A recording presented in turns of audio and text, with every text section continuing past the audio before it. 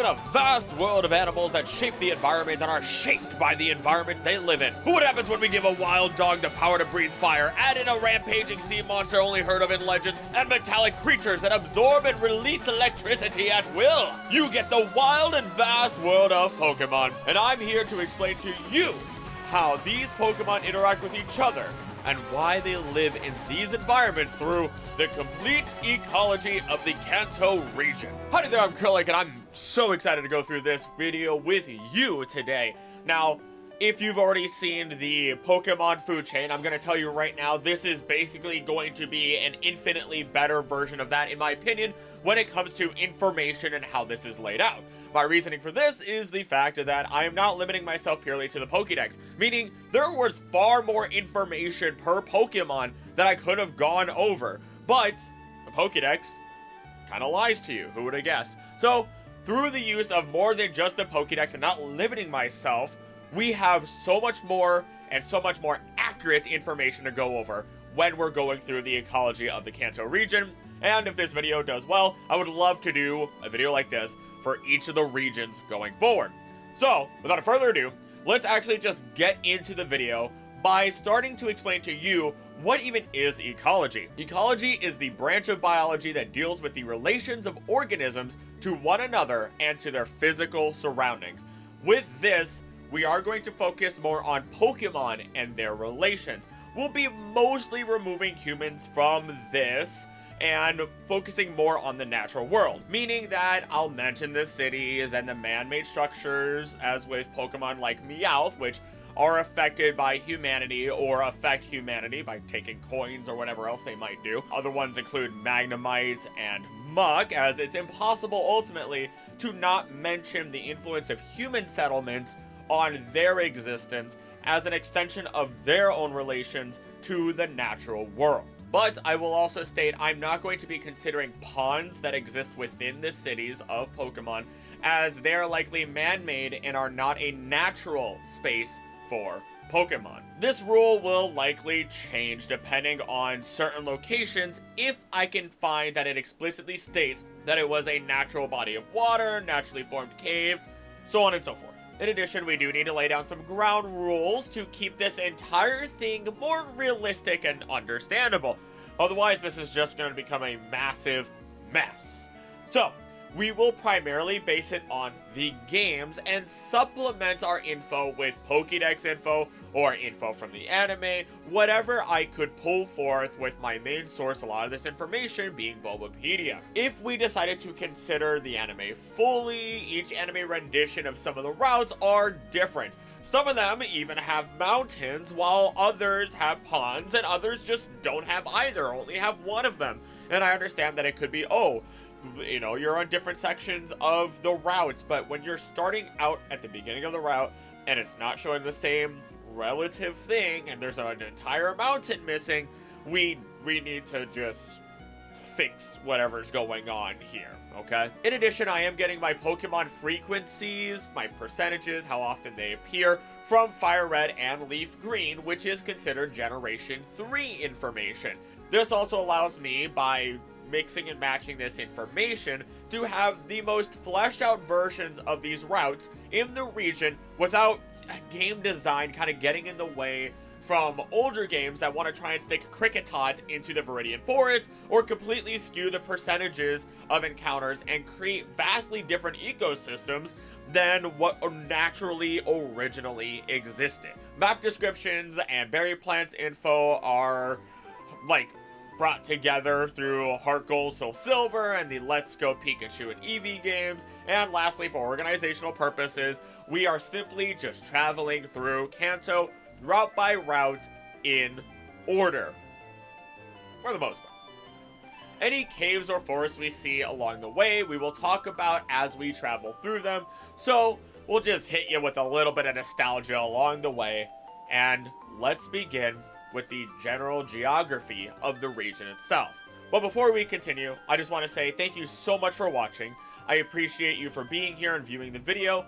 If you can, become a member to support the channel if you so wish, to additionally support the research that goes into these types of videos and future research that will happen. So, Kanto itself, it's very temperate climate. This basically means temperate climates of the Earth are characterized by relatively moderate mean annual temperatures, with average monthly temperatures above 10 degrees Celsius in their warmest months and above -3 degrees Celsius in their colder months. And because I'm American, that's about 50 degrees and 26 degrees Fahrenheit.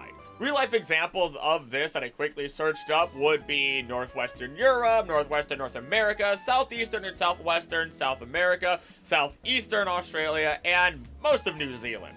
In Kanto, most of the cities are actually at its center, all with close access to basically every single type of environment.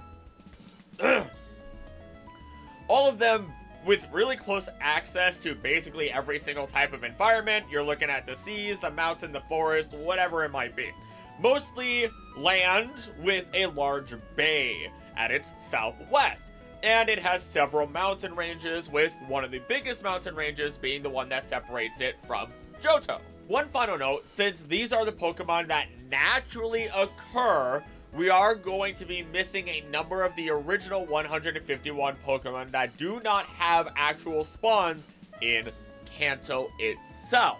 I will talk about some legendaries and some special exceptions that I feel like need to be mentioned that are involved with the ecosystem itself, and they will likely be brought up again in future generations when they appear. Beginning with Route 1, it is a country road full of greenery and rough paths from Pallet Town to Viridian City. Black apricorns and raspberries can be found here.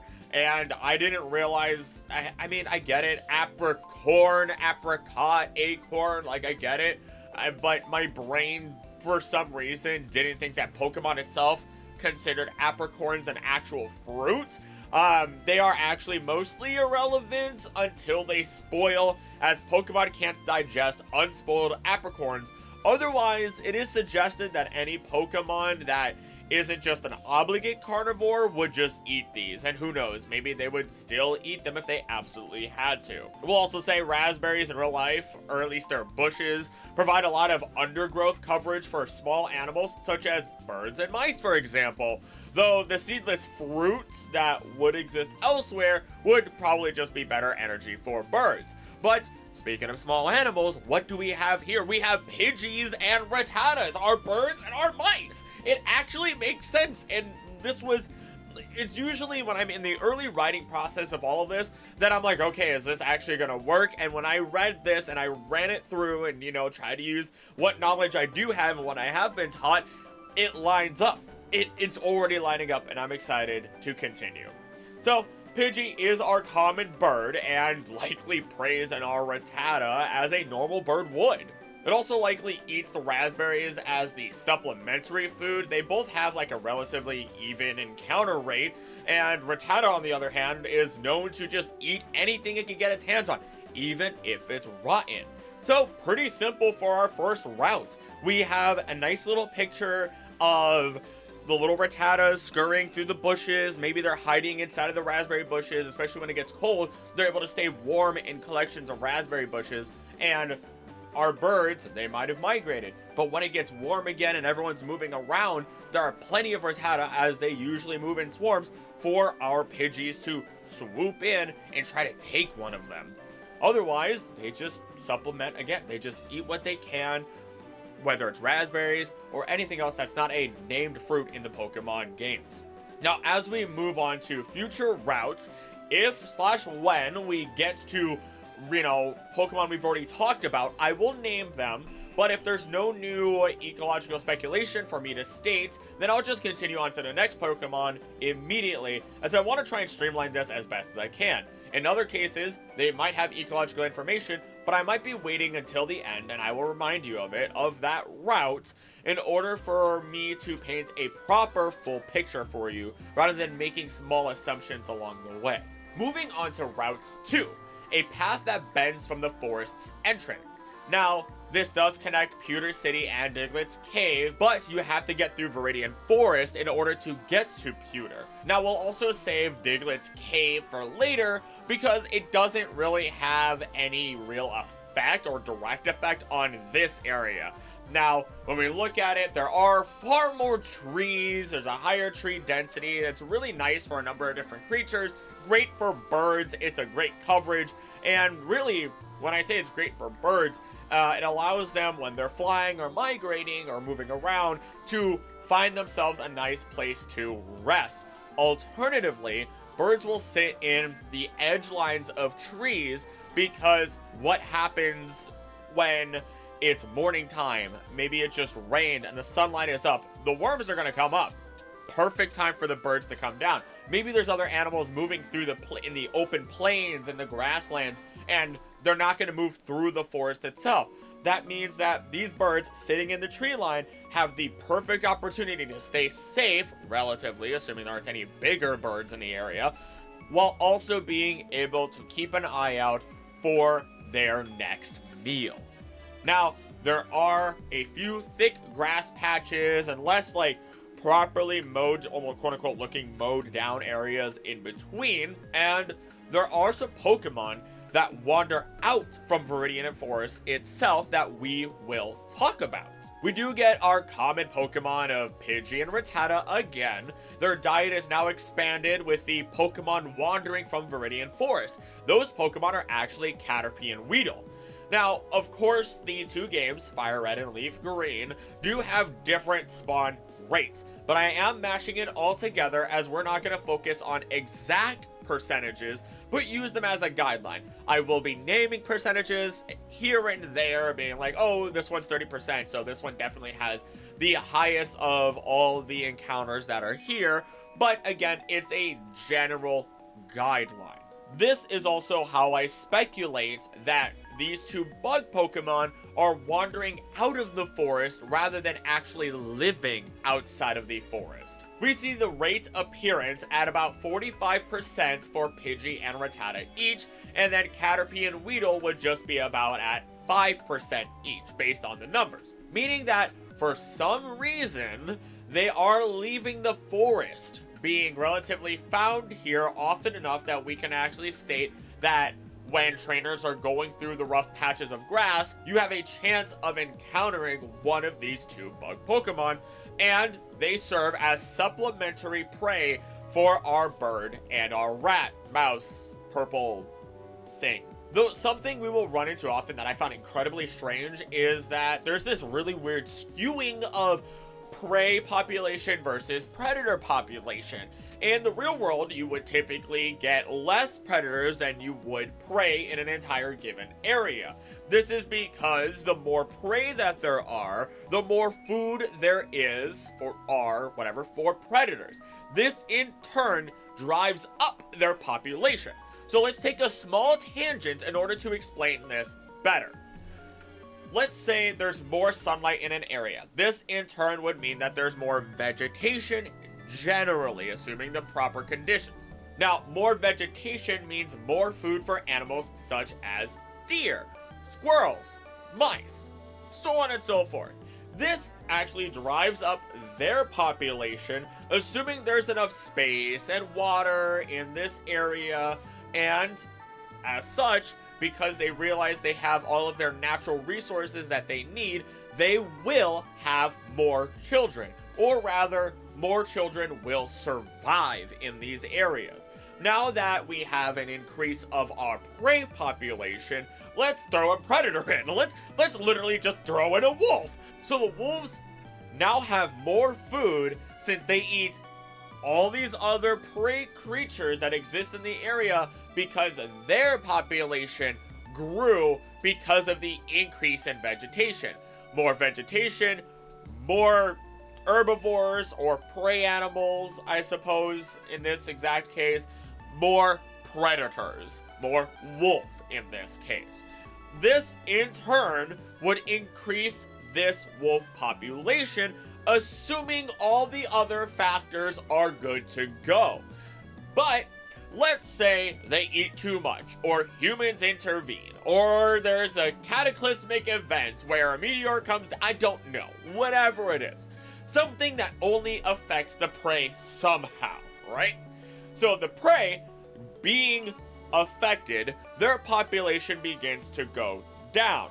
Well, that's your food source, Mr. Wolf. As such, Mr. Wolf and his family start to die off. Wow, that's really dark. I'm so sorry. Either way, the population of wolves either A, die off in the area, or B, the number of them in the area decrease because they have to move. They have to leave because they don't have the natural resources that they need. And this is the general basic cycle that exists everywhere. And as a many tangents from our tangents, wolves are super complicated. I hyper generalize them. We've been studying wolves for like so long as a human species, and I say so long, I actually don't know off the top of my head. I think we've only been studying them properly for the last 20 or 30 years. I highly recommend checking into Greenfire by Aldo Leopold. Beautiful. Anything by Aldo Leopold. Beautiful works. Beautiful works if you want to read anything. Natural resources or anything like that. Had to read it in college. Great time. Hit me right in the heart. It's one of the best things to start off with. But yes, wolves, maybe the last 20 or 30 years. I'm not 100% sure. I highly recommend just fact-checking me on that one. What's more important is the fact that we're still studying them because we really have no complete picture of how they affect the environment. I used wolves because, I don't know, they're big old puppos. They're huge. They're massive. Oh my gosh. But, back to the main topic. You can apply this general cycle that exists to pretty much every ecosystem that exists. Plants, prey, predator, and then your detrivores just get all the good scraps. As always, something is just kind of left behind. So, the ground flourishes, plants renew, and you repeat the cycle. Back to Pokemon. So hopefully with that explanation, you can see why so few prey makes this a very strange situation. And we're going to see this time and time again. And my only explanation for this area is that the Pidgey are primarily feeding on the Rattata still, and the Rattata are primarily feeding on whatever vegetation or rotted fruit or whatever else that exists in the area, and our bugs are just supplemental to their diets. They could also just be leaving the area to go get food and then come back. This is just general population, like nesting, for example. This is just where they live.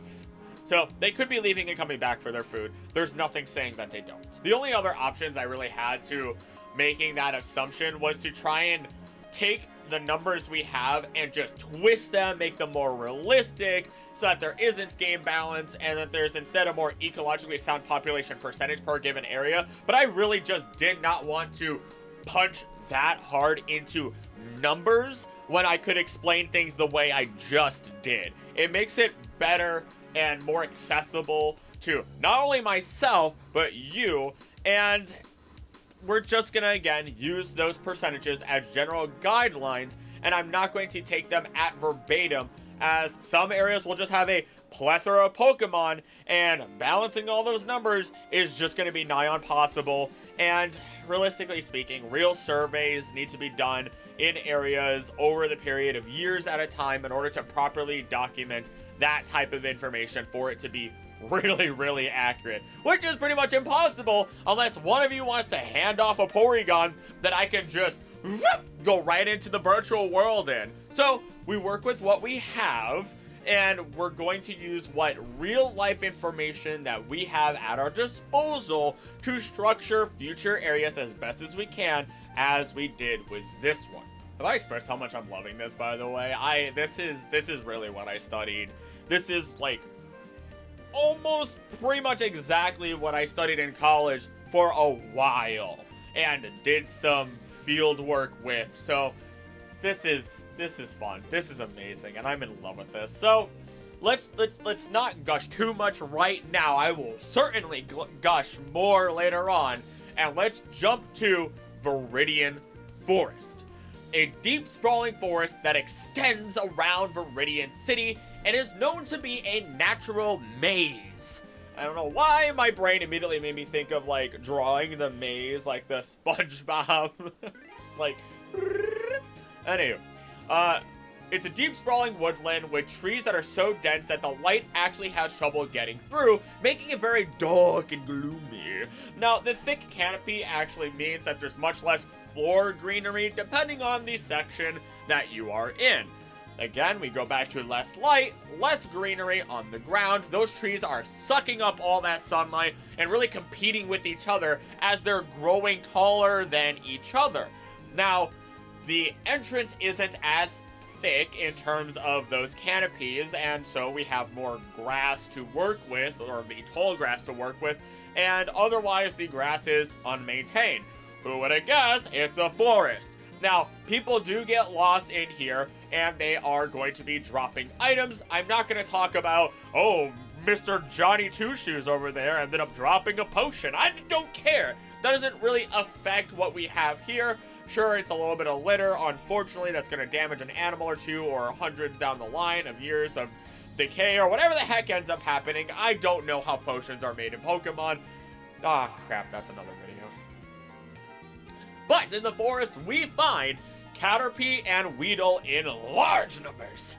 Now, though, we do also have Metapod, which is unmoving, but living in groups trying to survive until they evolve, and Kakuna is added to this, who's roughly the same, but hangs from tree branches via long strands of silk. Now, it is very strange that we don't have Butterfree or Beedrill. This could just simply mean that they move elsewhere after hatching, as we've seen happen in the anime. And yes, I know, Heart Gold Soul Silver has them, but that's also late game and changes a number of other spawns and factors through the interest of game design primarily. Ultimately, I will at least state here that Butterfree does go after honey and pollen. It slathers honey onto its legs to carry it around, and then Beedrill, what does Beedrill do?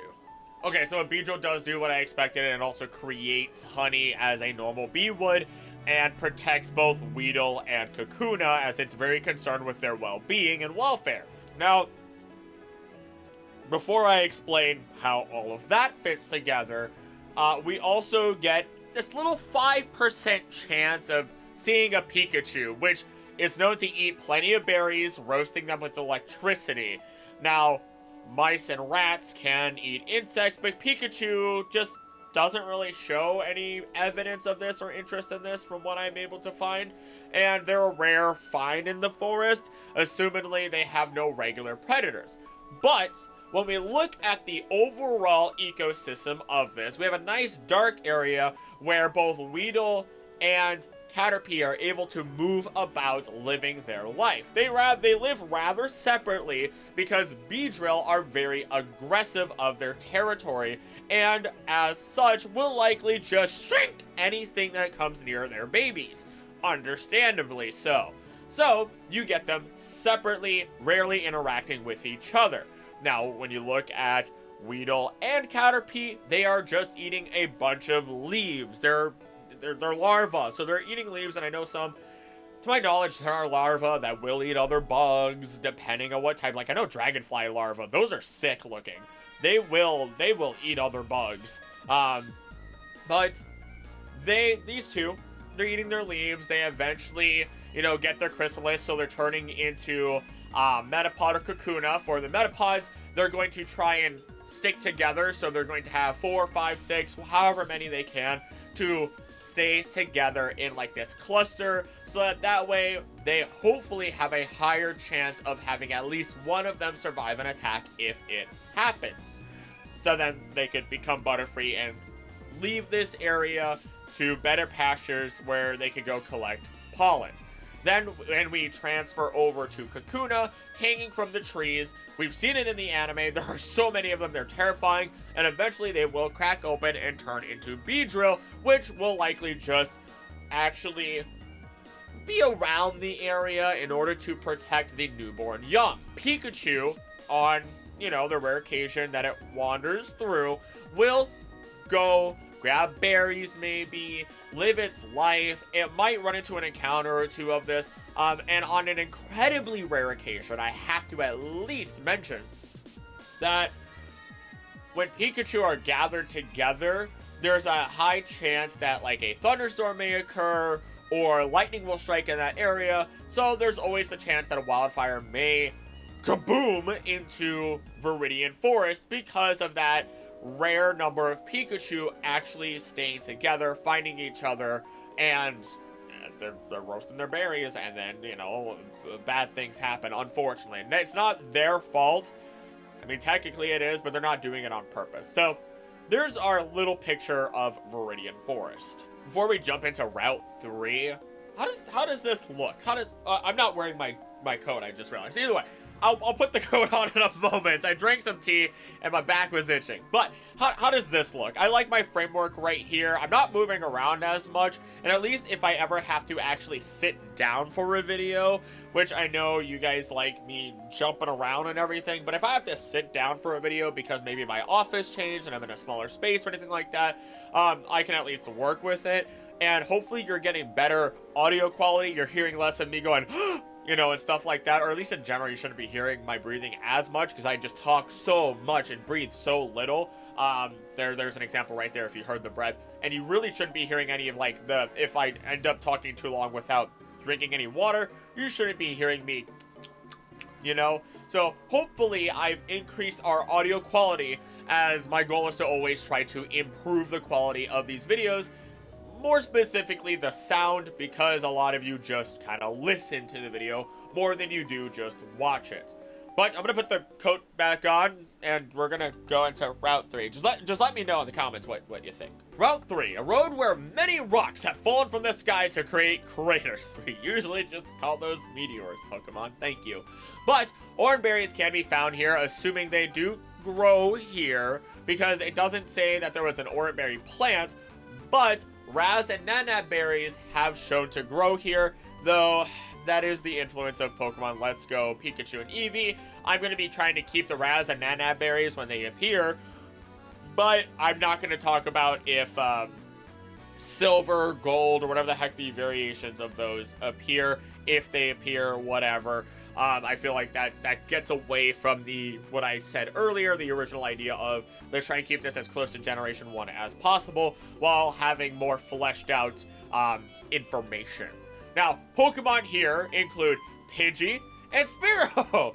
Spearow is very dominant and aggressive, eats plenty of bugs, and the only thing is there are no bug Pokemon here. Originally, I thought that this may just be because Spearow just nests here, but I looked into it further and found out that Spearow is not only based off of a sparrow, or the general sparrow, but also off of something called the shrike. Now, both of these creatures do eat plenty of bugs, but some shrikes, eat other birds and small mammals. So there is the chance that they're not only eating Pidgey, but the next Pokemon I'm going to mention. Nidoran male and Nidoran female. Female uses its keen sense of smell to find berries and avoid predators, though its poison quills provide it with a defensive procedure. Now, the male, on the other hand, uses its well-developed ears instead of its nose. It also uses its horn to fight back and does anything to protect the female Nidoran. So they're also apparently very brave, and I imagine that if they're hunted down by a Spearow, potentially even a Pidgey, they're going to try and fight back.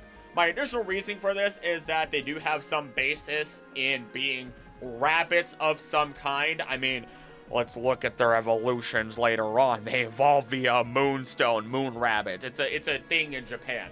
Now, let's talk about the next one, being Jigglypuff. There's no evidence of Jigglypuff's diet, but I'm just gonna at least say that it eats the berries in the area. And it also puts any threats to sleep as its form of self-defense. It would make sense as to why it gets so angry every single time somebody doesn't fall asleep to its song. Or, well, actually it does. They do fall asleep in the anime, where that Jigglypuff does get angry. I don't know. The whole thing becomes a funny little mess.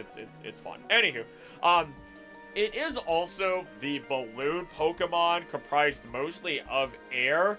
I don't know if that means it has very little organs. Maybe it doesn't have organs. I don't know. We don't know the inside of a Jigglypuff, but I'm going to assume it has organs and is biological to some degree, but that it might be a lot of air inside of it somehow, that might comprise, you know, let's say 70% of it, because we've had fire Pokemon that don't have actual blood. They are fire and lava and magma, so who's to say Jigglypuff doesn't fit along those lines for air?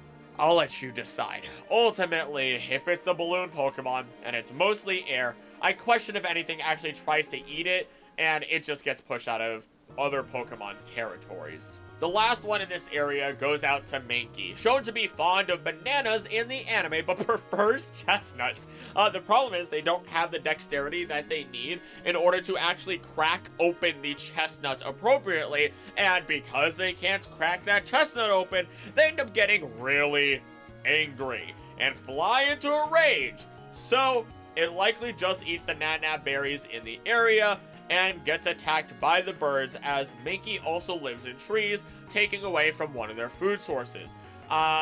This picture is a very, like, you know, it's more like a sketch on this one. There's not a lot of extra information. You get Pidgey and Spearow, who might be fighting each other because Spearow wants to use Pidgey as its own meal. They could be competing for the Nidoran male and Nidoran female in the area as they try to live their lives feeding off of berries and existing. I do know that evolutions of Nidoran male at least show that they do eat meat, but Nidoran female doesn't show that, or at least their evolutions don't. So that's a little bit of a strange one. We're just going to assume at this point in their lives they are just digesting a lot of berries, which is more akin to rabbits eating a lot of vegetables and everything like that. And we're not going to apply lizard knowledge to them. And when I say lizard knowledge, I mean like when you have a lizard, depending on the lizard, you know, like I had a bearded dragon, and at first I was instructed to feed it more protein when I was younger, but still have that balance of food. But as I got older, I believe I had to feed it less protein. It's been a couple years, so I might be saying that wrong. But as I got older, it wasn't growing as much, and so it just needed some good supplements and did not need as much protein. Jigglypuff, on the other hand, though, for this area, again, not really existing, not really doing much. Maybe a Mankey comes in and punches it, man. Maybe it just sends it to the stars. It's a normal type Pokemon. It doesn't stand a chance. And Mankey doesn't, what, it has, actually, Mankey has, isn't it Vital Spirit that stops a Pokemon from falling asleep, now that I think about it? So that actually makes perfect sense. A Jigglypuff might be walking around in the area, taking a berry. A Mankey walks right in, you know, is really angry that his food is being taken, and just, bah, gone. So, again, more of a sketch than a full picture. Mount Moon, a mystical mountain that is known for its frequent meteor falls. The shards of stars that fall here are known as moonstones. It is apparently abundant with fossils. Now, when we look at Mount Moon, the caves are a great place, and caves in real life are a great place of warmth when the outside gets too cold. Of course, this does depend on the cave, of course, and its depth. Now, when we look at Mount Moon's caves, or at least this cave in Mount Moon, there are tiny and big mushrooms here due to moisture and temperature. Different floors hold a different Pokemon because of heat, pressure, and moisture. Typically, in real life, the deeper you go, the more heat and pressure there is. Now, one fun little thing is that you can go incredibly deep, I mean like kilometers or miles deep, into the ground, and you'll find massive, I mean like, I'm not over-exaggerating. I know I am like, woo, all over the place, but I'm not over-exaggerating when I say massive quartz crystals, bigger than a person, underground. And I'll try to throw a picture here if I can find a good one. But there are people that have to put on what look like hazmat suits, and in reality, they are thermoregulation kind of suit things, because when you go deeper into the ground like that, what are you doing? You're getting into a more pressurized environment, but the pressure is negligent. Instead, you're getting closer to the core. And even just by going a couple of miles, and because of just where some of these caves are located, you get that heat and that pressure and the moisture and everything to the point where it's over 100 degrees in these sections of caves where the quartz is being created. So you have to wear these suits or you're going to die. It's crazy. It's amazing. Part of me would love to do that. I will never get that opportunity. But it would be so cool to see these giant quartz crystals in person. They're amazing. I love it. Let's get back to, I went off on a tangent without realizing it. I got excited. Let's go back as we're going to talk about the Pokemon that start on the first floor. Now, Zubat here is the most common. I'm sure you already knew that. Now, they use echolocation and are actually blind, unlike real bats. They are nocturnal still, though, as sunlight actually ends up burning Zubat's skin.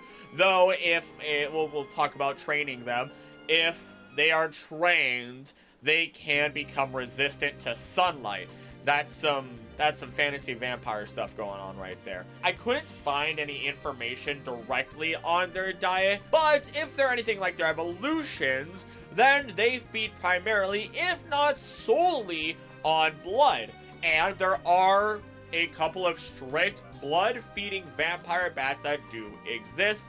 I forgot to mention it earlier, but I do have my sources in the description below, outside of the ones that are Bulbapedia or what I know I learned directly from my time in college. Actually, that brings me to a point, and I feel like it's important, because I mentioned it in the food chain video, and if you watch the food chain video, odds are you are here as well. There is a animal called the European moth. I'm not even going to say the word again. It starts with a G. That is an invasive species. Its name is now the spongy moth because the G word is a really bad word. Initially, because it was part of its actual name, I thought, oh, that isn't related. Maybe it should be fine. Everything's okay. That is its actual name. But over time, yeah, that's not an okay word. So I apologize for that. That is what I was being taught in college 3 years ago still. So that's still on me. That is not an excuse. That is still on me, as I should have kept up with relevant current information. So, spongy moth, invasive species, blah, blah, blah, blah, blah. Now, back to not talking about my sources, but into the actual subject. That was really awkward. So, with the vampire bats, they were studied for a really long time trying to figure out, like, okay, blood is not super duper nutritious, and you'd have to drink an excessive amount of blood in order to actually be able to survive. But if you're drinking that much blood, then you are increasing the iron count in your body by deadly levels because of just the amount of iron that's in our blood. So how are vampire bats getting the nutrition that they need and not dying if they're solely surviving off of blood? Now, the article that I do have in the description below does talk about it further, and it's really fascinating. But ultimately, the genes that they have are kind of around. Like, they're different. They're built different. So they just get to be fine. They'll be okay. Without getting into the nitty-gritty details of all of that, that would take me another 15 minutes to really talk about. So, the high and low of it is, their DNA is different. It allows them to feed without having to worry, though they do have to feed every night to ensure their own survival. I will also state that the Zubat probably only nest here, as real bats mostly would, and fly out to feast at night. That's just what they do. So, I can also support this because of what else exists in these caves. One of them being Geodude. The only diet data that is stated for Geodude is that it rolls down the mountains to search for food. Now, I will talk about it later as to why I can support what I'm about to say, but initially I had thought maybe it just eats veggies, which would grow abundantly at the bottom of, let's say, one side of the mountain. But that it could also be searching for minerals that have been ground out from rolling rocks from the top of the mountain. Now, when we look at its evolutions, Graveler does state, and I'll remind you of this later, that it eats rocks and its favorite kind are ones covered in moss. Don't know why, which is a really interesting thing, and maybe I could look into that for when I talk about all rock Pokemon one day. But we can assume that Geodude is doing the same thing, at least eating those ground up rocks and minerals, and then really searching for those rocks that have a little bit of moss on them for that spongy, tasty treats that it so desires. Otherwise, I highly doubt Geodude is really being eaten here, let alone most other locations. Next, we move on to Paras. The Tochukaso parasitic mushrooms control it and tell it to drain nutrients from tree roots. They're often found in caves and thrive in damp forests, which is likely due to heat and moisture, which makes sense why they're in these caves. As long as Paras eats, the mushrooms extract nutrients. Now, there could be some roots here in the cave, or it could just use the cave as shelter with the extra moisture and overall favorable conditions, allowing those mushrooms to really thrive and grow just a little bit extra. Honestly, the cave feels full of prey with no true predators, unless Zubat is fully draining Paras, for example, which isn't impossible, but it just doesn't seem like that's what it would do. I would imagine that when we look at some parasitic fungus or creatures in general, where their bodies have been infected by an outside source, there are some cases, to my knowledge, where, yeah, you don't want to eat that, first off, actually. I know that for a fact. Look at the zombie, quote-unquote zombie, bugs that have existed and the zombie fungus that infects them. It's only gonna hurt you. So if you were a Zubat that lived in a cave, saw one of your brethren go down, bite a Paras, and over the next couple of days he's starting to grow fungus on his body, yeah, I wouldn't bite that Paras either. Also, that's a really sick, like, potential Pokemon design right there. I want to see the Zubat line, but covered in, like, the fungus, being just this disgusting monster that no longer flies. Maybe it does a little bit when it becomes Golbat, if it, you know, if it was a Golbat. But, like, when it's a Zubat, now it crawls along the ground like some just disgusting little monster. I don't know. The ideas are out there. My brain just went, woo! So, I couldn't stop myself. But, let's talk about the last and rarest Pokemon on this specific floor, being Clefairy, the invasive species from space that dances at night and drinks water in the morning. Otherwise, it just sleeps. So either they don't eat, they only eat plants, or somehow they get nutrients from just water and moonlight. They're hyper friendly as well. I think of what are they called? Koakas, the ones that live on an island with no actual predators, so they're super friendly and smiley and happy. Yeah, so at this point, I'm very sorry, and I don't mean to offend when I say this, but no matter what anybody says at this point, it makes zero sense to weigh the fact that they have a pointy tooth like your little anime crush over all this information and call it a predator. I'm sorry. I don't care that it has front-facing eyes. How many Pokemon have front-facing eyes and are not predators? How many Pokemon might have pointy teeth but are not predators? Sometimes you just need to rip and tear Doom style into a nice piece of celery. I don't know, man. So, ultimately, I am stating here and now and forever, Clefairy does not eat meat. They don't have natural predators because they're invasive, and they know how to defend themselves. Please, try to go after a colony of Clefairy. The anime proved why you shouldn't, and it scared the heck out of me. Oh no, they're doing metronome. Oh no, they're doing metronome. Run! Run! No. Oh god, oh no, run. Oh, everything's over. They're gonna blow up the planet. I've never seen that many use dual metronome at the same time. Jesus Christ! I wasn't ready to see 20 different Clefairy use their little metronome and cause the world's next cataclysmic volcanic eruption.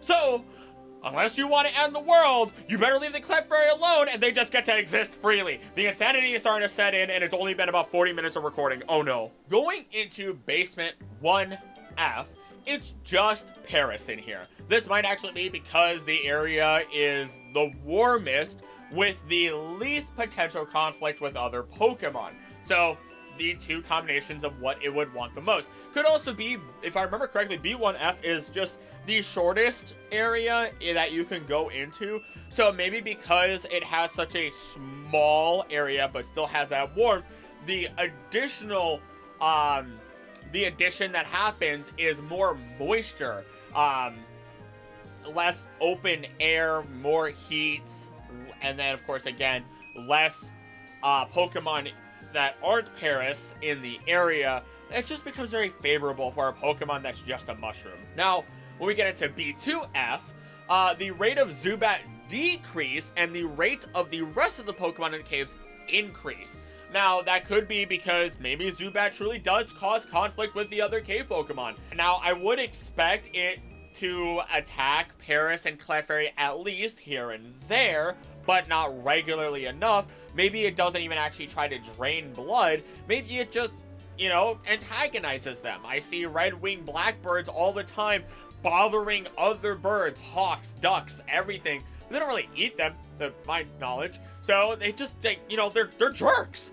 Now, we also know that Zubat does attack in swarms. So ultimately, less Zubat, more other Pokemon. And there's not much of a picture to paint here. The Zubat just get to exist. The Geodudes are, you know, laying down, pretending to be rocks, come out at night or during the day whenever they feel like it to just eat some eat rocks. Clefairy just wanders around the caves on occasion from, you know, the top of Mount Moon, and Paris is trying to hide away as best as it can, eating what it can, and trying to grow the Tochikaso mushrooms that are on its body. Route 4, a one-way road down a hill that has a gentle slope and is fun to traverse. Now, there are Persim, Raz, and Nanab berries here. Why do it feels weird saying Nanab? Nanab? Nanab. Nanab. Banana. Nananab. Brain hurt. Anywho, we also find Rattata, Mankey, and Sparrow here once again. But now we get to add a few new prey and predators on both land and the water. The burrowing Sandshrew. It enjoys bug Pokemon, but let's look at Shrew's overall, since it just apparently states that it only loves bug Pokemon. Shrews, I found out, eat insects, earthworms, centipedes, millipedes, snails, mollusks, frogs, and carrion. Thank you, Pennsylvania Game Commission. Now, here's where I had to make a decision again as we step away from Sandshrew, because there are a number of different ways that you can encounter Pokemon in the water: surfing, Old Rod, Good Rod, Super Rod. All massively changes the encounter spawns. And yes, I understand that depending on the rod you're using, maybe you're getting deeper in the water, maybe you're getting further out, whatever it might be. Nevertheless, ecologically, unless the pond has a massive secret tunnel or connects to the sea, it doesn't quite make sense in the areas that some of these ponds are in. Especially as Magikarp I consider to be a bottom feeder, and they really just are bottom feeders based on all the information that we have and what they are based on. So, using a Super Rod and having a 0% chance to catch one does not logically line up at all. Unless everything else is killing them, which still doesn't make sense because there's lots of Magikarp everywhere. So, also wanted to support my decision that I'm going to tell you by using Pokemon within a level range completely within the range of the Pokemon that are found on land in the grass at the time that you are first entering the area. So again, no matter what I do, this is a hard call, and I'm gonna make these hard calls multiple times based on what I believe would make sense for these areas. Unless you want a Horsey to suffer in a small pond without coral to hide in as it prefers. Which, yes, if you used any other rod, you would get a Horsey here, which does not line up. So, I argue Magikarp are the only one in this pond. They are carp, and as such are bottom feeders as stated. They are pretty to creatures like, wait, what? That's not the word. What the heck? My typo.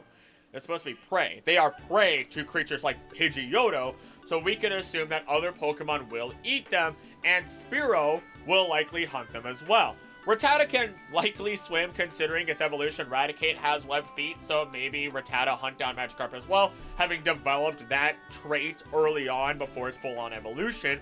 Otherwise, Rattata just eats the berries and scraps of that Spearow leaves behind, just as Sandshrew would. But the top dog of this area would be Ekans, who without a doubt would try to eat any of the Pokemon here given the chance.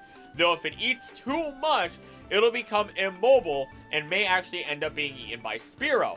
I will also note that Shrew might also eat Ekans, or sorry, our Sandshrew might end up eating Ekans, because the idea that Shrews eat small snakes, and I mean, Sandshrew and Ekans are relative enough in size, and you have a ground type and a poison type, I am fairly sure that the two of them get into conflicts quite often and will end up trying to eat each other. I'm not going to paint a full picture of this area because we get a better and more detailed picture with evolutions of these Pokemon in future areas. Route 5, a placid sloping road connecting to the underground path. Raz and Nana berries grow here, and the hierarchy rearranges itself as Pidgey is still here, but we have 3 new Pokemon now. Oddish walks around at night as it burns in direct sunlight and grows in the moonlight. It plants itself in nutrient-rich areas with its feet and grows. So, I'm gonna say right now it is bottom of the chain in this area and is likely eaten by Pidgey to start. Now, we're not going to be talking, like, there's no... Alright, here's now that you're an hour or so into this, I don't know what it's going to look like after editing, probably about 42 minutes. But, if I nailed that, I'll be really proud of myself. But, food chains are really, actually not great, okay? Because it's really unrealistic to state that this Pokemon will literally only ever eat this one thing, okay? It also states that the prey will never try and will never eat the predator, which in some cases, of course, that might be the actual case. A deer never gonna eat a wolf, and I swear if there's an article out there saying that a deer hunted a wolf, that we're done. It's over. It's got vampiric deer disease BS. I don't want to go anywhere near there. Aren't there vampire deers? Deers? Whatever. I need to control these thoughts of mine. Ultimately, a food chain actually isn't great. Food webs are nice. They're a little bit better.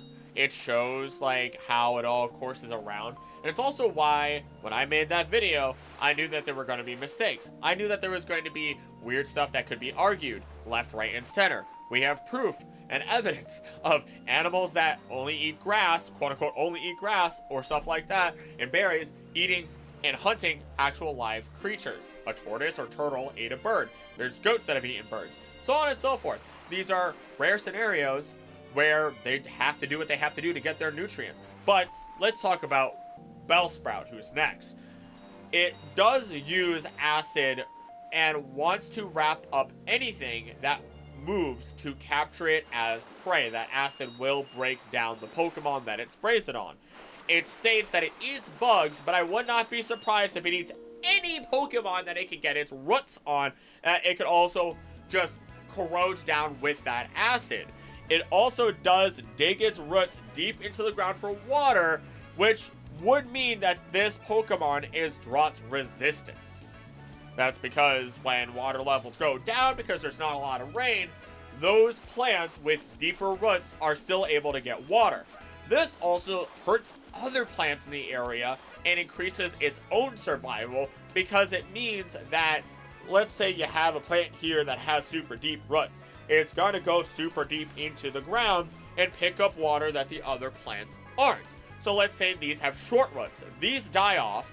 This one, even as more water comes in, is still taking that water, making it so maybe not all of the other plants in the area that have shorter roots can get the water that they need.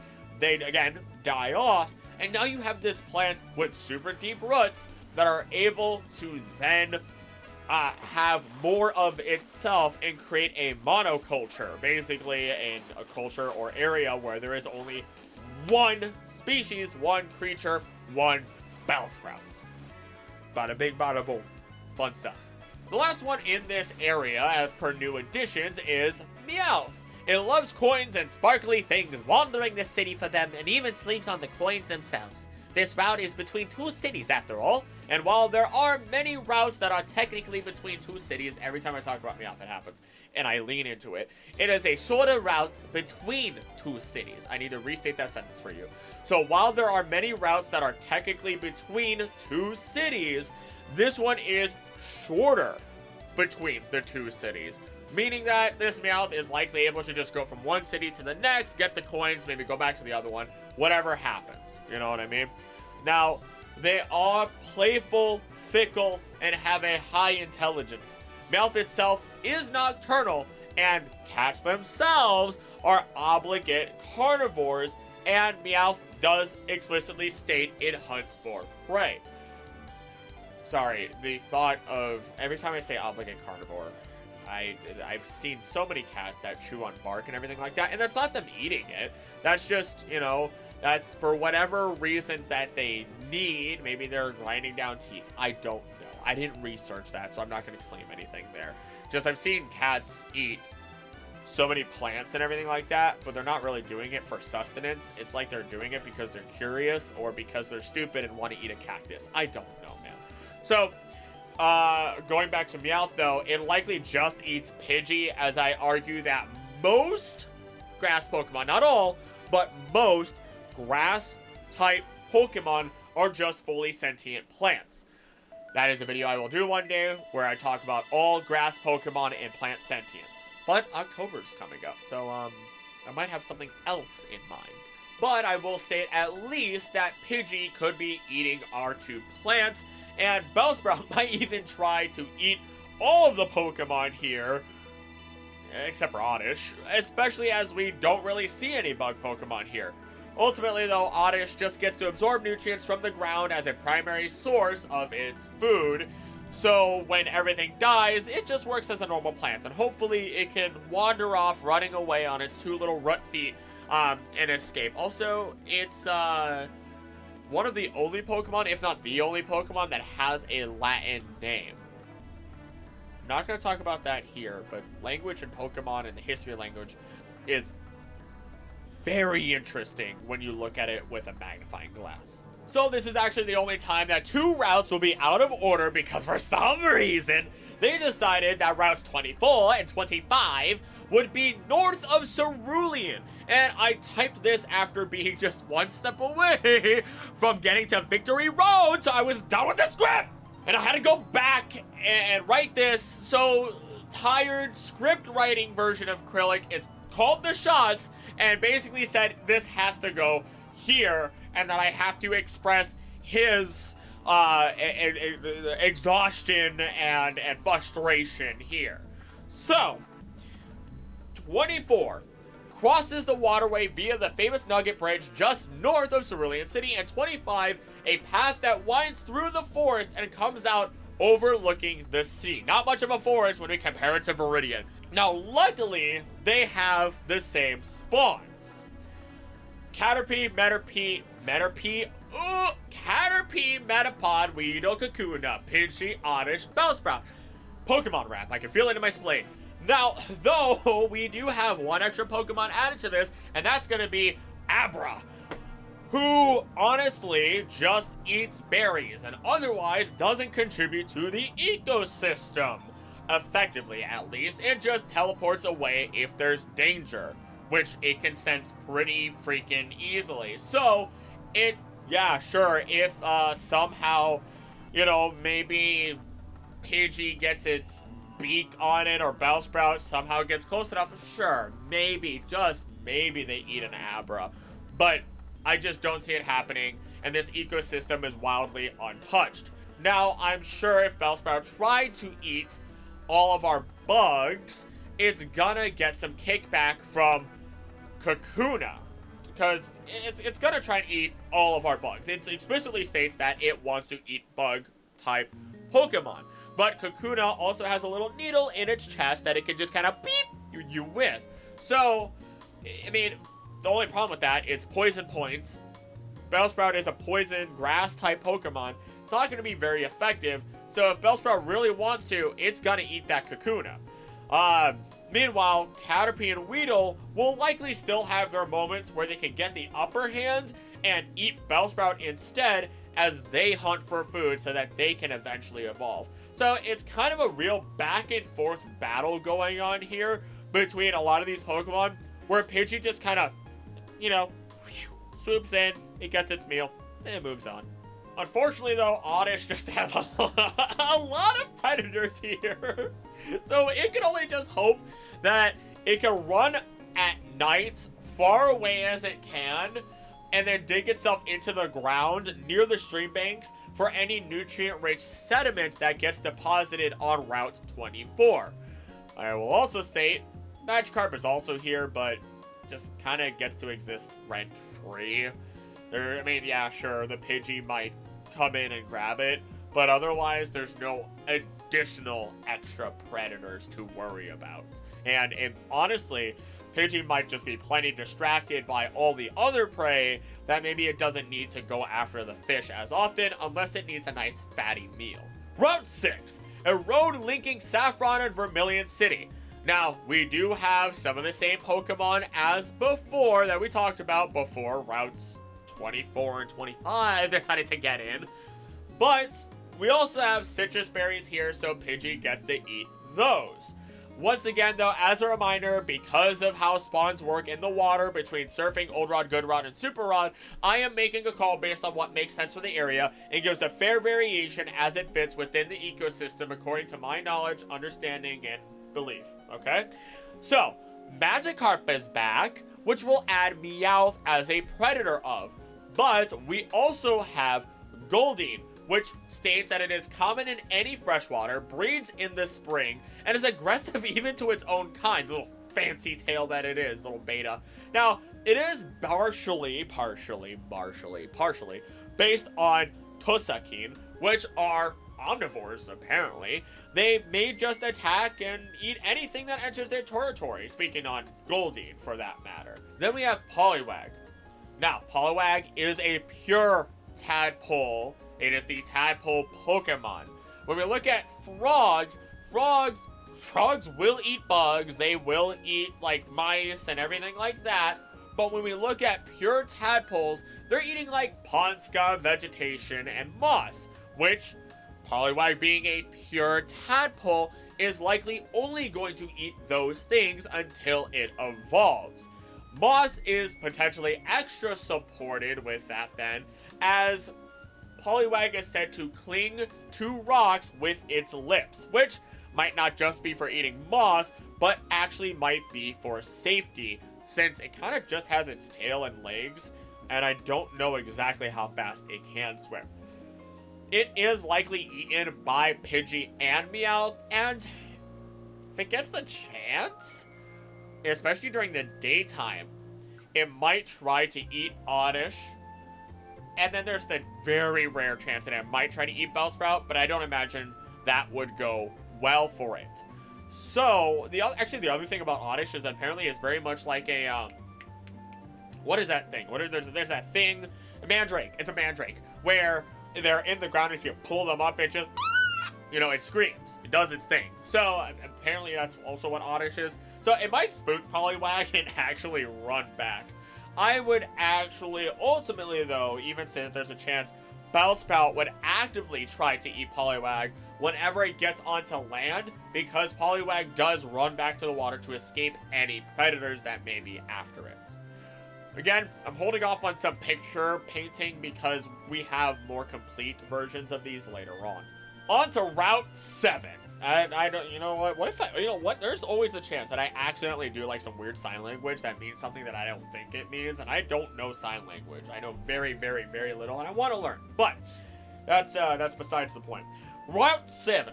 A short path connecting Route 8 with the underground path. Weepear and Nanab berries are here. We have Meowth, Pidgey, Bellsprout, and Oddish, but we also have some fiery predators in Vulpix and Growlithe.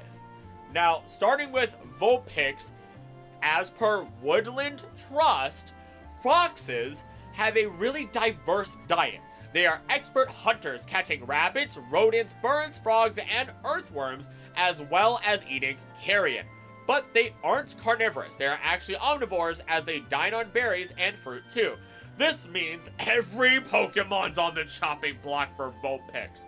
There basically isn't anything it won't eat in the area, though it does have one threat: a wild dog known as Growlithe. Realistically speaking, in a natural world, as per Queensland Department of Agriculture and Fisheries, wild dogs scavenge and will eat animal or vegetable matter. They will hunt for live prey or will eat road-killed animals, dead livestock, and scraps from compost heaps or rubbish tips. Wild dogs mostly take small prey such as rabbits, possums, rats, wallabies, and bandicoots. Growlithe also has a powerful olfactory sense. That's your nose, baby! Now, he'll use that to locate and chase down any intruders. It never forgets a scent, senses the emotions of others, and can bark at creatures that approach it even while it's sleeping, so you can't even sneak up on Growlithe. This makes Growlithe the top dog, pun intended, in the area without a doubt. Though, I'm sure Vulpix will try here and there to, eat it, or, when it gets a really good opportunity when they move in their skull, because they're packs. But otherwise, when caught by, one-on-one, it's probably just going to try and feign injury in order to escape, especially if they're battling. Though, when we look at it all, I don't think Growlithe is actively going to hunt down Poliwag due to the water typing effectiveness, but despite that, I feel like Growlithe could still win the fight. I just don't think it's beneficial, so the thing about nature is, you're going to try and play smart. You're going to go after the easy catch. If you can get 100 rabbits really easily without expending a bunch of energy, you get the 100 rabbits. That's pretty much what it boils down to. Otherwise, Growlithe, I know in the food chain video, I said, yeah, it's friendly, it's happy, it's very, very, kind to humans and likely kind to Pokemon and so on and so forth. But ultimately, outside of that, when we look at the fact that it's an actual wild dog, and we look at natural, life and everything like that, it's a wolf. It's our wolf, basically. It's gonna hunt. It's a wolf with firepower. It's a flamethrower wolf. What do you want?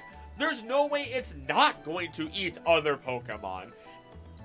Just the way that it is. Next up, we have Route 8. A short path connecting Route 7 with the underground path. Here we find Leppa, Lump, Pineapple, and Rost berries. I will say now, the underground path is not an underground path where you can encounter Pokemon, so don't worry about that. Now, you will also find here big mushrooms and yellow apricorns. We don't see any new Pokemon, but we do get a big mixing of Pokemon. That being Growlithe, Vulpix, Meowth, Ekans, Pidgey, and Sandshrew. Arguably, all of them would eat berries except for Meowth and Ekans.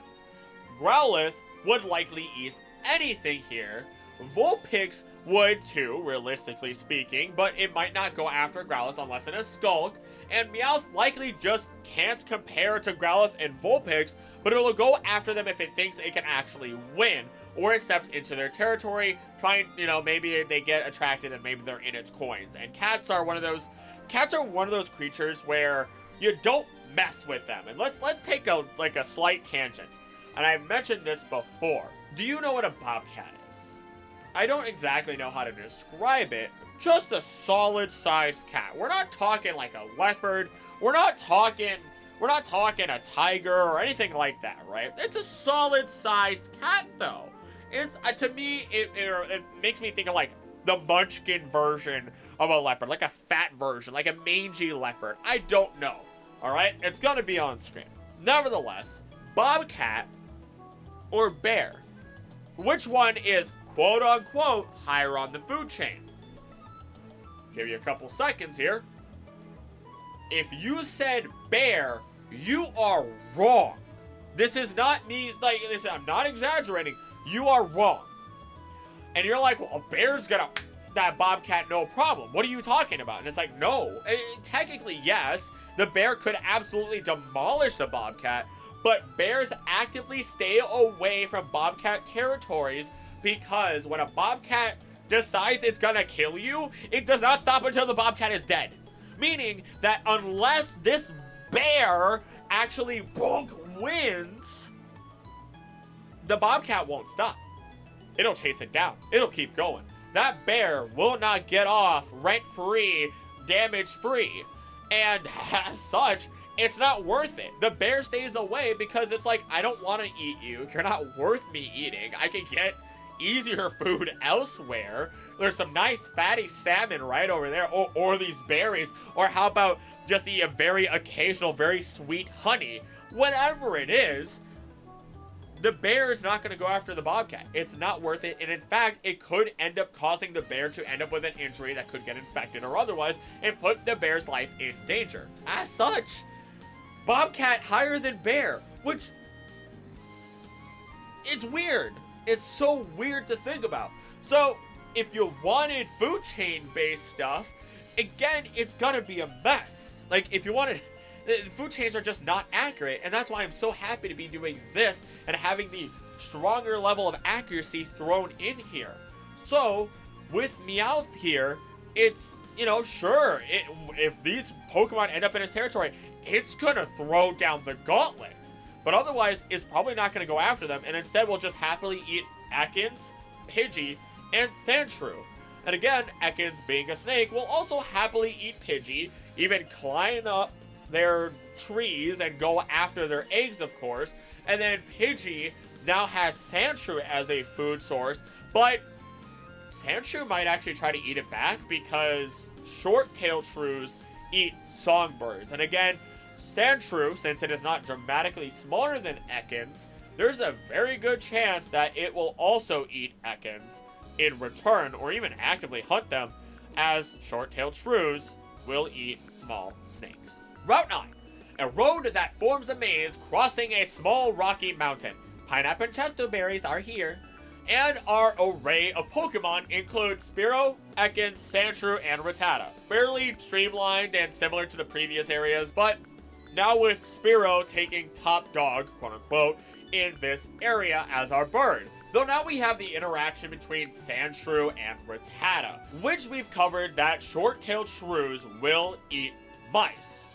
Putting Rattata at the bottom technically, but this isn't, again, a food chain. We're trying to be as accurate as possible, especially as Rattata are aggressive and real-life rats are known to hunt and kill prey. Give them a group to work with, as Rattata often move in swarms, and it's just a numbers game as to who's gonna win and who will win. What's to say there's not, 40 Rattata moving together against one individual, and then they swarm and then move on to the next one. Realistically speaking, it's hard to consider every single possibility, but sure, that's one of them. I will also note, as a small tangent, here's a really fun thing. When you look at a fight, you could think of it mathematically like a nerd. I say nerd all the time, but I play D&D. I like anime. I hate saying that. I actually hate saying that. I enjoy a good story, and I end up watching a decent amount of anime. But, bunch of other stuff, right? So I say nerd and weeb endearingly, so don't worry.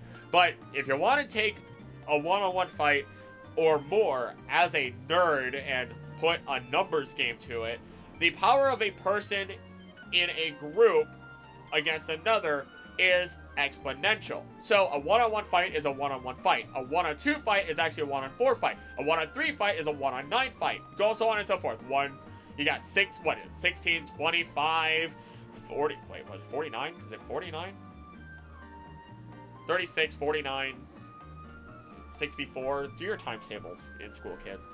They do 81, 100. What is it? Then you get into 11s at 121, 144. You keep going from there. I can't do anything higher than that. Anywho, let's move forward after I gave you your elementary school trauma back to you. Route 10. A road that passes along the canal and comes out at the power plant. Cherry, Persim, and Nana berries are here, and we see our 3 familiar faces with Spearow, Ekans, and Sandshrew. Now, I initially expected that the Sandshrew came from the cave, but there's no population of them in there, as we will talk about soon enough. This means that they didn't have a hand in the cave construction and might actually reside in the softy, sandy area nearby rather than the hard rock of the cave. This could actually end up causing additional erosion of the banks, possibly breaking down the soil in the area to make it more favorable for them. Alternatively, they could also just be adding soil to it by breaking down soft rocks in the area and adding sand to it, which reinforces the banks and ensures that erosion is slowed down. There's a lot of possibilities there. It depends on the Sandshrew. In addition, the Ekans population is actually roughly the same as Sandshrew, while Spearow is just barely above them. What's the reasoning for this? The Voltorb from the nearby power plant. While it is separated by water, these Voltorb are still making it over on occasion. They do enjoy any area where they can feed on electricity, but they also have a very volatile temperament and will explode if agitated or bumped by the slightest contact. And when we look at everything, knowing Spearow are aggressive and Ekans are consistently looking for meals, this means they are likely getting electrocuted or blown up by Voltorb. Because they just can't stop messing with them. It's like, oh, that looks like food, or oh, that's a shiny thing. Dunk! Sandshrew, on the other hand, though, may be here as it takes advantage of this situation, eating the Pokemon that Voltorb leaves behind because Voltorb is not going to eat other Pokemon.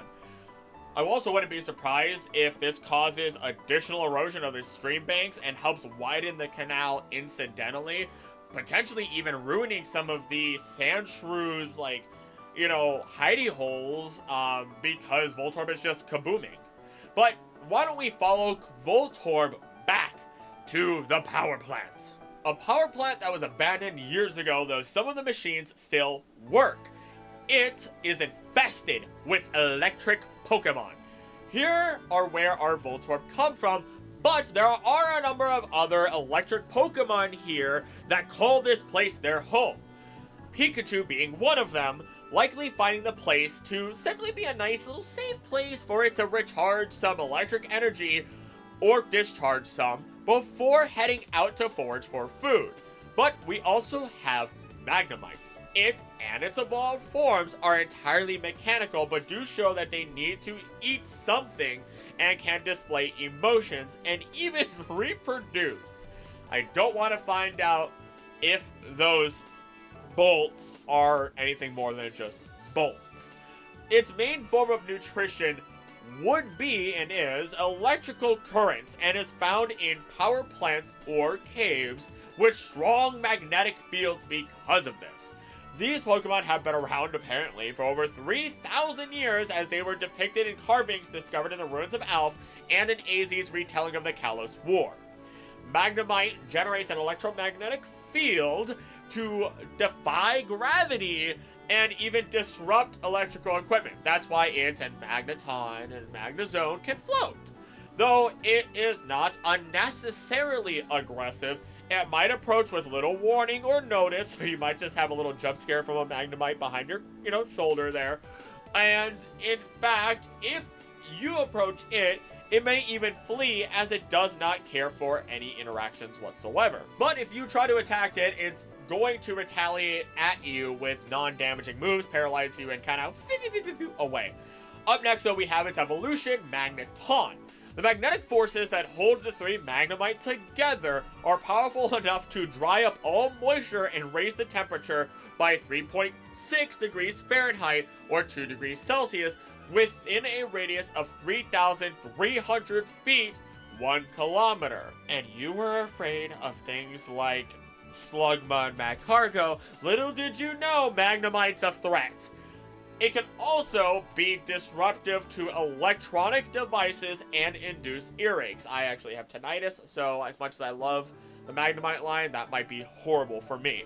It does use powerful radio waves to help it study the surrounding area, kind of like echolocation.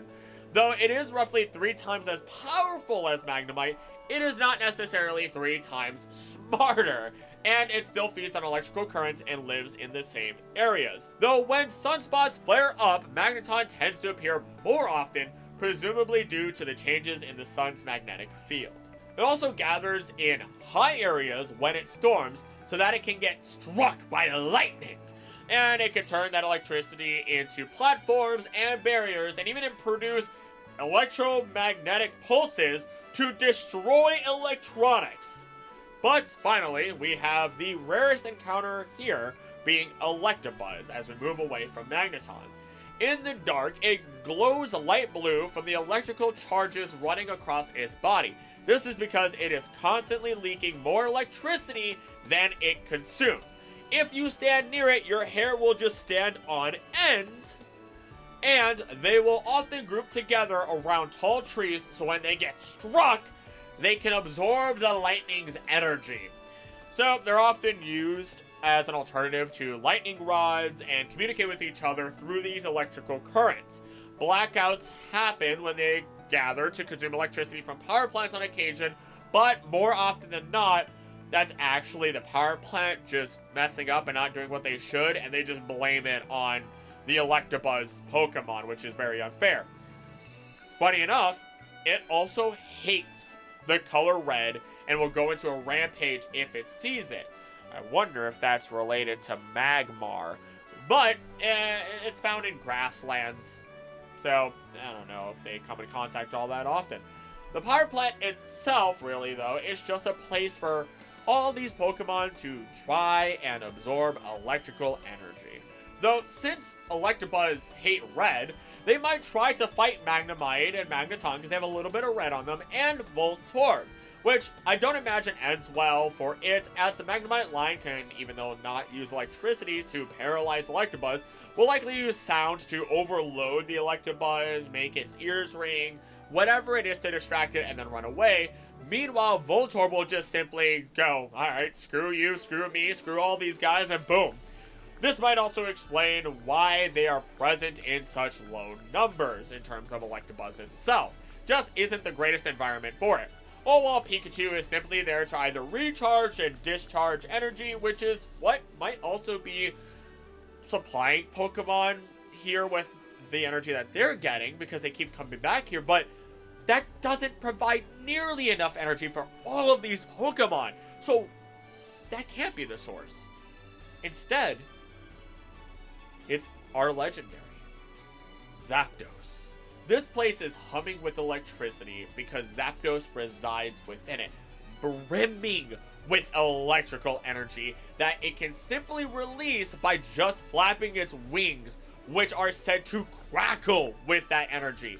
There's enough electronics and enough power banks in this area that when Zapdos just releases that energy, it supplies these things with power, and because the power plant is run down, or because these electric Pokemon know how to plug in almost literally and take the electrical energy, they're able to take in the energy that Zapdos releases through the medium of the technology within the power plant. Though Zapdos makes this its home currently, it does not permanently reside here.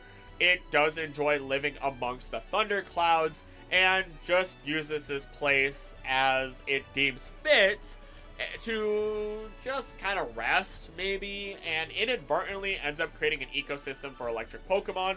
Or maybe it does see kinship with these electric Pokemon and wants to supply something back to them, taking care of its own kind, and does this on purpose. So it's a nice little picture to have of the electrical power plant that we have here. Messed with my hair too much, and now I've got like really mad scientist stuff going on here. It's fun. Also, I realize you guys probably haven't seen the full shirt. Oh no, you did. I didn't have the shirt on, or I had the shirt. Oh my gosh, I didn't have the coat on. proper earlier. I wanted to wear the cat one again. And also for anybody who might be asking, because every once in a while there's comments being like, oh, where'd you get that shirt? Blah, blah, blah. And that's not me making fun of you. That's just, I don't know what you sound like. But, Hot Topic, I was a Hot Topic nerd when I was younger. And also, I ended up liking a couple of things that ended up becoming popular and Hot Topic had it. So I was like, oh, sure, it became mainstream now. I can go to Hot Topic. This is great. I'm not gonna be upset that it's mainstream and now all these people like my stuff. No, I get to go enjoy it. There's more merch for it now. Yay! It's great. So I don't know. Look at your Hot Topic. I guess I'm not sponsored. I just, whatever. I don't care. They're never. Hot Topic's never gonna freaking sponsor me. That's not something that Hot Topic would look into. But let's talk about the rock tunnel. A naturally formed underground tunnel. Because it has not been developed, it is inky dark inside and a light is needed to get through. Here we find tiny and big mushrooms again, but our ecosystem has flipped a bit on its head and we have quite a few different Pokemon to talk about. Starting with floor 1, we have Geodude being the most common, followed by Zubat. We can assume they live normally here as they did in the other cave and any cave that we might talk about in the future, though oddly enough, we find some Mankey here. I can't find a nearby source, so they could just simply be descending from above the cave itself, nearby mountains, so on and so forth, attracted by the berries that might exist outside, and just wandering into the cave. And they ultimately could just be rampaging into here accidentally, especially as they only have, a 15% encounter rate. Nevertheless, they are a good source of food for the Zubat, as the Zubat can then swoop down and take a little bite here and there while the Mankey is rampaging. Maybe it's not paying attention, and it gets a nice quick meal, especially since Zubat is rather small.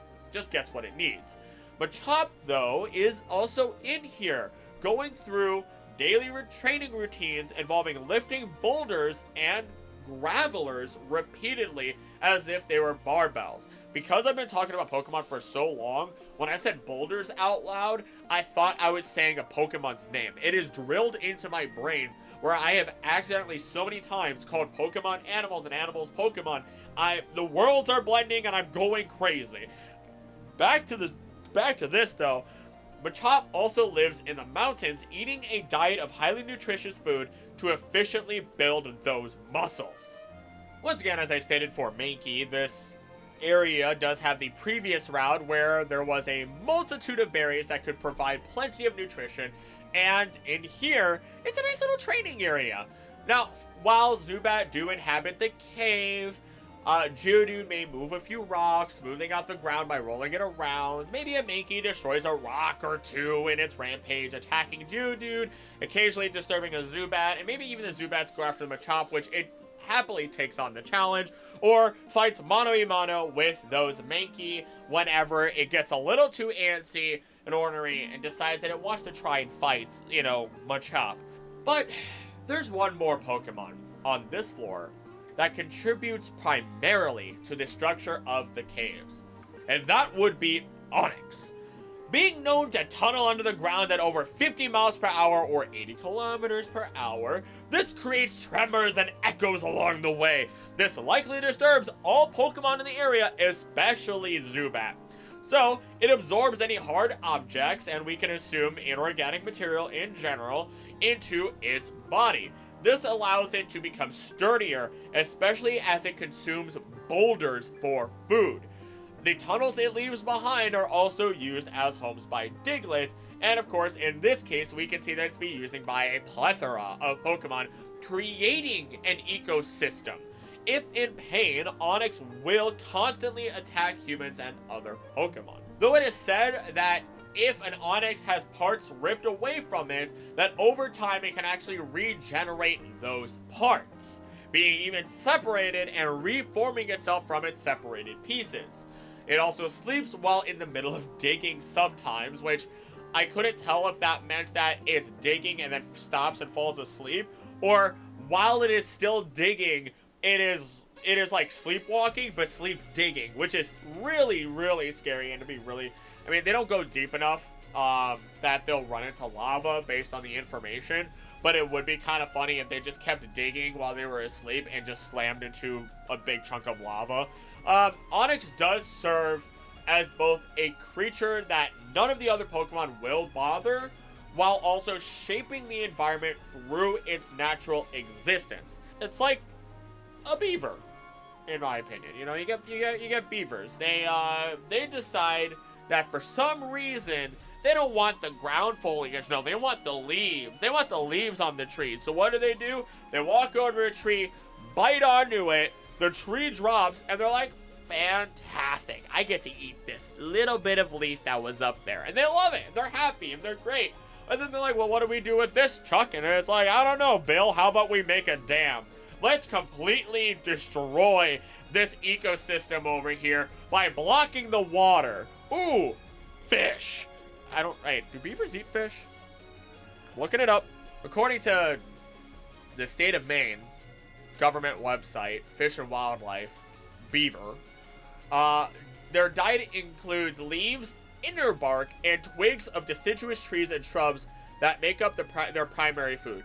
Popple, aspen trees, are the favorite, followed by birch, cottonwood, willow, oak, and maple. Beavers will also eat herbaceous plants, grasses, oh, I guess I was partially wrong, and some aquatic plants. Okay, so they don't eat fish? Interesting. They just eat a lot of soft vegetation. Huh. Western Beavers Cooperative. I'm not going down that. I'm not going down that. We'll talk about that when I'm in Generation 4 and I have to talk about our Lord and Savior Bidoof. And the only thing that changes that is in Basements 1F, the next floor down, is that Machop become less rare, but Onyx become more common, which makes sense. As you go deeper, you would expect to see more of these deep burrowing rock snakes. But there actually is another difference, as when we look at the rocks, because when you use Rock Smash on the rocks here, we not only encounter Geodude, but also Graveler, because this is likely that you aren't smashing a rock in those scenarios, but instead mistaking them for rocks. So, can you imagine just sleeping and some idiot just boom, like just right in the back of your head, and it's just that stone turn as they move over, and you look at them and just go boom right back. Just a monster of a situation. This also does, though, explain why the Machop are in greater number here, because they're lifting the Graveler as weights. They know that Graveler are here somewhere, and they have a nice free weight to use. Looking at Graveler, though, they love rolling around, rolling down hills and mountains at high speeds, crushing rocks along the way. Though, it would just apparently flat out go boom if it rolled into a river. Probably because what happens is, when you look at something that's super dry, I guess it may not, actually explode. But if something is excessively dry and you introduce water, what's happening is it's super, super compact is all that's holding it together.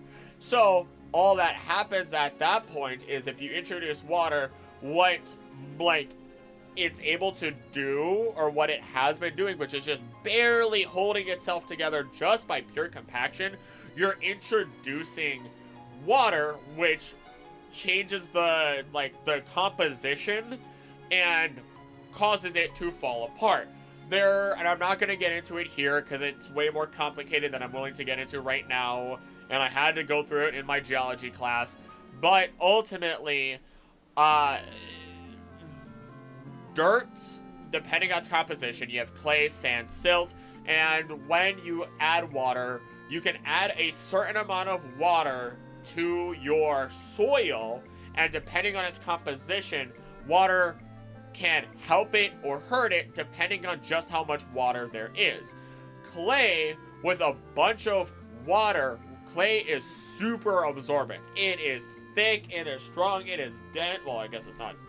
Either way, it absorbs a lot of water, right? So water kind of helps it. It creates, it kind of reduces it. I think it reduces the friction. See, now I'm getting into the parts where it's kind of, gray area. But it reduces the friction and helps actually bind the particles together a little bit better, Whereas, like, if you add a bunch of sand, yeah, sure, you can add a little bit, spray it, whatever, you're making really great sandcastles. But if you just dump water on it, it's just gonna fall apart. Hopefully that made sense to you. Go look at a sandcastle. Go look at a clay castle. I don't, what's clay castle? Wait, those are just houses. Back to Graveler. Graveler restores any broken pieces by eating rocks. Its favorite being those that are moss covered, as we mentioned before, which apparently when it eats moss rocks, it makes very, very loud noises while eating them. So I just imagine like a little mini earthquake sounding thing as it's just very happily eating them. But again, this also explains why I state that it is likely that Geodude assumedly eats rocks and moss rocks as well. So again, this would explain why Geodude may eat rocks or moss rocks as well, assumedly, and explains our theory as to why Geodude goes to the bottom of the mountain for food. Graveler will live in horizontal holes they gouge out from sheer cliff faces. So they're just miners that are just gunk, gunk, gunk. Alright, I'm living here now. This hole was made for me. Now, since it eats so many rocks, it could be contributing to the shape of these caves, especially as it rolls around a bunch.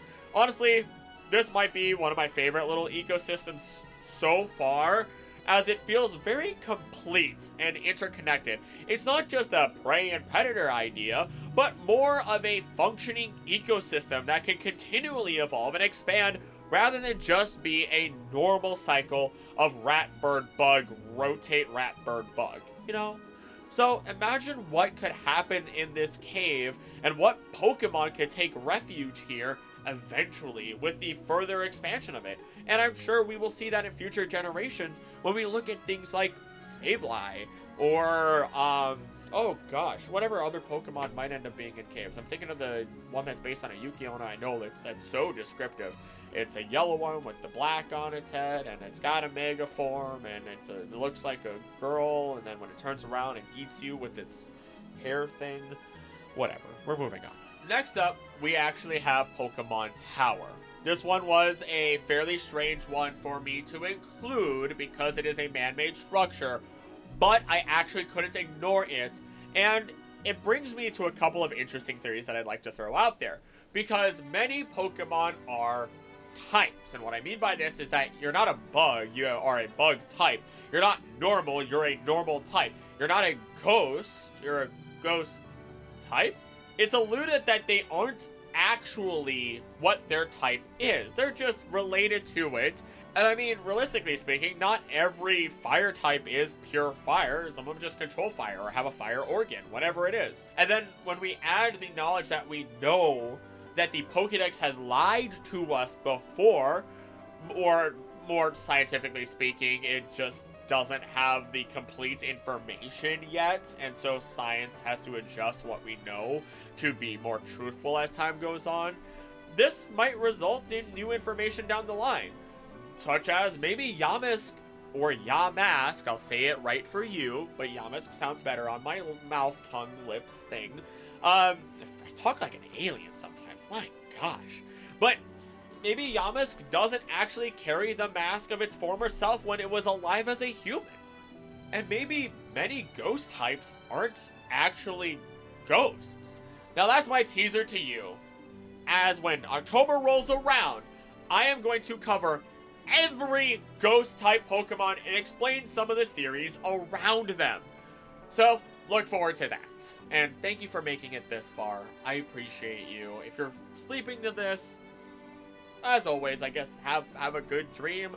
I don't know what to exactly say there. I'll always be awkward about that. But nevertheless, thank you guys so much. If you would like, again, please support through memberships. Otherwise, I can never truly ask for more than your viewership, as that means the world that you guys decide it's a great idea to talk to or listen to me babble on for so long, even though it is fairly refined research. So, let's talk again about the ghosts in Pokémon Tower. A tower that houses the graves of countless Pokemon. Many people visit it daily to pay their respects to the fallen. Here we have Ghastly, Haunter, and Cubone. Ghastly has a body made of toxic gas that also produces a faint, sweet smell. It's going to come back later. It can enshroud an enemy of any size, but otherwise has a friendly personality, even being rumored to pass the memories of departed humans to us in our world. Love to, thank you. Thank you for passing on my great-great-grandmother's, or actually no, my 4th great-grandfather's words to me, asking me why am I not hunting for my food right now, that none of this makes sense, and why have I not had 30 children. Thanks. Thanks, great-great-great-great-grandpa. Appreciate it. Keep asking those questions. God, it's really stupid. Now, it can change its form, create illusions, form tangible hands, and pass through solid objects, though they will dwindle away if exposed to strong winds, so they stay huddled together. Rather strange that a ghost would be affected by wind, isn't it? So they stick to caves and dilapidated buildings. While not dilapidated, the tower is a great place for what it loves to do and for keeping it safe. I doubt it's actively, constantly consuming anything here, but I have a theory. Ghastly are not born from a past Pokemon. Otherwise, they would carry the memories of that Pokemon with them, as we've kind of seen with other Ghost-type Pokemon for the most part. I mean, we've seen it with, like, Banette, who was a doll that, got brought back from cursed life energy or whatever. Or, I believe, Phantom has some memory of its past. So, and the Yamask as well, because it cries, if I remember correctly. Like, I think the mask can be seen crying. So, you kind of remember things to some degree, But that's not necessarily the case for all Ghost-type Pokemon. You know what I mean? This isn't always the case, and you get Ghost Pokemon that are born from eggs. You can have a Yamask brought back from an egg. So, where do Ghastly really come from? And I say, they are born from buried bodies. And this is the one time my forensic science degree comes into use, as dead bodies, as they decompose, will give off a mixing smell of rotting meat with some sort of sickly sweet smell that some people compare to rotting fruit. That should sound really familiar to Ghastly's description. So, the tower being a graveyard, in turn, created Ghastly through decomposition. And now Ghastly exists in this world as this is a breeding ground for them, a place for them to be born from. Next, we move on, though, to Haunter, the evolution of Ghastly that is also apparently afraid of light. If human or Pokemon comes near, they will beckon it closer, lick them, and cause the victim to convulse until death. Being able to even just pull your spirit from your body. While it has what is described as a predatory nature, it is known to entertain and prank people and is intensely loyal to a deceased trainer. So once again, we have the perfect area for Haunter as well to just safely exist. It's nice and dark here. Now, we could make the assumption that Ghastly and Haunter would hunt humans that come into the tower, but I actually doubt that, as there has been no sign of people fearing the tower. Sure, there in the game are the possessions that happen here and there, but those are also from people doing seances. People who are actively being like, I want to speak to the dead, and then they get possessed because they're, whatever happens, you know what I mean? And they're getting possessed, they're being controlled, and Haunter and Ghastly are like, it's just a prank, bro. Don't worry. I stole your credit card information because it's just a prank, bro. Don't do that. Do not do that, okay? So, instead, it seems that these Pokemon might just exist in this space and feed off of the miasma of death that just exists here. Though, there is, of course, just the chance that they hunt Cubone. Cubone, created with the inspiration of wondering how sad it would be for a Pokemon to die. You know what? Put the short here. I'm putting the short here. I love it's one of my favorite shorts that I've made it so long ago. I'm rating your favorite Pokemon because they say it's truly skilled trainers should win with their favorites. Cubone was made to be sad. It was straight up said that it was created out of the thought of how sad it would be for a Pokemon to die. Wearing the skull of its deceased mother, it cries and moaning, crying even harder as it sees its mother in the full moon. And those cries are even more haunting due to the way they echo inside the skull. Let's take a listen and see what that could sound like. But each cry and tear only makes Cubone stronger, and once it comes to terms with its trauma, it evolves into Marowak. I just want to give Cubone a big ol' hug and wipe away those tears, so of course it gets my approval. Subscribe to support the channel and convince me to rate your favorite Pokemon next. And back from the short, these Pokemon, the Cubone, live in rocky areas, mountains, or caves, for example, and is stated to also have once inhabited the Pokémon Tower in Lavender Town where deceased Pokemon were buried and mourned. And it's not said, we know that they... Oh, wait, what? They once inhabited. This is a live realization of what I direct quote, and I thought that it was like, oh yeah, they once inhabited, they're literally living there, they have a population, it's like a 5% population, but no. Are you telling me that there is the chance that Cubone just flat out lived in this tower, and maybe we drove them out? Why? That doesn't make sense. Oh, bleh. Whatever. Whatever. That's speculation for future me to deal with. That's a mess. That's a weird little mess. Strictly speaking, though, Cubone is here to mourn, and I'm sure it finds plenty of company here with others that mourn, allowing it to come to terms with the help of another in that mourning. Also, there are big mushrooms here, so maybe it just occasionally eats those. It's kind of hard to say. The whole thing is kind of bittersweet, if I have to be honest. I would dare say that the tower is a neutral place where the Ghastly and Haunter don't strike, but simply exist alongside Cubone for all the reasons stated. Though, no neutral system would be perfect, so we could add in on the occasion, our resident ghosts will take the life of a human, a Cubone, or a stray Pokemon that somehow wanders their way in. Otherwise, as you climb the tower, there are less Ghastly and noticeably more Haunter. Maybe less people go up to the top and there are no windows, so it's further from the entrance, and so there's less and less of a chance of light. So Haunter, being afraid of light, can happily live in the darkness where they like to play pranks and tap on your shoulder. Diglett's Cave! Diglett! Diglett! Diglett Dig! Literally nothing but Diglett and Dugtrio! Although, I will make a small exception and at least mention the fact that in the Pokemon Let's Go games, there is a small Zubat chance, which it makes sense. It makes sense that a couple of bats would probably just their way into the cave and, you know, make their lives in there. No Golbat, though. Diglett itself, though, as we discussed, lives in tunnels made by Onyx, though they also make their own burrows near forests and even inside trees. That was new information to me. I assumed, like, it's not, you know, they're just jumping from the ground and just drilling Gurren Lagann style into the middle of a freaking tree, but instead are, like, going under and up into the tree, potentially. They leave behind perfectly tilled soil for others, even enriching the land by leaving droppings behind. Though it does come with a price, as it is a mole still, and feeds on tree roots and vegetables, making some people consider it a pest.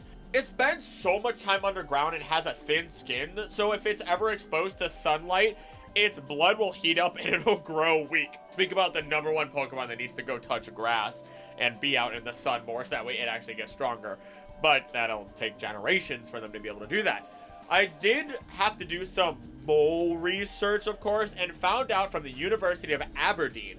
In the case of the Iberian mole, we found that even though their eyes are permanently shut, they can see and run away from bright light, which we assume means they use their eyes to detect holes in the roof of their tunnel networks. So moles aren't theoretically blind, and they are sensitive to sunlight. As a side, I also just kind of typed moles at first and read that they get darker after sun exposure, pregnancy, and during puberty, and I didn't immediately realize when I had initially searched it that I was reading about moles, like skin moles, from the Cleveland Clinic, and I thought it was talking about actual moles for a second there. So I was also imagining a scenario where a mole didn't know that it was pregnant until their skin color changed, which would be a really funny little animated video drama thing. But how about we move on from moles and move on to moles. So Doug Trio. 3 Diglett that are sharing a single body. I really didn't... I thought they could separate. That's what I always figured. The 3 heads think the same thoughts and act cooperatively, but they may occasionally fight over who gets to eat first, which is also really weird because you'd assume that it's the same stomach if they're sharing a body, but maybe it's some weird amalgamation of like a conjoined twin, kind of like they conjoined themselves to each other, and now you have your organs splitting between 3. Oh god, that's body horror right there. I am so sorry to anybody who listened to that. I like horror.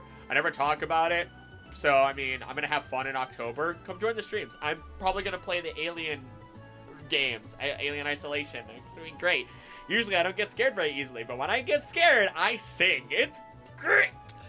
But Diglett can't travel at 60 miles per hour, 100 kilometers an hour, at a depth of the same measurements. They could go that deep, 60 miles below or 100 kilometers below. They're important for agriculture, live in the same areas, and sometimes trigger tremors and earthquakes, which, yeah, if you're a freaking living fracking system, basically, yes, I know fracking is you're injecting oils and waters and all this stuff into the ground, depending on what you're actually doing, so don't at me. But, you know, when you're just going willy-nilly throughout the ground, of course you're gonna cause earthquakes and tremors. You're messing with the ground, especially when if you're trying to go deep enough.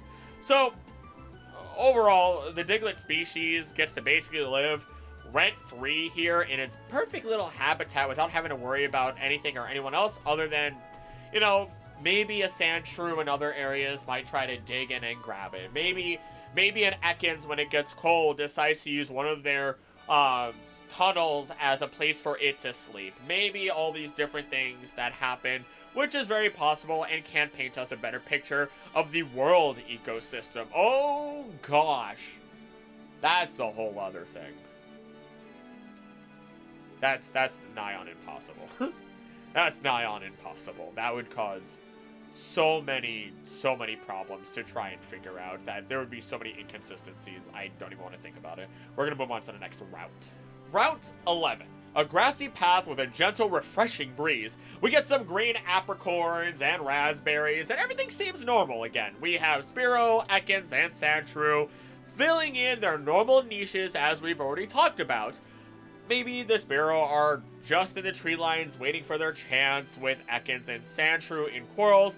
And then there's Drowsy. They live in grasslands and savannas. They're based on the tapir for its animal origins, but don't let that fool you because this thing just likes to eat dreams. It's explicitly stated. It loves fun dreams and gets ill from bad dreams, preferring to eat the dreams of children instead of adults, which, yeah, thank you. That's a great metaphor for depression, Drowsy. I appreciate it. I'm sorry that my dreams aren't as whimsical as they used to be, and I have to think about bills. Oh no, bills, the scariest thing known to mankind. Nope, we're gonna move on. That's such a dumb thing to say. We're moving on. Now, it is noted that Drowsy and Musharna are believed to have some sort of ancient ancestor that they have in common that we don't know about yet. Maybe we'll find out in a Legends game one day. While it also primarily states people that it eats its dreams from, I am confident it would eat the dreams of any other Pokemon as well, and it eats this through their nose. Here's the thing. It doesn't even harm the individual in the process, so it's really hard to think about what its impact on the ecosystem is in terms of what it does. So no matter how hard I thought, it just gave me a headache because I want to enact realism, but I can't. Not with Drowsy. If I try to say, oh, because it's based on the tapir does this, that, the other thing, 100 other, things that it eats or whatever-wise, fantastic. But this is one of the situations where it does explicitly state that it just eats dreams. It doesn't eat anything else. And why would it eat anything else? All you have to do is wait for something to be asleep, and you walk over and you take its dreams through its nose. I'm tempted to leave that sneeze in. You have your natural resource, quote unquote natural resource dreams. How do you... Oh, no, that gets into a whole other thing. Dreams as a natural resource, as a tangible, measurable thing. Why? Why? I don't know what to do. Maybe on the rare occasion, if it has to, it's gonna eat berries. It has a mouth. Otherwise, like, if we go back to my ancient Pokemon video, which if you haven't watched that, please go watch it. I nerd out a lot about the ancient history of our world and explaining Pokemon as a part of that. But, like, the only reason Jaws were developed is so that way we can eat, crush, and chew a wider variety of food, or at least animals in general could do that. So, why does it have a jaw if it's not going to use it? I don't know. It does communicate with others of its kind. This becomes so weird.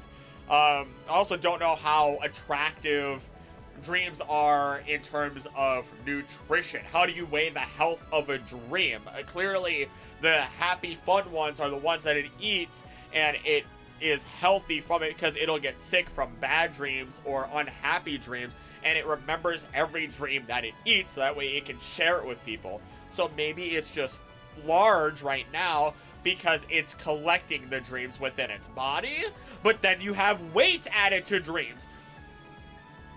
That doesn't make sense! It doesn't make sense! This is what happens to me when I'm doing my research, because I'm like spitballing right now in the video, because I'm like, you know what, I know I wrote this stuff down, but now it's snowballing, and I want to move on. I want to move on. Maybe it's attacked by Ekans and Spearow. Maybe it feasts on them in their dreams. The upside is that now we're connected to the bay, so we don't just, we move on. I'm done talking about the land creatures. We're moving on. We don't just get Magikarp in the water, we get Krabby. Kooky. They live near the edge of the water in both fresh and salt water. Most commonly found on beaches where it burrows into the sand, and it may even eat sand for nutrients if food is scarce. They're aggressive in defending their home, and even creates a foam to shroud its body in to confuse and intimidate enemies. They keep fairly to themselves unless provoked, and we can assume easily that Spearow are going to try and eat them. If Ekans can get to the softer underbelly that they have, then they'll probably try to eat Krabby as well, although they have to get past those pincers of theirs. I tried searching around some more and found that, generally speaking, crabs are opportunistic eaters, meaning whatever they can get their claws on, they will eat. Of course, though, they will prefer diets of worms, shrimp, snails, and other crustaceans, and small animals, while other types of crabs might just primarily eat plants. It's a case-by-case basis, and usually that's the case for multiple animals in general anyway. I'm just going to assume Krabby is super opportunistic and might just fight and eat everything that bothers it, then just goes back to living in its little sandhole. Following that up, we do have Horsey. They feed on insects and moss gathered from rocks, defending itself by spraying water or dense black ink. It has great accuracy and can shoot down insects flying above the water, and it nests in coral reefs and islands throughout the oceans with gentle currents. They lay eggs every year, and the male raises the young. They even swim with dance-like motions, creating whirlpools by doing so, and compete with each other as to who can make the biggest whirlpool. It is really odd, now that I think about it, that I know Horsey will lay eggs, and then I know Seadra will also lay eggs. It's very, very interesting. Eggs in Pokemon, they're really weird, and I think Rowan, was it Rowan? No, it was Birch. No, it wasn't Birch. I just did the professor video and it's all gone from my head. Either way, Pokemon, it's Rowan. Pokemon in general, actually it's the second generation. Pokemon in general, this is what happens to my brain. and their eggs are incredibly strange, and that's a whole other ball game, a whole other video to talk about, and the secrets of Pokemon eggs. You know what? That's a video. That's gonna be a fun short video, like an hour long. I say short because it's still gonna be an hour long.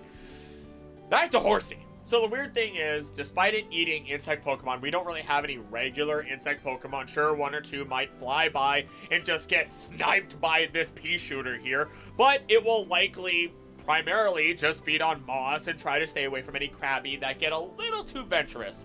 So I have a feeling that Spearow also won't try to grab it all the time, since it can also potentially get sniped down, but I'm confident there's a case or two where a Horsey will rise up out of the water, and before you know it, before it knows it, the Spearow already grabbed it in its talons, and that Horsey is gone. Route 12, a bridge known for its fishing. It's also called Silence Bridge. Of course, you get your one Snorlax encounter, but it isn't really much a part of this small ecosystem. Same goes for the Snorlax that you can find on Route 16. I'll still talk about Snorlax here, but keep in mind that we can kind of just apply this information that I will tell you to any given area that Snorlax decides to lay down in at all. Snorlax are often found in mountains and forests, only waking up to eat. It requires 900 pounds of food per day before going back to sleep, which, that's terrifying. That would ruin a farmer's life. That would ruin an entire village's life, for that matter. It's known to actually do exactly that. It is considered a walking disaster that comes in, raids the food storages, eats everything, and if winter is right around the corner, goodbye. That's awful. And it doesn't matter what food there is, it eats it all because its stomach is strong enough that it can withstand thorny plants or even Muck's poison. You know, a creature that is so full of bacteria that when it passes by an area, if I remember correctly, 3 years of desolate land after this Muck is gone, and Snorlax can just, the whole thing? I don't want to know. I kind of want to study the stomach of Snorlax, honestly. But realistically speaking, its stomach is probably super duper developed, because it's going to sleep and all that energy is being used to process food. So its body is able to break it down. Think back to Thanksgiving dinner. The reason why you fall asleep, or, you know, is it because of like, oh, you ate all this turkey and it has your body converts whatever it is in there to melatonin and you go, no, it's because you ate like some 7, 8, 9,000 calories of food, and so your body's like, oh my gosh, we are feasting. We need to process all of this because this isn't normal. So your body starts to quote unquote shut down, not actually shut down, don't freak out, and focus all of its energy towards processing that food. I remember when I did the 1 chip challenge, no, I did not do it on the channel. I did it because I was with my family and everything, and, you know, my sister had it, and she kept taunting me, and she had it for over a year or so. I just looked her dead in the eye, ripped it open, my family went, wait, then pulled up their phone, started recording, and I went, the whole thing. Ate the whole thing in 1 bite. And over the course of 30 minutes, I went from this loud, talking, constantly individual that I am to a silent person that is lactose intolerant, drank over half a gallon of milk, trying not to die. My body got cold and everything, and when I did the research, it's all because my body was basically using all of its energy that it would normally use to keep me warm and do all these other things to instead process the capsaicin that is now in my body in extreme amounts, so that way I don't die. My body was protecting me. That's probably why, and like, I got cold and tired and ended up falling asleep. So that's what's happening to Snorlax, potentially. Snorlax is just, because he's eating so much food and it doesn't matter what he eats, he is so used to, or she is so used to just eating all of this food and then falling asleep, so that way their body can process it properly without dying, because it doesn't care what it eats. That was a really big tangent, and when I release the script for this, you're gonna see that that was not on my script whatsoever. It's just what processed through my head, and sometimes that just happens. Although, despite all of this, it is docile enough that it will let children play on it despite its incredible power. I do wonder if there's ever an event where a Snorlax just rolls over and tumbles down a hill and crushes a house or a child. I don't know, man. It's possible. You know, I'm sure there's even a moment in the anime where that happens and they're like, all right, get off the, you know, all right, push the Snorlax off. You got any broken bones? All right, you're good. I mean, Snorlax is really big, but they're also like super soft to my knowledge. So, you know.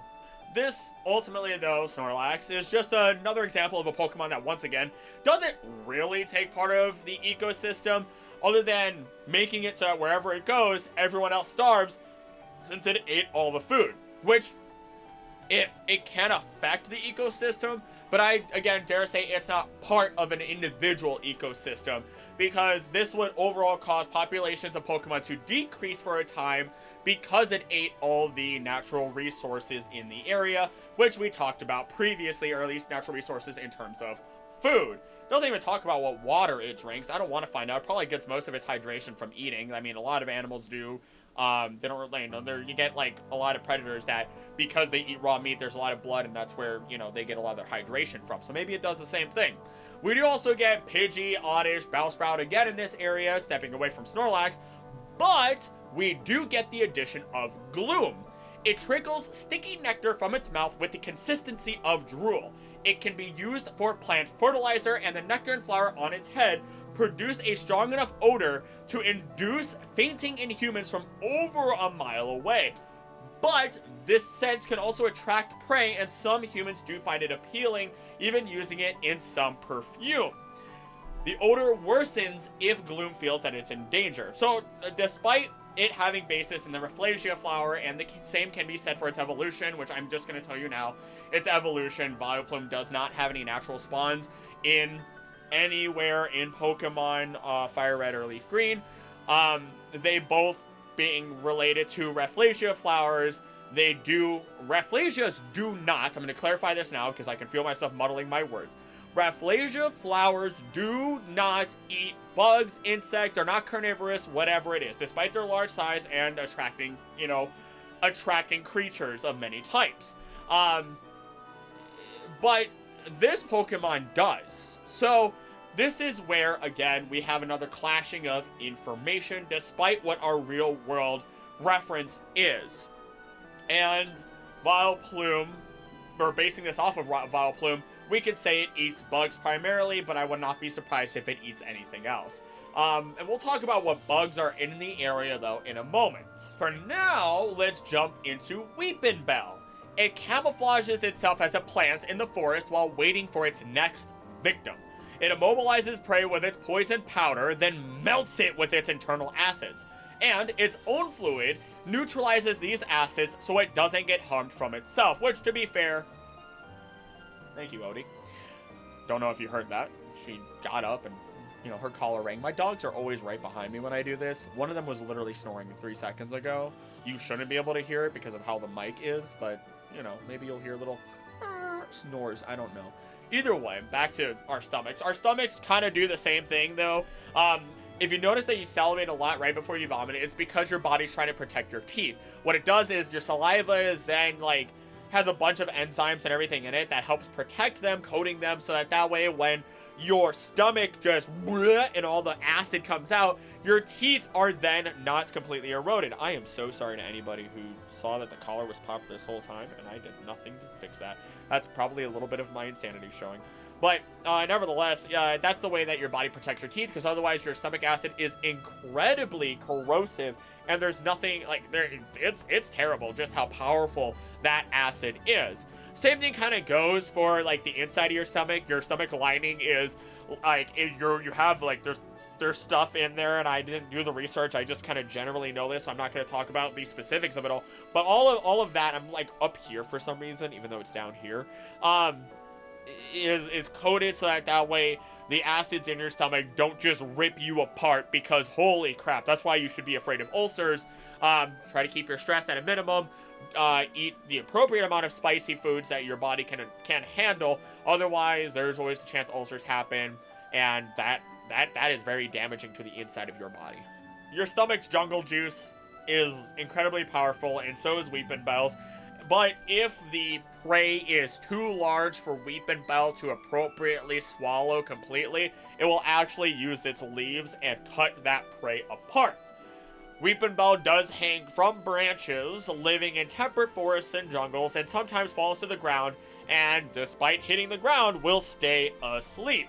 And let's jump into, after that, the last of our land entries for this area, as we talk about Venonat. Poor thing. It's the only cupcake in a room full of sugar-crazed children, as it is found in temperate forests and sleeps in the holes of trees until nightfall, and feeds on small insects that it sees, but only appear at night and are attracted to lights. Unfortunately, Venonat is also attracted to lights. Its eyes, which look like radars, do apparently act as radars and shoot powerful beams of light as well, which is kind of terrifying considering that this is, you just have the chance of getting, pew, laser beamed by this 3-foot fluffy bug. And yes, fluffy, that is fur on its body. I kind of want to hug one, but I feel like if I hug it and I press, you're just going to get like a of like dust all over the place somehow. Let's jump into the water, and again, later on, we're gonna paint our picture. The water hasn't really changed. There's still Magikarp, Krabby, and Horsey, but now we finally have the Super Rod. We can now start considering the full potential of the water population. Now, Psyduck and Slowpoke have a 1% chance of appearing, pretty small and negligible in terms of an ecosystem, but they can still have an effect. Slowpoke, we know it's pretty unfortunately stupid and very slow to respond to external stimuli, taking even 5 seconds after impact to process pain, or even a full day before it realizes its tail has been bitten. It is commonly found at the water's edge where it dips its tail into the water to try and catch a fish for its next meal.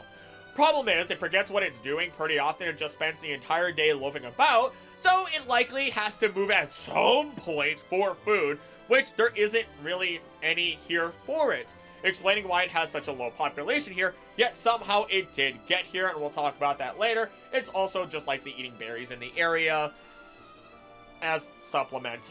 When we look at Psyduck, it's constantly stunned by its headache. It can't think clearly and usually stands immobile trying to calm it. Though if it is too severe, it will release the tension in the form of psychic powers. They live in the freshwater lakes and small ponds, or even in rivers within tropical areas.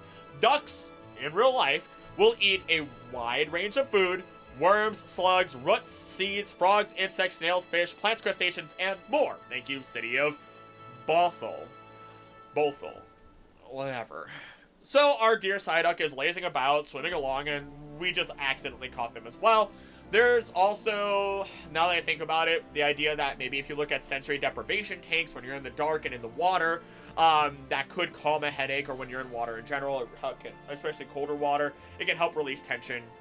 So that could be a part of why they're in the water as much as they are, not just because they are ducks. We have one more Pokemon, and then we're going to try and put this little mini ecosystem together with the land and water, since there's a lot of entries here, and I promised you many times that there would be a much more detailed section later on, and this is kind of where we are. We're getting into the points where there are so many Pokemon, we can really put their ecosystem together, and it's beautiful. This last entry for this route is Gyarados.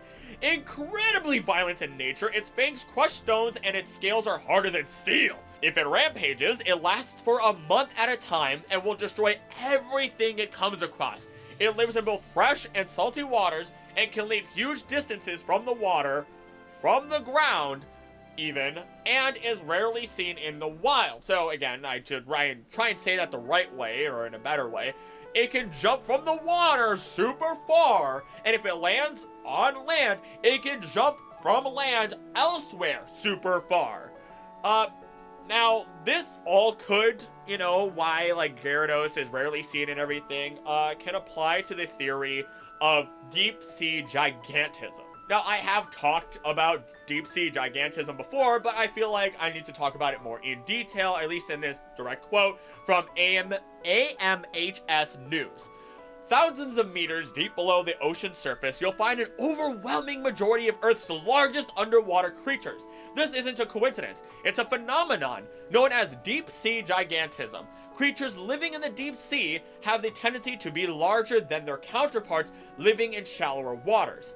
Now, this could be because of the different types of external pressures, and considering the water is super easy to make turbulent, there are many creatures within said water that are very sensitive to change and use, very minute things to try and find their prey. So if you have a boat, even if it's not a rudder mechanical boat going across the surface of the water, you're creating a lot of vibrations, ripples, and so on that would otherwise, be indicative of their next meal. Now no longer meaning that, but instead this big metal thing that they can't chew.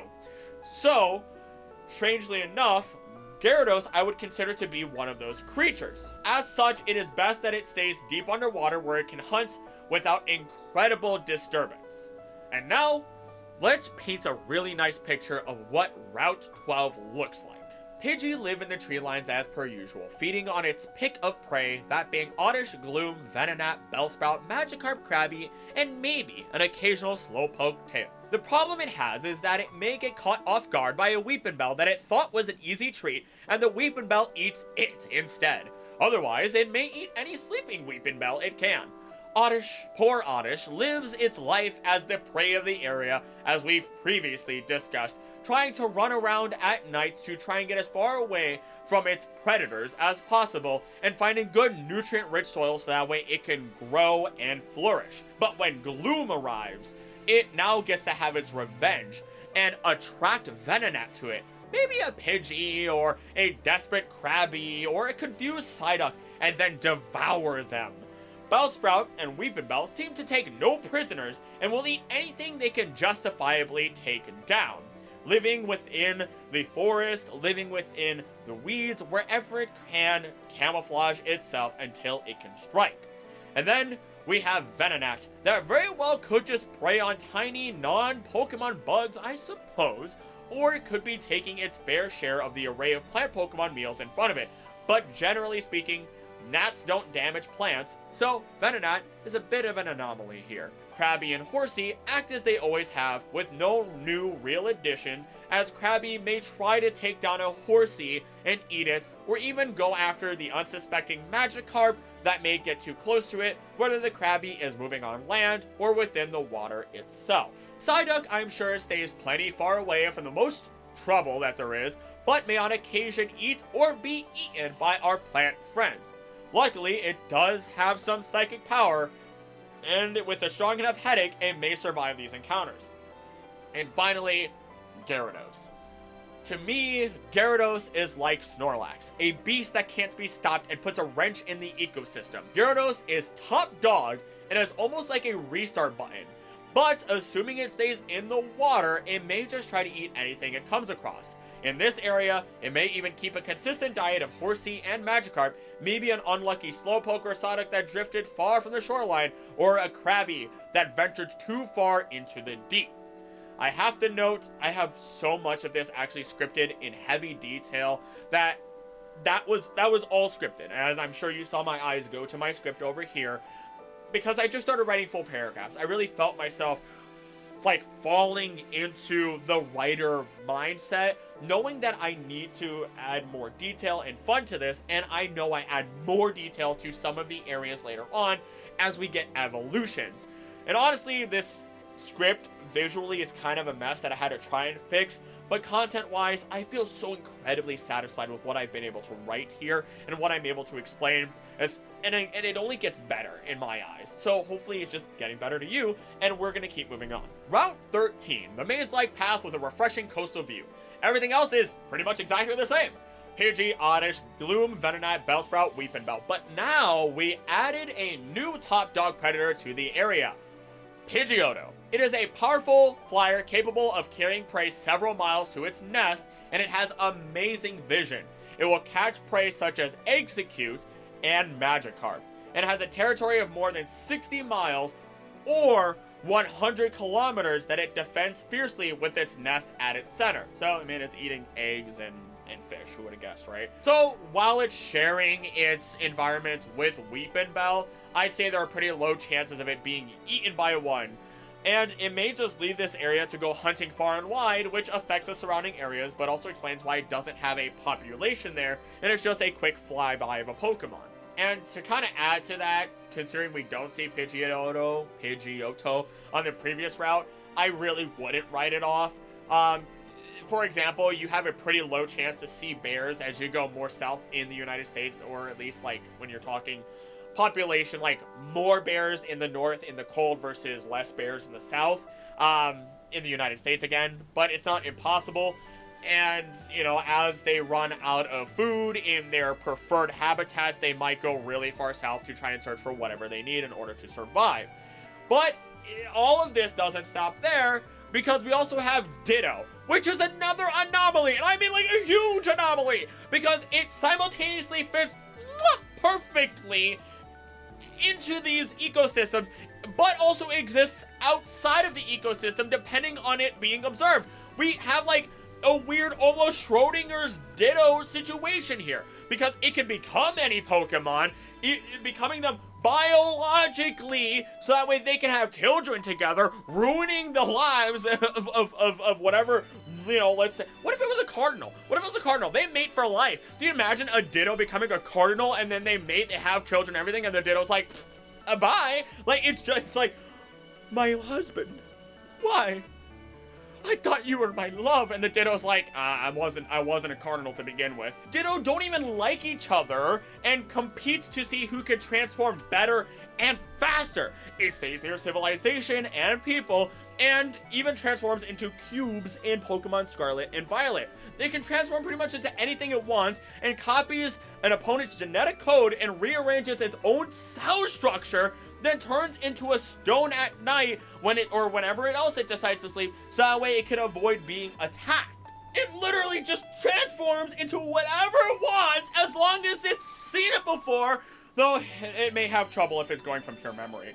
And considering Chatot can copy the cry of a Pokemon right in front of it to convince that Pokemon they are the same and avoid a conflict, I can claim that Ditto can just avoid nearly every encounter just by transforming into the Pokemon that is accosting it.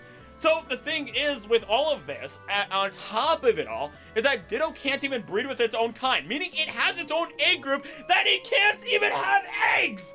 So how the heck do they even exist? No, it's not just a failed Mew clone, because in 2016, series director Junichi Masuda, who had been around since Generation 1, said that's not the case. But then, when Pokemon Let's Go Eevee and Pikachu came out, amongst other stuff, you get the cloning pods under the burned mansion where Mewtwo was created. And they're in there. They spawn in there. It's like one of the, I think they have one of the higher populations there than anywhere else. So I don't know, man.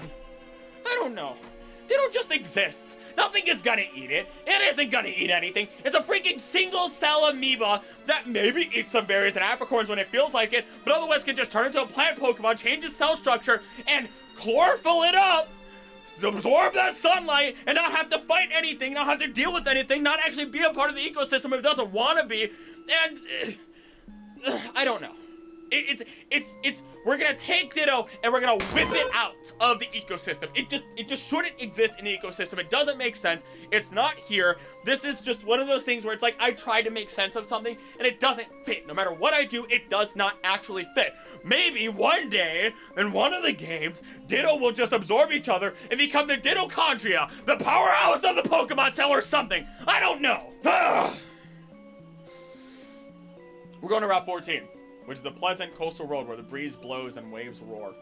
We get some pineapple and nanap berries here, and then it's actually just the same as before, once again, but without the water Pokemon, so the same as the previous route. Route 15, a path that cuts through the row of trees to come out on the coastline.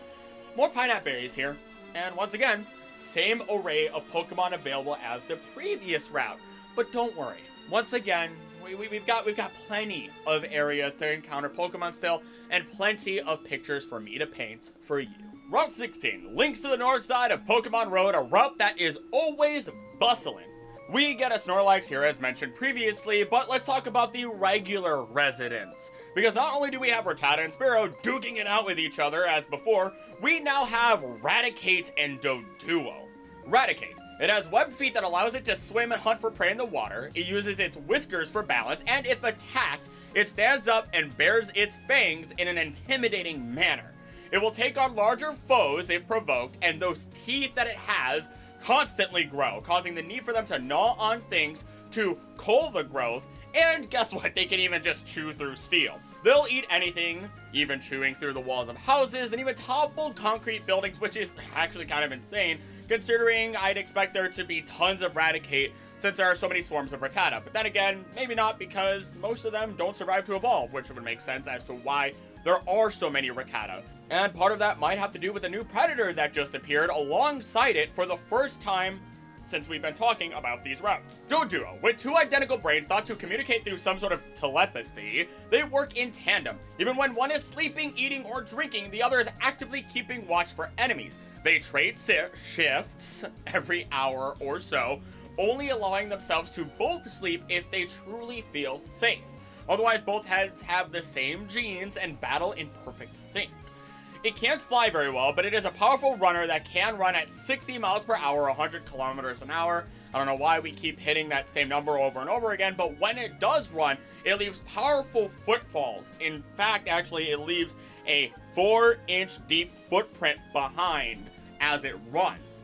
Honestly, since it's only about 86 pounds or 39 kilograms, that means it's running with like some pretty strong force, as the deeper the imprint, typically the heavier the individual, or more force being exerted, typically. It lowers its head to keep balance when running, and lives in open plains, grasslands, and savannas, which is where you'd expect there to be a lot of mice. Makes sense.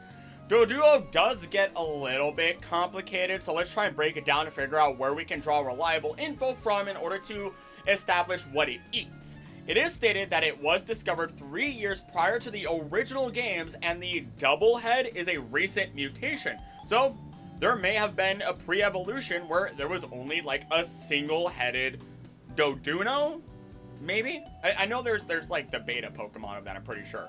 But despite its name, it has more in common with ostriches than dodos, has some similarities to the moa, which is a flight-lived bird indigenous to New Zealand, the emu, and kind of looks like a kiwi as well. Side note though, how big do you think a kiwi is? Because like, you know, I thought it was like itty bitty little baby, like small, like the size of an actual kiwi. Like, you know, like the fruit compared to the bird. But it's not. It is not itty bitty baby. In fact, it is actually like, you know, instead of it being a foot at most, like I thought, being this sweet little fat baby, it's actually more like the size of a domestic chicken, putting it between 1.5 to 2 feet tall, according to Smithsonian's National Zoo, and of course, depending on the kiwi that you're looking at. Now, if we look at kiwis, seems like it's mostly insects, berries, and plant material that they eat. Thank you, National Kiwi Hatchery. When we look at ostriches, they mainly eat leafy greens, flowering plants, roots, grasses, and succulents. But they will eat fallen fruit or small animals such as mice, lizards, frogs, grasshoppers, and locusts as well. Thank you again, Smithsonian's National Zoo. Same can be roughly said for the emus as well. So we can safely assume that Doduo would eat the greenery around and then catch some Rattata and Raticate as part of its meal on occasion. I'd also say that Doduo and Spearow simply stay away from each other, with Spearow occasionally attacking due to it being very territorial. Kind of similar to red-winged blackbirds that, you know, kind of just attack and go after any other creature in existence because, again, they're evil little monsters. I've been bitten by one. They're not that strong. I'm not going to encourage. Don't go antagonize a red-winged blackbird. Don't. That, you know, just because they don't feel like they bite very strong. Maybe I got lucky and like the 5 or 6 that bit me just kind of, you know, weren't really trying. I don't know. I looked them dead in the eye after it bit me and it was still holding on. I'm like, hey. And it just looked at me and I'm like, no. And then it kind of like tried to bite again. I'm like, no. And it just stood there and I let it go. I let it go. It was part of I was doing some research. So like I was doing research on a marsh and I had to release some blackbirds because they got in with the ducks that we were trying to tag. So there's your story. If you want the full story, I talked about it in my video explaining every single Pokemon professor, so, you know, go give that a watch. Let's move forward, though, to Route 17, an easy path of cycling road running above the sea.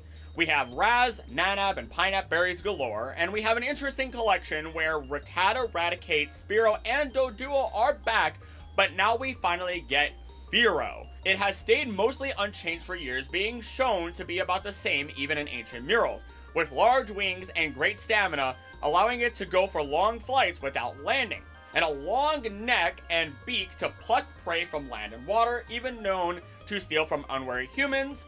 It can shoot upwards into the air and then dive down to catch its prey, even catching tiny insects that hide underground and circle around the ocean for fish. They live naturally in open habitats with warmer climates, but mainly in wastelands and desolate fields. Kind of like a carrion, you know, vulture even. Now, they do have a pretty small encounter rate here, likely meaning that they are just flying by considering all the water and that there are more Raticate and Rattata here, so they're getting a nice quick meal as they continue on their way. Now, I'm confident it might also occasionally attack Doduo out of general disputes, but Fearow will mainly be feeding on some nice fatty Raticate. Also, wouldn't be surprised if Raticate in turn, alongside Rattata, would swarm and fight back on some of these, like the bird Pokemon or any other Pokemon that might be in the area, and get their own meal in return. Route 18 links to the south side of Pokemon Road, a place where trainers gather looking to battle. Raspberries are here again, but that's again kind of more according to the Let's Go games. This area has the same Pokemon as before, but Spearow and Fearow and Doduo, their encounter rates have increased while Rattata and Raticate rates decreased. This relates to what we talked about before, and Route 17 and 18 just told us a story, and that's why I was holding off, okay? Now, on Route 17, there was plenty of prey, and it increased the predator population, and now that we're on Route 18, there are more predator Pokemon and less prey. We can also suspect that there are more trees now, so it allows more of that, the tree line nesting that might occur, and allows them to easily get to their food where it can't hide away. So maybe even Rattata or Raticate are running up, cycling road to escape this area where they are in a lot more danger. As we move on to Route 19, we have a coastal road littered with rocks due to Cinnabar Island's volcanic eruption. And it does say coastal, but we're in full water. We do find some pearls here, and now that we're surfing, we're gonna fully consider everything these waters have to offer.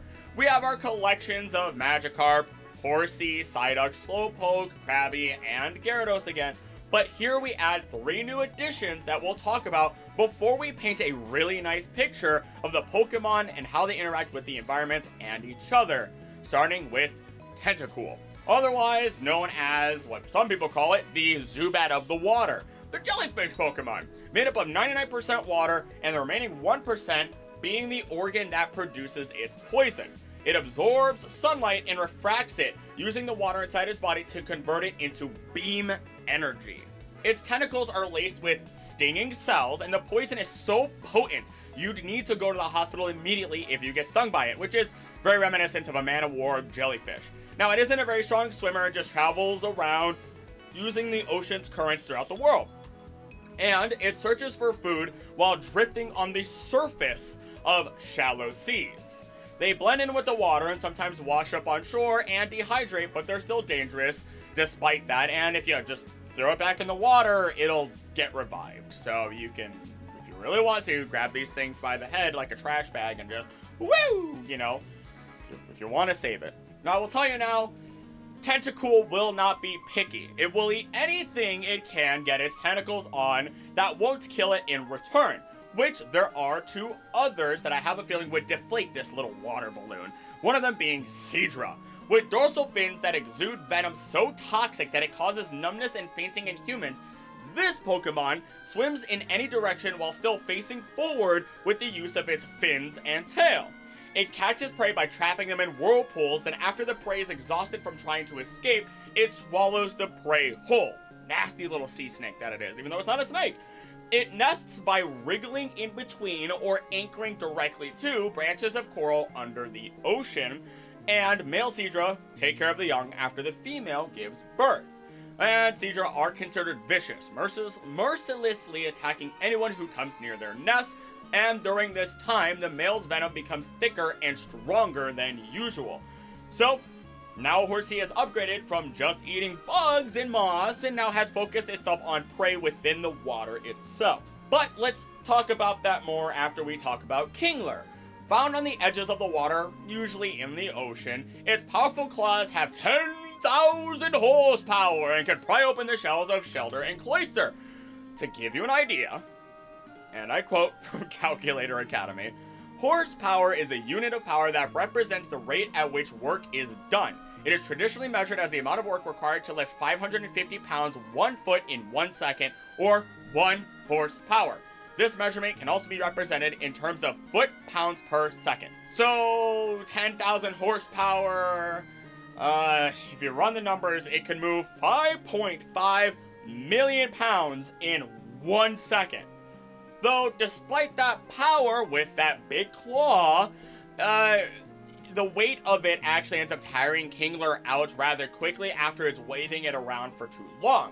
I would even argue, like Krabby, Kingler is just going to eat anything and everything it can get its little grubby claws on, maybe even each other. So, let's paint the picture of this ecosystem. Magikarp are everywhere, of course, filter feeding plenty, all while Horsea are swimming about near the surface of the water, firing down bugs like anti-aircraft machines.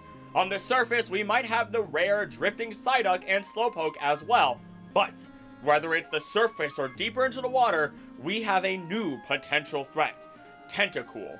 It drifts about, letting its tentacles float about with it. Then when it gets close enough to any of these Pokemon, it attacks, dragging down Psyduck, poisoning it, Magikarp, and Horsea. It might even try with Slowpoke and could succeed, but Slowpoke might fight back with psychic power.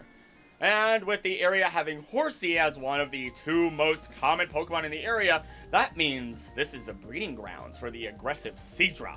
And Seadra will not have its children or the mother of its children be taken from it. It whips up a whirlpool that captures the Tentacruel. The Horsea, having practiced making whirlpools, knows how to escape them, and does so easily. And thanks to its genetics, despite not being partially a poison type like its parents right now, it has some resistance to the poison and will make a full recovery.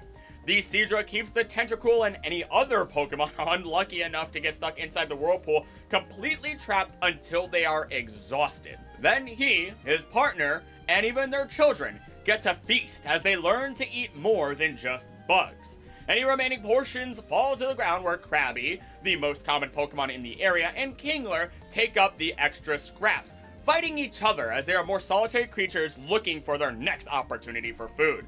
They have lots of food anyhow, so they won't quarrel much, as at least Krabby's population is rather high on the sea floor or on the coast itself. But all the commotion doesn't go unnoticed, and a Gyarados swims in, disturbed from the dramatically shifting water. It goes after anything it feels best suited as a punching bag. On some occasions, it stays away from Seadra, having learned its lesson from being poisoned in the past. On other occasions, the Seadra family hides in fear of the rampage, and all Pokemon in the area hope that Gyarados doesn't sink its fangs into them as part of its next rage-fueled dinner run. And ultimately, that rounds out what I'm going to consider one of the most complete ecosystem areas of our water environments within Kanto. It doesn't include every water Pokemon, but there's nothing wrong with that. It's just that this area felt so complete to me that I could paint a full picture of how everything relates to each other, just as I did with, like, the cave. And I'll admit, again, I had so much fun writing that.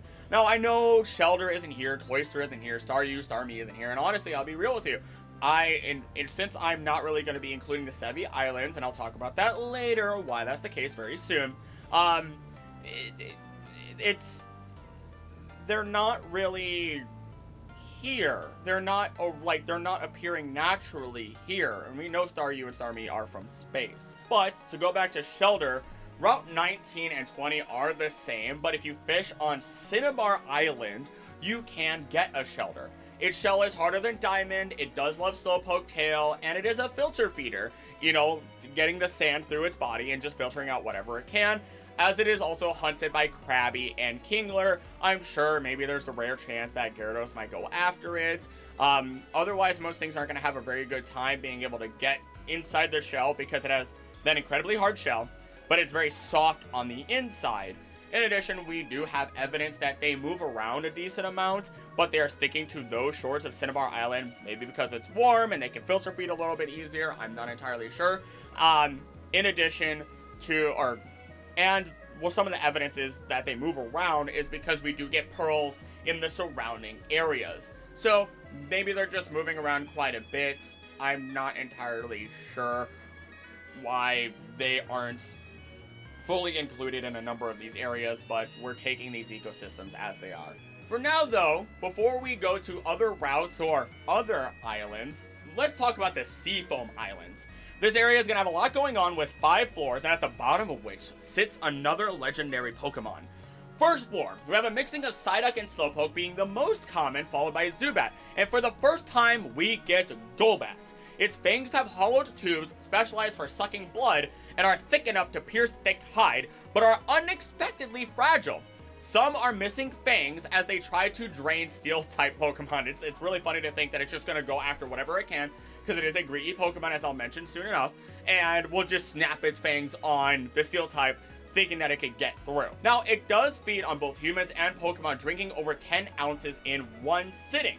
It is gluttonous, drinking to the point that its own blood type changes to match the prey it feeds on, and it may even become too heavy to fly, leaving itself vulnerable. But it is kind to its own kind and will share the blood with them if they are hungry, including the Zubats.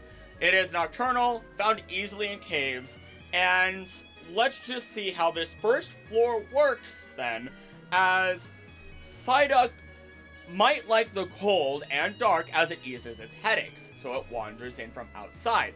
Slowpoke, on the other hand, is unbothered by the cold, as it is a fatty Pokemon. Yes, I understand it doesn't have the thick fat ability, but it also has easy access to water for fishing right outside, and can just waltz in here when it wants to rest away from the beaming sun. But waiting inside are both Zubat and Golbat colonies. They feed on Psyduck, especially as it doesn't have the incredible tension it needs to release the psychic power. Meanwhile, Slowpoke are too stupid and slow reacting for them to realize that their blood is even being taken before these bats can make their great escape. On occasion, these bats might feed too much and get knocked around by the Psyduck at least, and maybe Slowpoke if it does realize it is being drained after the couple of minutes, you know, that its blood is being taken. So those are probably the only times that the bats here are having trouble. But let's move on to Basement 1F. While the population of Zubat and Golbat stay the same, Psyduck and Slowpoke actually drop. This makes room for their evolutions and an additional Pokemon in the area, Seal. This thick-fatted Pokemon lives on icebergs in frigid ocean waters. The warm fur and thick hide keep it warm in waters as cold as negative 40 degrees Fahrenheit, which that's the same in Celsius. Negative 40 is where Fahrenheit and Celsius meet. So that's the scary thing. It's that cold. It thrives in the cold environments, becoming more active as the temperature drops, though it does tire in the warmer waters, and it sleeps during the day, hunts late in the day and evening under the sheets of ice that exist. Now, it is a graceful swimmer, but it struggles to move on land, and if it ever needs, it can easily break through ice with the horn that's on its head. As we move into Golduck, Golduck is a fast swimmer capable of outswimming even the most athletic of humans with the assistance of its webbed appendages. Rough seas can't even slow it down, as it'll even rescue people from shipwrecks. It can shoot jets of water from its palms, even using them to propel itself forward. Kind of like put your hands behind you and just boom. The gem on its forehead even glows when it uses psychic powers, or occasionally when it's swimming at maximum speed, which would be kind of cool to see if it's using its psychic powers to envelop itself so it has less drag and goes faster, or even is propelling itself forward by using its psychic energy. Though it was overhunted in the past, as people believed it would give supernatural powers by taking the gem on its head. It typically swims in lakes, hunting fish, and any prey it catches, it first disables, then actually captures it, and then eats it on the shoreline where it would be safer. We'll talk about Slowbro next and put this lore together as it is the majority of what we will find here, and then we'll develop it a little bit more later. Slowbro, evolving after a shelter attaches to its tail as it now tries to suck sweetness from the tail itself. Slowbro no longer feels any pain due to the shelter poison, but while typically lazy and unintelligent, Slowbro apparently becomes inspired whenever the shelter bites down. It is now capable of unleashing powerful psychic attacks, but it is peaceful and prefers not to fight. It now swims to catch prey and lets the shelter feed on scraps. It lives in ponds, lakes, and seashores. So, as we look at Slowbro and Golduck, they have the lowest encounter rate here. I suspect they are simply evolving by chance and will not stay long on this level as their preferred food and environment isn't available here. They may have just evolved as they survived more encounters with Zubat and Golbat ultimately and had the chance to grow, or be bit on the tail in Slowbro's case, of course, which, I mean, I don't know, random shelter got in here, I suppose. Though it is fairly clear that these waters lead deeper. Otherwise, Slowbro would have never evolved without a shelter, again, coming from somewhere. This would also help explain why we see so few seal here, but no real food for it. I also don't imagine there would be many new interactions other than the Zubat and Golbat, leaving Golduck and Slowbro alone as they will fight back and win due to their new, controlled psychic powers. So let's go deeper. B2F. As we go deeper, the Zubat and Golbat population drops, but the Seal, Golduck, and Slowbro population rises. This could be simply because it does get colder as you go deeper into this cave, and the bats are not built to withstand that cold. Otherwise, there's no new speculation to explore here. Then you get into B3F, the motherlode of what's really here, the meat of these caves. I am sticking to what can be encountered through the cave, land, and through surfing. If I were to include any fishing, it kind of skews the results again, as we talked previously, and it gets really weird. Now, we have all the same individuals as the previous lore, but now Seal dominates the land and water as you get 40% on land and 60% when surfing. We also now have Dugong. It is a swift swimmer swimming at speeds of 8 knots, which is about 9 miles per hour. The sharp horn cuts through even the thickest ice floes, and it lives on icebergs adrift in frigid ocean waters, thriving in lower temperatures and being more active in colder weather. It stores thermal energy in its body so it can withstand any low temperature. During the daylight hours, it sleeps on bitterly cold ice or under shallow water. But when night falls and the temperature drops, it becomes a hunter searching for prey. After eating, it sunbathes if it can, which helps its digestion as the body temperature rises. And considering sea lions will eat birds, nothing is really safe here with Seal and Dugong about. I mean, maybe our bats are, but I wouldn't bet on that.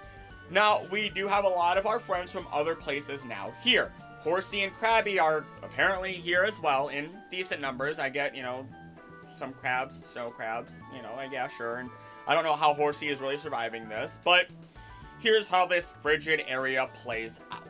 Seal and Dugong dominate the area, especially the water, as they hunt down Horsey, Krabby, Psyduck, and Golduck. Maybe Slowpoke and Slowbro if they feel like it. Most of them are fairly helpless, but Golduck can grab Psyduck or even fellow Golduck and escape to land quickly where Seal and Dugong are much more awkward and slow moving. In the chaos, Zubat and Golbat take swipes at any Pokemon it can on land in order to feed, but due to the number of dangerous prey, they have to work together to stay alive or move into the upper floors.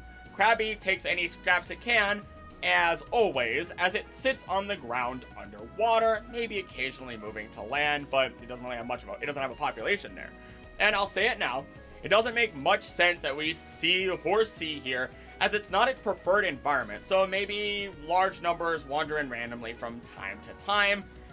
But how about we finally get into B4F? Zubat is gone from the area, Golbat stays, and Seal has a 50% encounter rate, with Dugong also increasing to 10%. This lines up perfectly with their information, as this is going to be the coldest level where they can thrive best. Well, at least it's the coldest level above our legendary bird Pokemon Articuno. So we're gonna go lower now as we get into this legendary bird. Articuno essentially creates this ecosystem. Its frigid cold completely changing the cave, freezing it from bottom up as it has made this den its home. It does this by simply flapping its wings, which freezes moisture in the air, and it also prefers cold and isolated locations with permafrost, which it likely just helps keep frozen with its own abilities. So it probably just simply flew in, was freezing all the moisture because we're in a hot area right by the quote-unquote inactive volcano nearby, and there's so much more moisture in the air from all the water and the heat that when it goes into these caves that have a lot of water humidity, it froze everything as it went down and made its home at the bottom, and just by staying there long enough could basically create a permafrost little mini den for itself, and it keeps it that way as it prefers. Now, with it being a legendary Pokemon, kind of like, you know, what should be for other legendaries, if it doesn't eat, I mean, sure, it's legendary, maybe it doesn't need to eat. Otherwise, it likely just eats whatever it pleases after turning these Pokemon into popsicles along the way. Otherwise, again, it's just an agent of the cold, may not even need to eat, and it's just essentially interacting and changing the environment itself, which in turn changes the lives of many Pokemon, as we saw with Zapdos. These legendary birds, these Pokemon, are the environment themselves. They change the ecosystem. They're massive players in this world. Let's get away from the Seafoam Islands and move back across the water towards Cinnabar and enter the Pokémon Mansion. A decrepit, burned-down mansion on Cinnabar Island. It got its name because a famous Pokemon researcher lived there. If you want to know the full story of the mansion, I highly recommend you check out my video explaining every single Pokemon professor. And yes, I covered the ones in the side games, the anime, and more. I did not miss a single one, and I even talked about their assistants. And, I mean, obviously, maybe when Legends ZA comes out, I'll have to talk about another Pokemon professor separately, but that's a whole other situation. Back to the mansion's ecosystem, as while it is man-made, since it had been burnt down, it has since been reclaimed by Pokemon, potentially even creating some of the Pokemon itself. It is grouped by floors 1F to 3F, as they have the same spawns, and then basement 1F has different encounters. So, on 1F to 3F, we see Growlithe and Vulpix again, but there's also Rattata and Raticate. This is fairly simple. They're a bit more resistant to the ashen environment or less than favorable health conditions. Growlithe still takes the cake here, as I'm sure it would just add Raticate to its hunting list, and so would Vulpix, I'm sure. Maybe Vulpix would have to try and escape here or there, or Growlithe would have to escape here or there. I mean, they're probably attacking in swarms. Question mark. It's a couple of different opportunities. But here we have 4 new Pokemon that can cause some major problems. The Grimer and Coughing lines have arrived. Grimer, it constantly oozes a bacteria-rich fluid from all parts of its body, and if any body part breaks off, they just become a new Grimer. If they combine with other Grimer, they create new poisonous compounds, and it can squeeze into any space or crevice with relative ease, allowing it to go through sewage pipes and feed off the filthy wastewater as it needs bacteria to survive. If all the bacteria runs out, it dies. It is found in polluted lakes and streams, as well as within cities and factories where trash and industrial waste can be found, and it lets off a putrid stench. Apparently it was also born, and I saw this in Pokemon Stadium and Pokemon Black and White entries, that it was born when sludge was exposed to X-rays from the moon. Okay. But then we have Muck. It is a living biohazard, at verbatim from Pokemon, that also leaks toxins that instantly kill all plant life it touches, even if it gets within proximity of them. Not touching them, proximity. It will die. Do not touch it. Even a small brush can lead to severe sickness from this Pokemon. And the effects of this Pokemon, as previously stated, can leave the landscape barren for 3 years. and it readily consumes nearly any waste or refuse generated by people and Pokemon alike. Now let's move over to coughing and wheezing, and then I'm going to paint you a real disgustingly pretty picture of this mansion. With coughing, it creates gases within its body by mixing toxins with garbage, producing more gas in higher temperature environments. I mean, it's a burned mansion. There's going to be quite a bit of gas, assumedly. The gases are malodorous, bad odors, and cause sniffles, coughs, and teary eyes to those around them. The gas is also lighter than air, allowing coughing to float. It'll also produce more toxic gas when irritated, as it expels it from the holes in its body, and that gas can be ignited by fire or electricity. It feeds on the fumes of raw, rotting trash in gas dumps and polluted air. It itself, being very, very full of gas, can overexpand and explode without warning, or even be induced to explode with direct fire or electricity. But finally, we move into wheezing. Said to form when poisonous gases pool and two or more coughing fuse over many years. Alternatively, a sudden mutation can cause them to form from coughing. Each head contains a different toxin, mixing gases together by inflating one head and deflating the other. When the gases mix, it becomes more toxic and putrid. And of course, the gases can be used to make top-grade perfume by extreme dilution methods. It lives in urban areas seeking dirty and unkept houses where it will dig through trash at night. It feeds on the dust, microorganisms, and especially the gases emitted by garbage and toxic waste. Its body expands and smells worse upon inhaling more poisonous gases. So, let's break down this section of the burned mansion. The mansion is desolate, full of trash of all sorts. Rattata and Raticate moved in first, trying to live and survive wherever they can, as they seek shelter from the outside, or they may hunt while swimming. But while they can withstand harsh environments, this harsh environment ends up creating Grimer and coughing from all the pollution sitting for so long.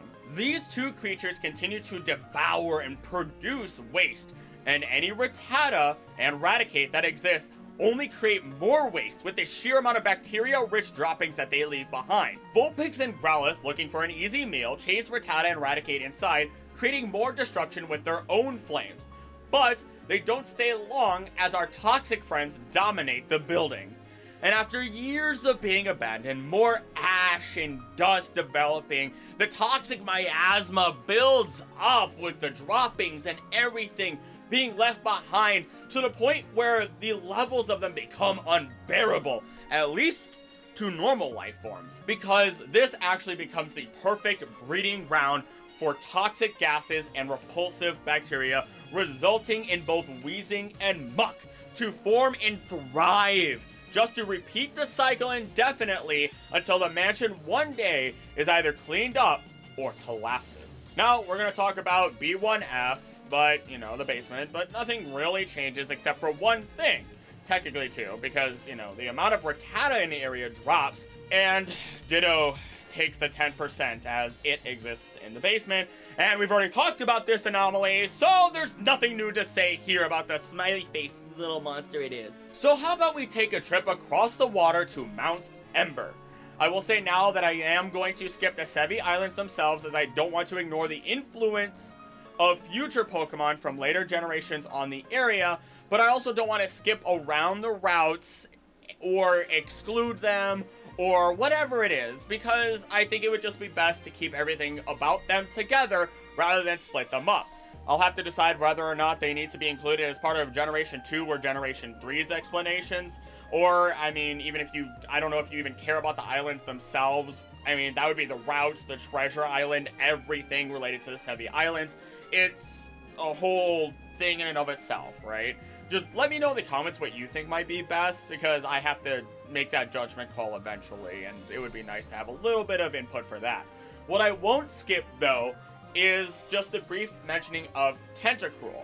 Tentacruel itself, evolving from Tentacool, is much larger, and they live more out in the ocean, which is a really good thing, because with Tentacruel, it's such a large jellyfish and an active hunter, and it's an incredibly deadly hunter, to the point where if you notice while you're out on the water that there's no other fish in the area, it is because hordes of Tentacruel have actually completely wiped out all the fish and other Pokemon in that area, eating everything.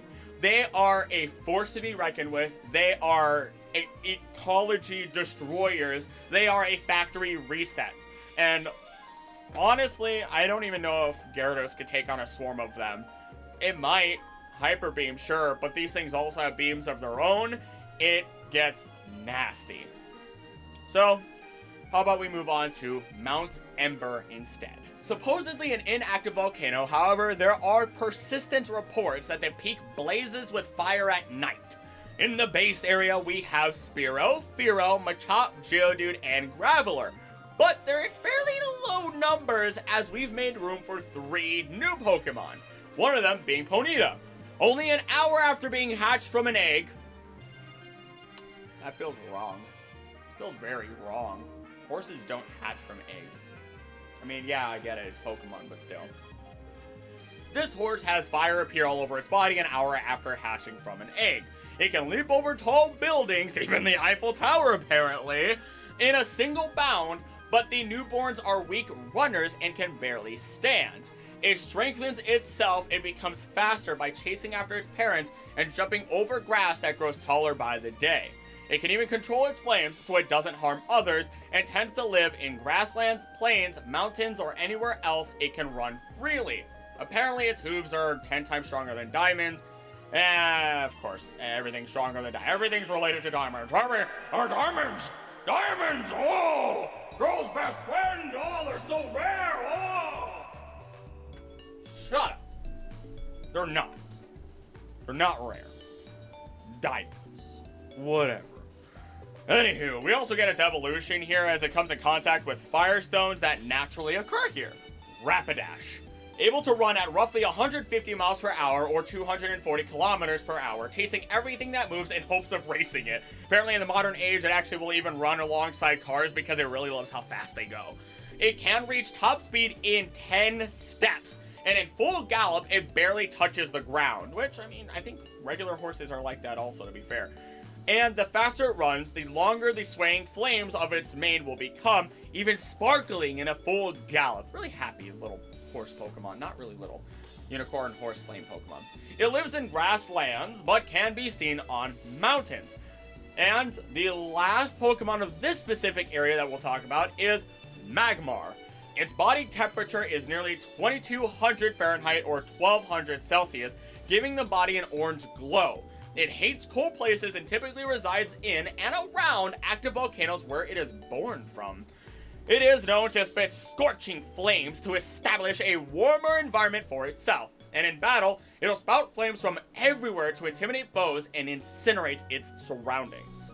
Well-trained ones can block electric-type attacks with superheated air, but will quickly retreat if outmatched using a fiery camouflage.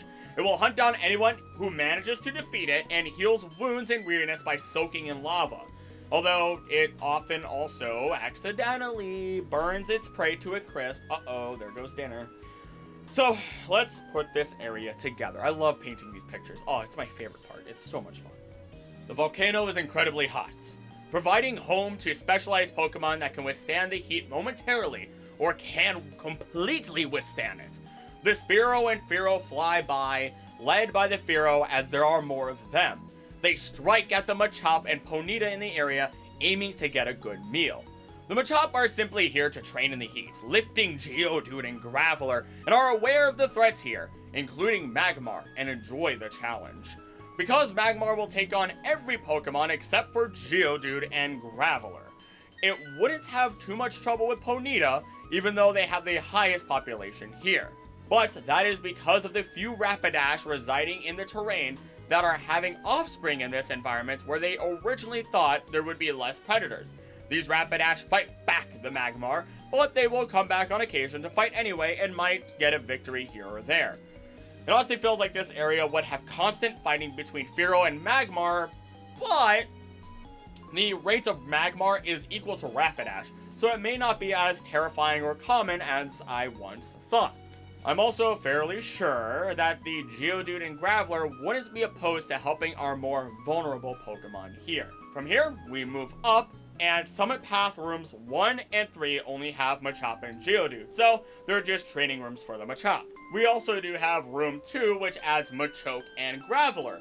So the Machop evolved and so did the Geodude, so it's just another little training room for them. It would be fun to see if in return for letting Machop or Machoke lift Geodude and Graveler up, they help break down rocks for them to eat. That'd be a nice little, ecosystem right there. And finally, we hit the summit with Geodude and Graveler only, where they do what they've done before. And honestly, there's nothing else of real interest here, as it is the same thing over and over throughout all the paths. And while, yes, Slugma and Magcargo are here in the upper paths, I'm gonna save them for the future region breakdowns, as it'll be more interesting than here, as they just kind of get to exist for the most part, unless Graveler gets antsy and really wants to eat some Magcargo shell. At the top, though, living within the lava and the magma of the volcano, we have Moltres.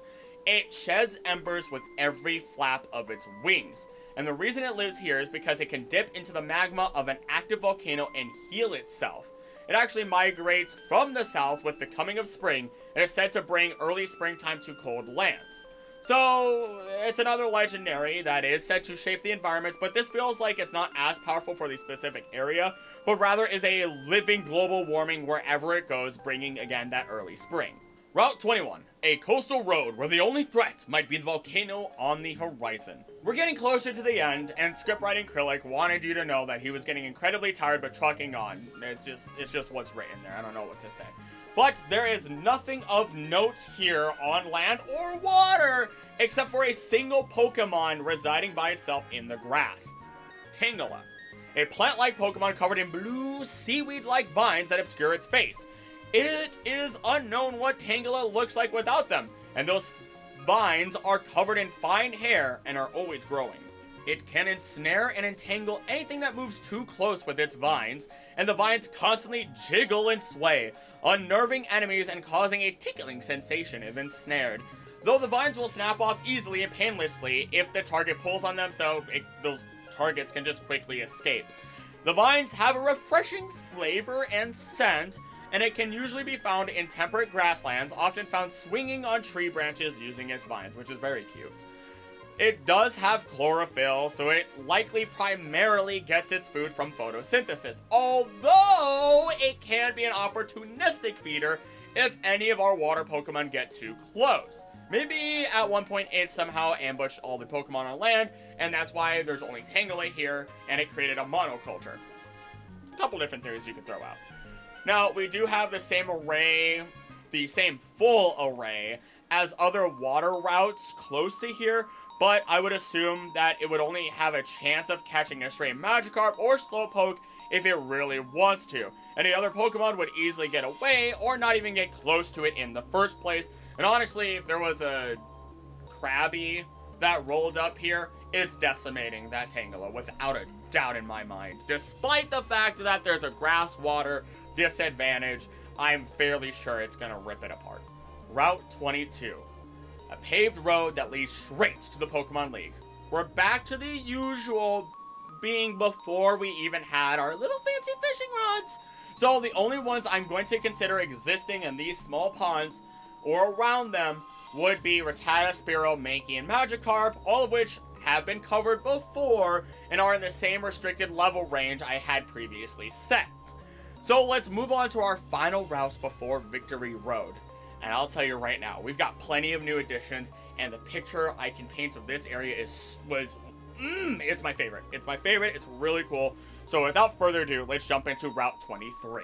A mountain path where only the strongest trainers may pass. The berries we find here are Raz, Leppa, Citrus, and Lum. Pokemon we have that were already talked about with their interactions include Spearow, Fearow, Ekans, Sandshrew, and Mankey. Whatever. We'll add a reminder, though, that Fearow likely feeds on anything that moves, meaning Ekans is definitely on the grocery list, with Mankey being an occasional meal. And a reminder that Mankey will stick to its fruits based on its food preferences, and knowing there are plenty for it to choose from, which can create a lot of conflict. But with Sandshrew and Ekans battling as much as they do to decide who eats who, we get their evolutions. Let's begin with Arbok, as Arbok is fit with a hood that has been noted to have 20 different patterns throughout the species, and it uses the face to intimidate its foes into paralysis. It coils around opponents and crushes them, even being able to flatten steel oil drums. And then it poisons the target to finish them off before eating them. It will even create eerie sounds from its mouth to intimidate any enemies further. Rumor has it that any part of its body that is cut off, excluding its head, can be regrown in a few weeks. Which, that's insane for a snake. It can detect vibrations and can survive in aquatic environments and is incredibly territorial. It's like every snake pulled into one. It lashes at intruders with long fangs tipped with deadly venom and will chase down prey or opponents until its last breath, as it is incredibly vengeful.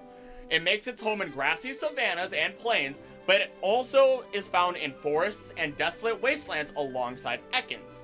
It preys on Pidgey and Spearow eggs alongside any other Pokemon smaller than itself, and when it sleeps, it keeps the pattern on display to ensure Pokemon don't approach it. Next up is Sandslash. It has a tough, dry hide and 2 massive claws as primary slashing weapons that are also used for burrowing.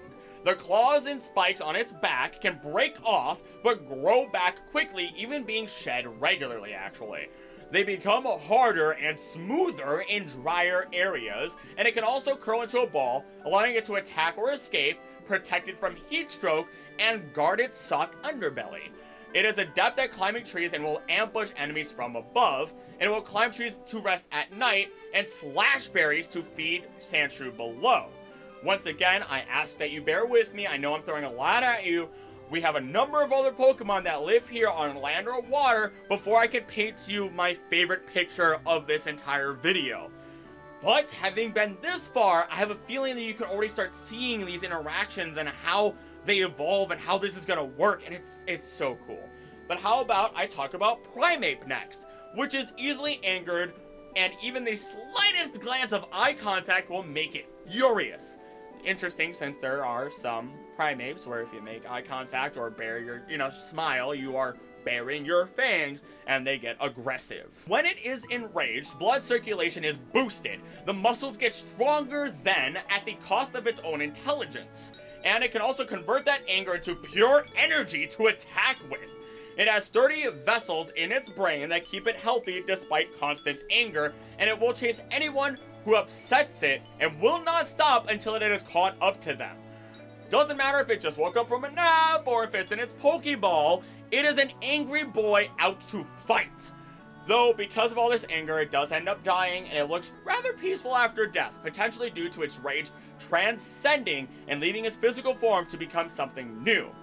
Which we can't talk about here, as that doesn't exist in this generation. It also has a fondness for bananas and lives in the mountains. Pretty straightforward. Angry boy is angry. Let's take a dive into the water now. The usual culprits are here: Magikarp, Psyduck, Slowpoke, and Gyarados, and now we add in Goldeen, which is very aggressive and will likely only ever eat Magikarp, and maybe it'll eat, maybe it'll try eating a couple other things, but I doubt it'll have any real success, and it might even get eaten by Gyarados. But we also have an old friend fitting in here that it might also try to eat, which is Poliwag, definitely sitting as prey. So after going through some tough times, from being kind of pushed around by a lot of these Pokemon, it evolves into Poliwhirl, sweating outside the water to keep its skin in great froggy quality and to slip away from enemies' grasp, and using that spiral belly to put others to sleep. It can move on land but prefers freshwater ponds and lakes where it has fewer natural enemies. It feeds on bug and fish Pokemon, leaving the water to capture bugs and sinking back into the water where it's safe. I imagine if it doesn't fully take down that bug Pokemon, it's grabbing it, and you're just going, oh, no, no, no, just dragging that bug into the water, drowning it, which is terrifying. Although I know Araquanid, whatever the heck the spider water thing Pokemon is, that one drowns its prey. That's scary. So let's put this location together. This land is the culmination of Kanto and its environments, and while it doesn't have every Pokemon, it has a wide variety on both land and water, and this creates conflict between predator, prey, and the availability of resources. These waters have been around for quite some time, maybe their larger size brought on by all the melt from the mountains as winter changes to spring. This allows Pokemon like Magikarp, Poliwag, and Goldeen to freely exist. Though Goldeen may get aggressive and take nips at Magikarp and Poliwag, it isn't entirely necessary as they can be filter feeders. Spearow, flying overhead, notice how abundant the fish are here, and dive in, staying long term to establish themselves within the trees nearby. The poor Psyduck and Slowpoke just seem to wander in here as always, never really staying, but at least they can get a bite to eat if they survive their time here. Because new predators are noticing the commotion. One in particular, Ekans, finds that the nests of Spearow have plenty of eggs due to the sheer amount of Spearow in the area and can take some for themselves. Unfortunately, this also means Ekans builds a population and may even try to eat each of our water Pokemon we've named, with exception to Slowpoke potentially. Mankey might run down the mountain from time to time in anger, seeing the trees it gets its fruit from being rummaged through, but it couldn't do too much against the high-flying Spearow. It can only do so much to the poisonous Ekans, so it takes its rage out where it can and runs home. The increased number of Ekans attracts Sandshrew, who takes its chances with Spearow flying about and will take Ekans for its own prey. Now we've introduced a lot of conflict for resources and general interactions. To counteract that, the most effective Pokemon, or affected Pokemon, begin evolving. In this case, stuck between a colony of Spearow and a bag of Sandshrew, Ekans evolves into the terrifying Arbok, showing off its pattern and scaring every Pokemon away. This makes it the king of the route once more. Sandshrew now fear it despite their type advantage, as Arbok is simply too strong naturally. But the new pressure of Arbok instills both Sandshrew and Mankey to evolve. This is because even Mankey can't get near its beloved fruit, and as such, it grows angrier to the point of evolution, fueled by rage and vengeance. So, Primeape bursts through the trees, and fights between it and Arbok happen from time to time. The victor may go either way despite the type disadvantage on Primeape. But the real victor of the day is Sandshrew's evolution, Sandslash. With great mobility and great ability to protect itself, it is able to easily dispatch Arbok without fear thanks to its thick hide and sharp claws. Though, despite a common enemy, Primeape still attacks it on occasion as Sandslash takes fruit for Sandshrew from the trees that Primeape likes, and might even still take some eggs from Spearow on occasion. This all has evoked so much pressure on Spearow now that it finally evolves into Fearow, who will not hesitate to fight anything in the area, being vicious and strong, and eats everything it battles. Though Arbok still holds a chance, and Sandslash will burrow away to safety. When we look at the water, they've all been pretty easy pickings. Poliwag gets bullied the most as even Goldeen attacks it, so it evolves into Poliwhirl, where it can grab a Sandshrew on occasion, but otherwise it still struggles with all the competition. All until Magikarp gets kicked one too many times, and we get the rampaging Gyarados to come in and reset the cycle all over again as it hyper beams the lands, going on a rampage and destroying everything, displacing water, creating new habitats as part of the mountain gets destroyed. Then, satisfied, it leaves to larger waters nearby. And there's your picture of this route. I know I've said it before, but this may have been my favorite thing that I've gone through on this channel so far, and I've had so much fun, and we're not done yet because we have our last ecosystem to talk about, Victory Road. A tunnel situated on Route 23, it earned its name because it must be traveled by all trainers aiming for the top. We do find tiny and big mushrooms inside of the rocks, and we also get some familiar faces that stand before other powerful Pokemon and trainers as they face their own hardship, allowing them to evolve. We have Zubat, Golbat, Arbok, Machop, Geodude, and Onix. And for one last time in this video, I ask that you allow me to explain each of our resident Pokemon here, and then I will paint our final picture for you. Because now we see Machoke. Fitting, as it even wears a championship belt of its own that regulates its strength, only removing it when it's facing a truly powerful opponent. It is a Pokemon of immense strength with muscles as hard as steel, able to lift extremely heavy objects with one finger, and it never gets tired. This Pokemon is found in the mountains where it trains daily. Next up is not even Cubone, but rather Marowak. The skull now fused with its head, it swings its bone club with ferocity. The bones it collects coming from a hidden graveyard. Despite its small size, its body is as sturdy as armor. And it has gained all this strength after overcoming the grief of its mother's passing. Adept in combat, the bone is both weapon in close combat and ranged as it's used as a boomerang. It now seeks vengeance on the one that tormented it when it was just a Cubone, when it was weak and timid. It pounds on boulders to carry messages and lives in mountains to test its skills. So allow me to paint the final ecosystem picture for you. This cave was first naturally created by Onix, who live here as the most common Pokemon you will find, but they are often left alone currently as they are too powerful and large. Zubat make their home in the cave first, an easy decision to find safety from the burning sunlight. But it isn't long after this that we start to find Geodude as well, where they can easily leave the cave and be at the bottom of the mountain, where they can find some rocks to eat that have been broken down by Machop high on the mountain. These Machop will occasionally enter the cave, but have trouble with the Zubat, so they can't stay super long. On occasion, Arbok and Sandslash wander in. They might be looking for an easy meal, as they can both reach the Zubat when they're least suspecting it. This puts pressure onto Zubat, and occasionally causes them to evolve into Golbat to fend off their predators in their dens. They are small in number though, so it's not incredibly common. Oddly enough though, a Cubone somehow finds its way in and serves as a quick and tasty treat, not lasting long in the slightest. The Machop in the cave have been training plenty, and are taking more chances with their life, really testing their mettle. This results in it evolving into Machoke, who only continues to test its skills against any Pokemon that crosses it, even Onix.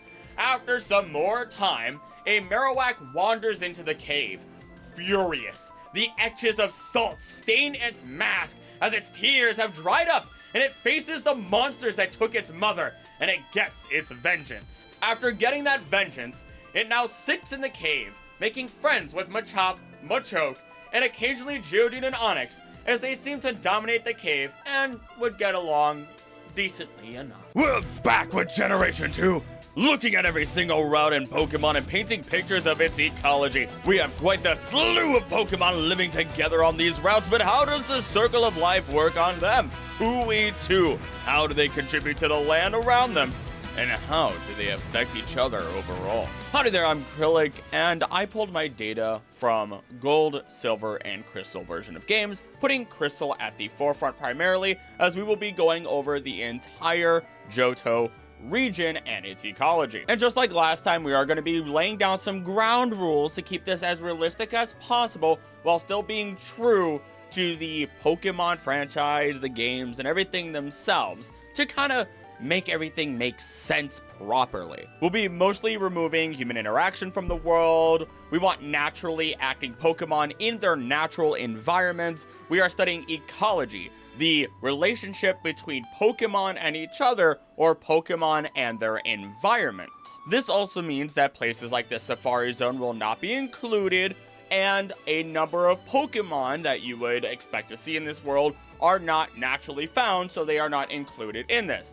I'm sorry to our starters, you don't have a natural spawn point anywhere. But don't worry, a lot of different Pokemon do come up naturally on routes in future editions of regions, and trust me, as long as these videos keep doing well, I love doing them, it's only an encouragement.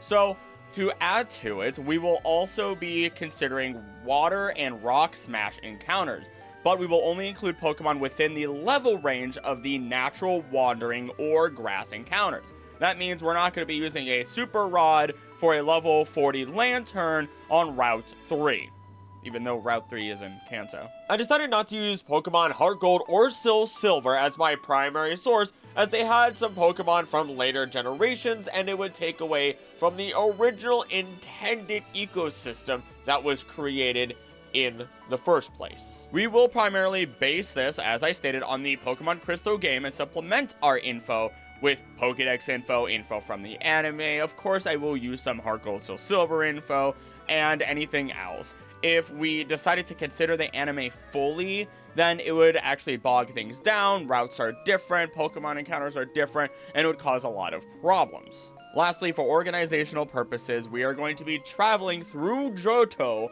route by route by route, and going through any caves, forests, or otherwise along the way. This time though, I am going to be omitting like berries and apricorns and mushrooms and all that stuff, because those should just naturally be encountered, or they just don't really add anything, and again, they bog things down. I'm trying to streamline this process just a little bit, and in addition to helping streamline the process, I am going to assume that you, my dear viewer, have already watched my Kanto Ecology video. If you haven't, go watch it. It's the first one of this series, and it's gonna help you.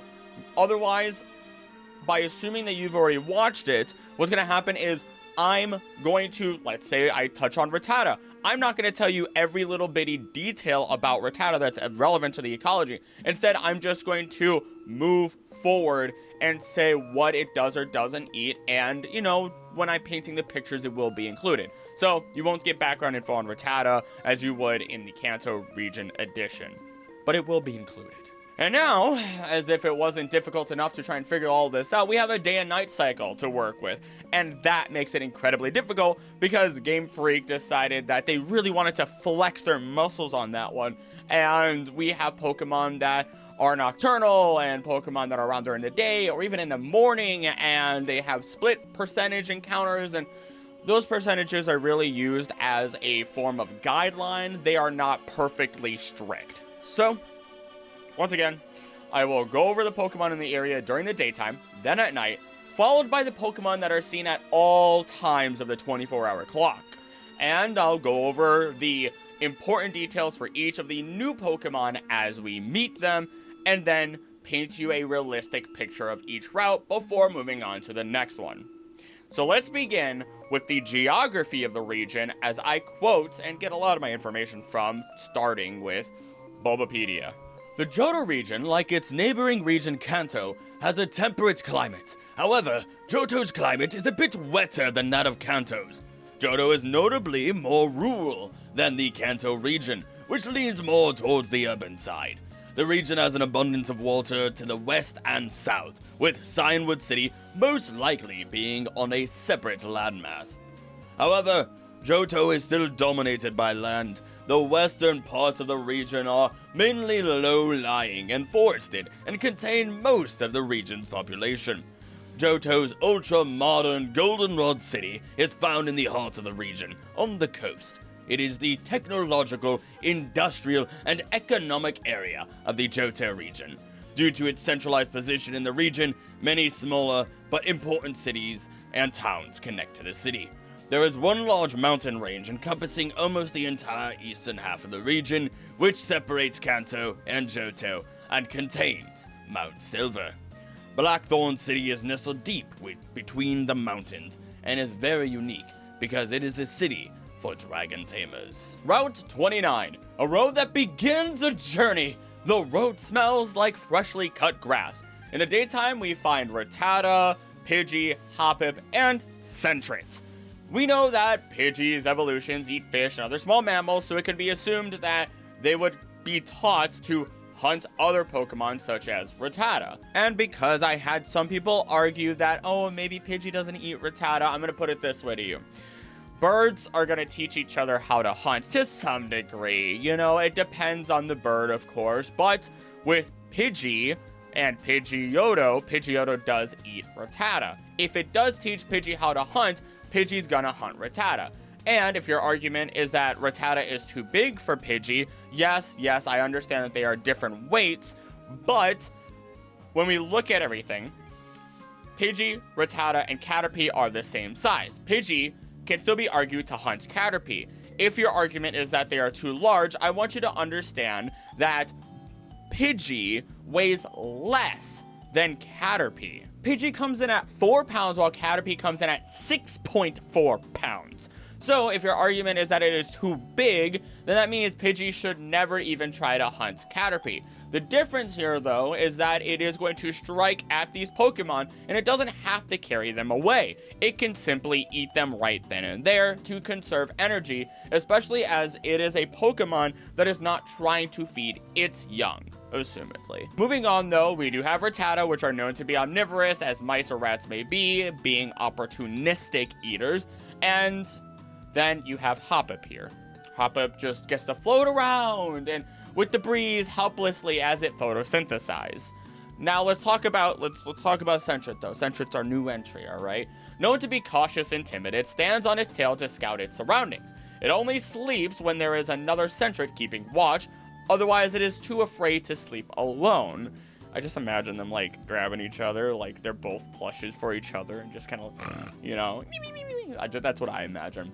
But when it senses danger, it warns others by screeching and thumping its tail on the ground, and can most commonly be found in temperate grasslands. So unfortunately, they didn't really tell us about its diet, so let's try and look at some real-life inspiration. And it does have a number of real-life inspirations, oddly enough. Its behavior and markings make it more like a meerkat despite its ferret-like name. They're similar to rabbits or Japanese flying squirrels and sugar gliders thanks to their flaps. I don't really know what they're membranes. And then they have a tail that is similar to a ring-tailed ground squirrel or a raccoon. Because this is still very wishy-washy in terms of diet by looking at all of these creatures, I want to actually base its diet on ferrets, primarily. Reason being is as follows when we look at ferrets' information. The burrows also become more maze-like deeper inside, which makes it even harder to find ferret's nest. A mother ferret curls itself around its offspring to help them sleep. Once the offspring are older, the mother ferret will take them outside to prepare them for independence. In other words, even if we don't see ferret here, they are likely off route, very close by, just teaching Sentret to hunt. Or maybe they're off on their independence route already, knowing how to hunt. So we can at least confirm by looking at our information, and we look at ferret's information, which states that it does hunt Rattata, we can safely assume Sentret will at least try to eat Rattata as a source of food, small mammals. And I would like to extend this to eating insects as well, mainly because of its real-life inspirations, looking at meerkats and everything else. At nighttime, we actually only see Rattata and Hoot. For Hoot, it is commonly found nesting in trees in temperate and boreal forests. By the way, before we get too deep into this, how about we put forests and forest types into perspective with help from worldwildlife.org. Temperate forests. Temperate forests cycle through all 4 seasons. Most forests in the US are temperate forests. Depending on the region, you can find coniferous forests full of evergreen trees that have leaves year-round. Deciduous forests with trees that shed their leaves every year, and some forests with a mix of everything. The cold winter means temperate forests don't have the variety of animal and plant life you'll find in subtropical or tropical regions, and many of the animals hibernate or migrate during the winter. Then we look at boreal forests. At the other extreme is the boreal forest. Boreal forests are still full of life that's adapted to withstand frigid temperatures year-round, such as caribou reindeer, or animals that can migrate long distances every winter. Full of deciduous trees and conifers, boreal forests cover vast expanses in Canada, Alaska, and Russia. Boreal forests are also an important carbon sink.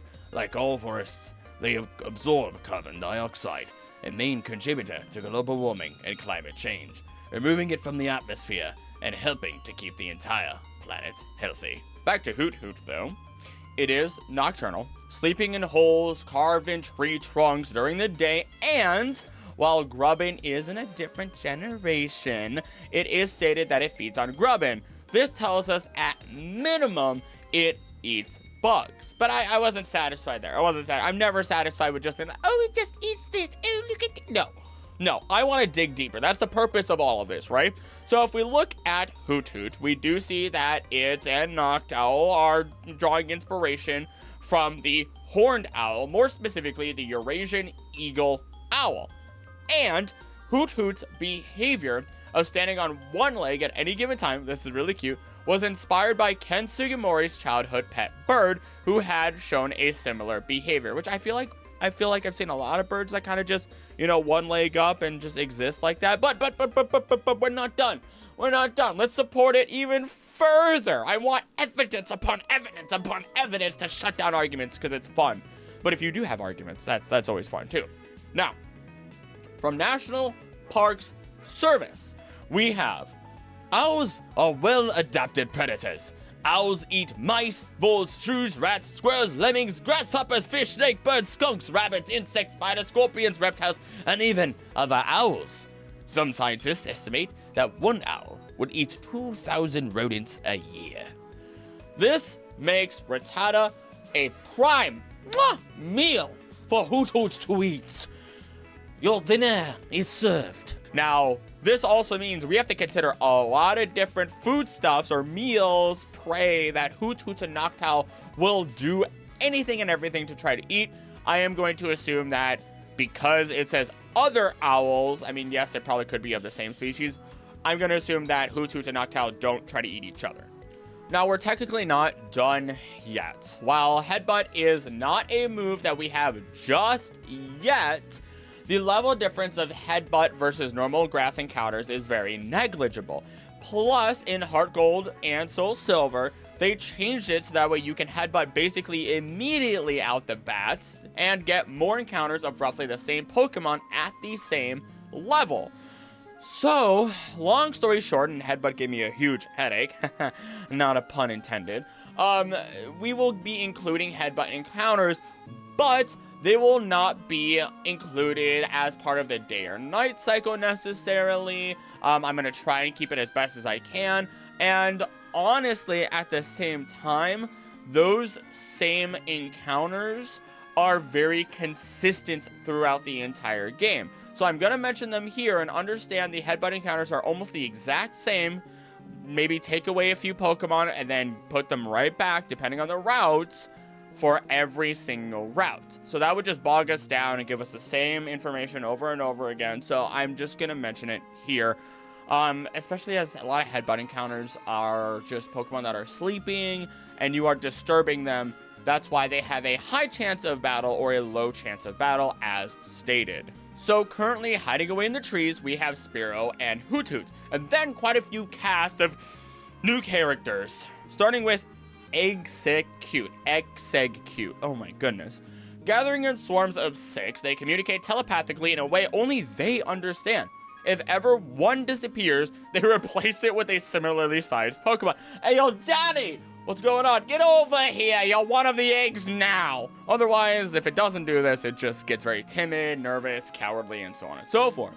Pidgeotto, specifically Pidgeotto, not Pidgey, interestingly enough, are natural predators, which it chases off with its psychokinesis. It inhabits jungles and forests, and they're eggs or egg-like, so we can assume kind of any egg-eating Pokemon may try to eat them despite their strange grass typing, again, because they are actually seeds. I don't know why it took me so long to remember the word seeds. It doesn't mean that these Pokemon that are hunting down Execute are successful, especially as, like, is able to chase off Pidgeotto with its psychokinesis. That tells us that Execute has a lot of power to it. And we will also, with fair assumption, assume that Execute does not always succeed in chasing off its foes either. I mean, sometimes Pokemon sneak up on you. What can you do? I will say, though, I got a pretty good laugh because when looking at the Japanese direct translation of its name, it translates or can be translated into the words unexpected and egg. And that just blurs the line so much more. Up next, though, we do have Ladybug, social and living in large groups. Once again, another one that, if left alone, is too afraid to move around. Who would have guessed that, all the prey like to live in large groups to stay safe from all the different predators in the area? Kind of like how zebras stay together so that way they can confuse their predators with their patterns. I think there's more to that though. I swear like 6 years ago, there was something that like they revealed, oh hey, there's more to this. I'm not gonna look it up right now. Maybe I'll put it on screen. Back to Ladybug though, it is very sensitive to cold, adding to why they stay together for warmth, sleeping in groups of 4. It uses aromatic fluid from its feet for communication. The smells even indicate their emotional state, such as sour if it's angry. It pollinates fruit-producing plants, builds its nest on leaves in temperate forests and jungles, and bands together with other ladybugs to protect their home. So, whether it's based on like actual ladybugs or Asian beetles, we have kind of a strange one here, because it seems to actually feed off of nectar, potentially, especially as aphids just assumedly don't exist here, which is what, you know, you have ladybugs that eat. But, according to Planet Natural, Ladybugs feed on a wide variety of small insects and insect eggs. Their food is aphids, but they also eat small spiders, mealybugs, and other insects and mites they can attack and subdue. But they also states, I should probably stop saying but so much. Yeah, put a counter to, you know, a little counter. Someone in the comments is gonna do it. There are some species that feed on pollen and nectar, and other species like the Mexican bean beetle, Epilacna varivistis, feed on plant parts like the stems. Now, I did see some claims that all ladybugs can eat nectar but don't survive on it, but I couldn't find anything that felt super reliable to direct quote here, so take what I have stated overall with a grain of salt. And as we shift over to look at the Asian lady beetles, they actually have roughly the same diet. But because of ladybug's behavior, actually before I forget, Asian lady beetles, they are ladybugs to my knowledge. Like they are ladybugs. They're not exactly a cousin of them. I saw some claims of that, and that again, grain of salt. It gets weird when you're trying to find things, especially when you're looking at, like, me being in America and looking at foreign species makes it harder for me, because sometimes it's translations, sometimes it's other stuff, and it's just people that, like, you know what they call a gopher? You know what, let's take a tangent.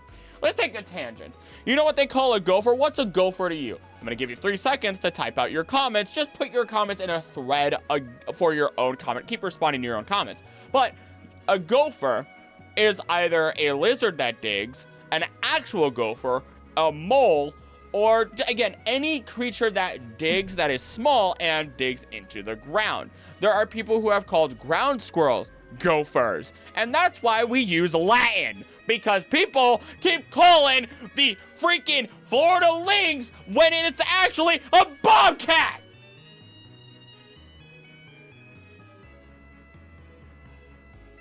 I get a little heated. I get a little heated over things not being called what they are when I have to do research. Let's just put it that way, and let's get back to the subject at hand.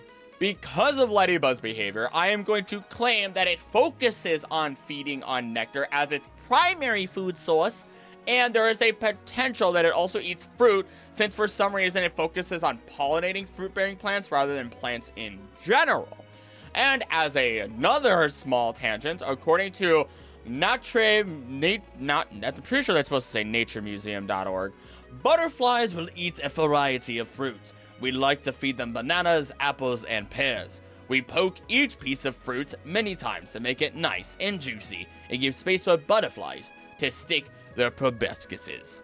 Basically, I brought that up because it shows that insects that do pollinate and might feed on nectar will also still feed upon fruit, probably because of the sugars, which, in addition, Louis Ginter Botanical Garden states, butterflies will sit on rotten fruit, sucking for a long period of time to get all the nutrients they need for flying, feeding, and reproducing. So there's our actual answer, and we can support ladybug as a pollinating insect surviving on pollen, nectar, and fruit. And since it is a ladybug here, I am sure it has many, many, many predators, which explains why it is desperate to stay in groups same as execute. Speaking of predators, we have Spinarak, which it was one of my favorites when I was really little. Like, I don't know what it was. I just like the smiley face on it. Now, Spinarak is nocturnal and lives in temperate and tropical forests. Tropical forests are described by World Wildlife as, outside of a zoo where you can find rhinos, tigers, elephants, and orangutans all in one place, the tropical rainforests of Borneo and Sumatra. Tropical forests are biodiversity wonderlands. You'll find more different kinds of plants and animals in these types of forests than anywhere else on Earth, with year-round temperatures above 65 degrees Fahrenheit and plenty of water. Just about any creature can thrive here. National Geographic, anybody, if you want to sponsor me, if you want to pull me on for a voice, that'd be a dream. I would love to do a documentary voiceover. Anywho, Spinarak creates webs that can withstand stones set on them and acts as nets for fishermen. It is incredibly patient, waiting days for prey. Sensing vibrations when prey is caught in its web, it then strikes. But what it'll do, instead of striking right away, it waits until it's under the cover of darkness. Though its poison is not strong, it can still weaken any prey that it catches. That is when its best moment is to strike after they have been weakened, caught within the web, giving Spinarak full advantage. By the way, it's not even a real spider. I mean, look at the number of legs. 6. The spider has 8 plus its 2 pedipalps on its face. Also say pedipalps. Pedipalps is such a fun word, pedipalps. Though it gets a pass. It gets a pass from me because it can have different patterns on its face, which is very cute. It isn't always just a little smiley face. It can be angry, sad, so on and so forth. It likely has inspiration from the Joro spider in Japan, which has similar coloring, in addition to the happy face spider from Hawaii or other similar spiders. This would include ones like the kidney garden spider. There are also jumping spiders, which have a similar stance and body shape, structure, whatever you might say, to Spinarak, and Ceratogyrus tarantulas, woof, which have a horn on their head as well, which I didn't know about. That's really cool. Here's the scary thing about spiders or even tarantulas, though.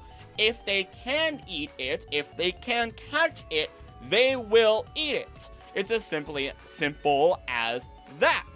At least in the carnivorous sense, assuming that they can, again, actually catch it.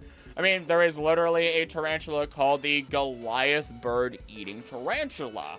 And according to Smithsonian Zoo, as its name suggests, this species can eat birds, and just about anything that is smaller than it is, including invertebrates and mice, frogs, lizards, and birds.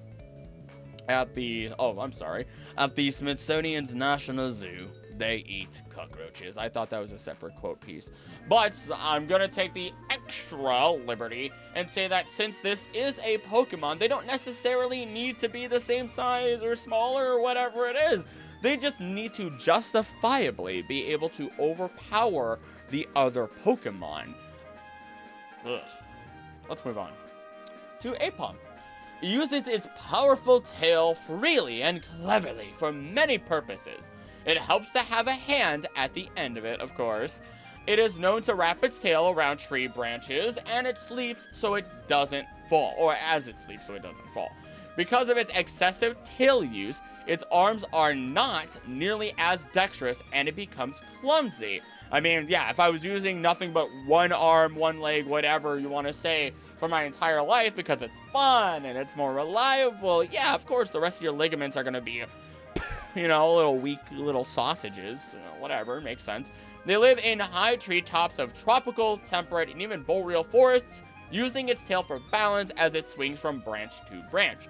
Now, it has inspirations from the New World monkey and the Capuchin monkey, and the New World monkey, according to University of Edinburgh, states, New World monkeys belong to 2 families. The family of Calatrichidae, oh my goodness, the very small marmosets, and tamarins, and the family Cebidae, I'm not really sure about that one, a diverse group of large monkeys. They have varied diets of fruit, leaves, buds, flowers, nectar, insects, spiders, frogs, snails, and lizards. They also eat saps and gum. And as we look at capuchins, according to Rainforest Alliance, we see A typical diet for capuchin monkeys includes fruit, insects, leaves, and small birds. They are particularly good at catching frogs and cracking nuts, and it is suspected that they may also feed on small mammals. Though despite this, Aipom states that its favorite food is Bonsweet, a fruit-like plant Pokemon, and has no other hard evidence of eating other meat-based creatures, not even insects. And I'm gonna say it here and now. If it is a grass-type Pokemon, depending on what it is, Pokemon like Bonsweet, Vileplume, Bellsprout, whatever, those specific examples where they are, like, distinctly a plant, a fruit, a seed, I am going to consider a Pokemon eating it to still be an herbivore. Of course, if we looked at, like, Grookey or Sprigatito, for example, they are grass types, but I don't think they are actual, like, made out of plants. They might be able to photosynthesize to some capacity, but otherwise they just have grass or growing abilities. I need to work on every plant Pokemon explained and plant sentience. That's a whole video I've been putting off for a while because I've been having a lot of other good videos I really want to do. There, I will say though, at least really only one other thing that supports that it eats any other Pokemon, as it does state that it generally searches for prey atop trees. So, to be extra thorough, despite not being part of this generation, I decided to look at Ambipom, and it does state nothing about the diet. They get into territory disputes with Pissimian, and they primarily shuck their food and eat it. And they do live together with Aipom, so that we could be safely assured that they're eating the same stuff. But let's take the more realistic approach on this one, and considering there is a plethora of fruits and insects, we are, in the end, going to assume that Aipom eats insects in addition to fruits, legumes, and basically anything other than non-insect-based meat. Just to try and balance out between Pokemon and real life, and, Bonsweet is still prey. It gets weird. Let's move on. Punko, the bagworm Pokemon. It lives within its tough and heavy shell that doesn't bother it at all, actually. The spike at the top is apparently its stem, and it uses saliva-based glue it creates to stick bark to its body, getting larger and larger as it collects more. It patiently hangs from tree branches in tropical and temperate forests, waiting to prey on flying insects. It's like a small tangent. You know what my favorite bird is, or arguably one of my favorite birds of all time? The great Patu. All it does is it pretends to be a stump. It blends in great, and it waits. I love the ones that are like, the yellow-eyed ones are freaky, and they look super concerned, and they're like out of their mind. But the black-eyed ones are really cute to me, and kind of evil looking. I don't know. They look more cute to me than evil. It's just completely black orbs has always been portrayed as something that's evil within literature, or even like, look at like Supernatural for a great example, like demons and everything. But they're really cute. They're loud. They're big. I think they're like a solid 3 feet on average. I'm not 100% sure. This is all off the noggin. And what they'll do is they'll pretend to be a stump and wait for mosquitoes primarily to fly by, and then pop, and then they go back to being a stump again. Anywho, back to Punko though. If you shake its tree while it is eating, it will drop and explode. Apparently that's the primary reason that it drops and explodes. I don't know if that actually means that it explodes like kaboom, or if it just loses all of its bark. Nevertheless, we have shrapnel that's coming off of it, which is scary. And there is some potential that it's based on the Mexican jumping bean, Frijoles saltarines, which is a seed pod that has the larva of a moth in it that moves it around, very similar to how Pineco functions. And this larva will grow into a moth after enough time. And I thought, the jumping bean thing was a joke for the longest time, but no. It's a real thing, which blew me away. I actually sat there, I was like, what? This is real? That's not just a stupid thing to say off the noggin? So no, it's not. And I will at least put here, I would love to see a regional variant of Pineco where it doesn't turn into Fortress, but instead we actually get the moth. We get we actually get a winged creature from Pineco. I don't know if I want it as a flying type, unless it's a steel flying type. Yeah, you know what? Make it another steel flying type. I feel like that's cool. I might as well. Lastly, for this route, we have Heracross. It throws opponents or competitors for food away from them with its big horn. Its claws can dig into the ground for sturdy footing or allow it to climb up trees. It can lift up to 100 times its own weight, which, being 119 pounds or 54 kilograms, it can lift 11,900 pounds or 5,400 kilograms. I needed to put that into perspective for myself, okay? Because you say random numbers, I say random numbers. It's like, okay, those are funny numbers. What does that even mean? I don't know. The brain can't really comprehend anything over, like, anything higher than 100, I think, is, like, the brain can't actually comprehend. And if you tell me that you can, you're either a super genius or lying to me, because it's not, it's not actually comprehensible. I see subscriber counts, and I'm like, yeah, that's a number. I can't comprehend. You know what I mean? It's just natural. So, again, we put that into perspective.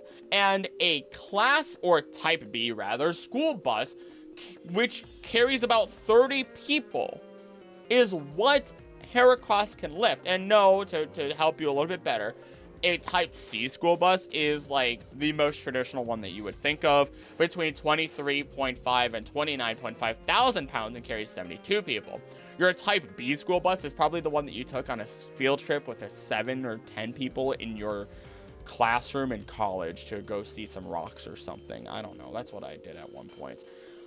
Thank you, General Google searching and DCI Solution.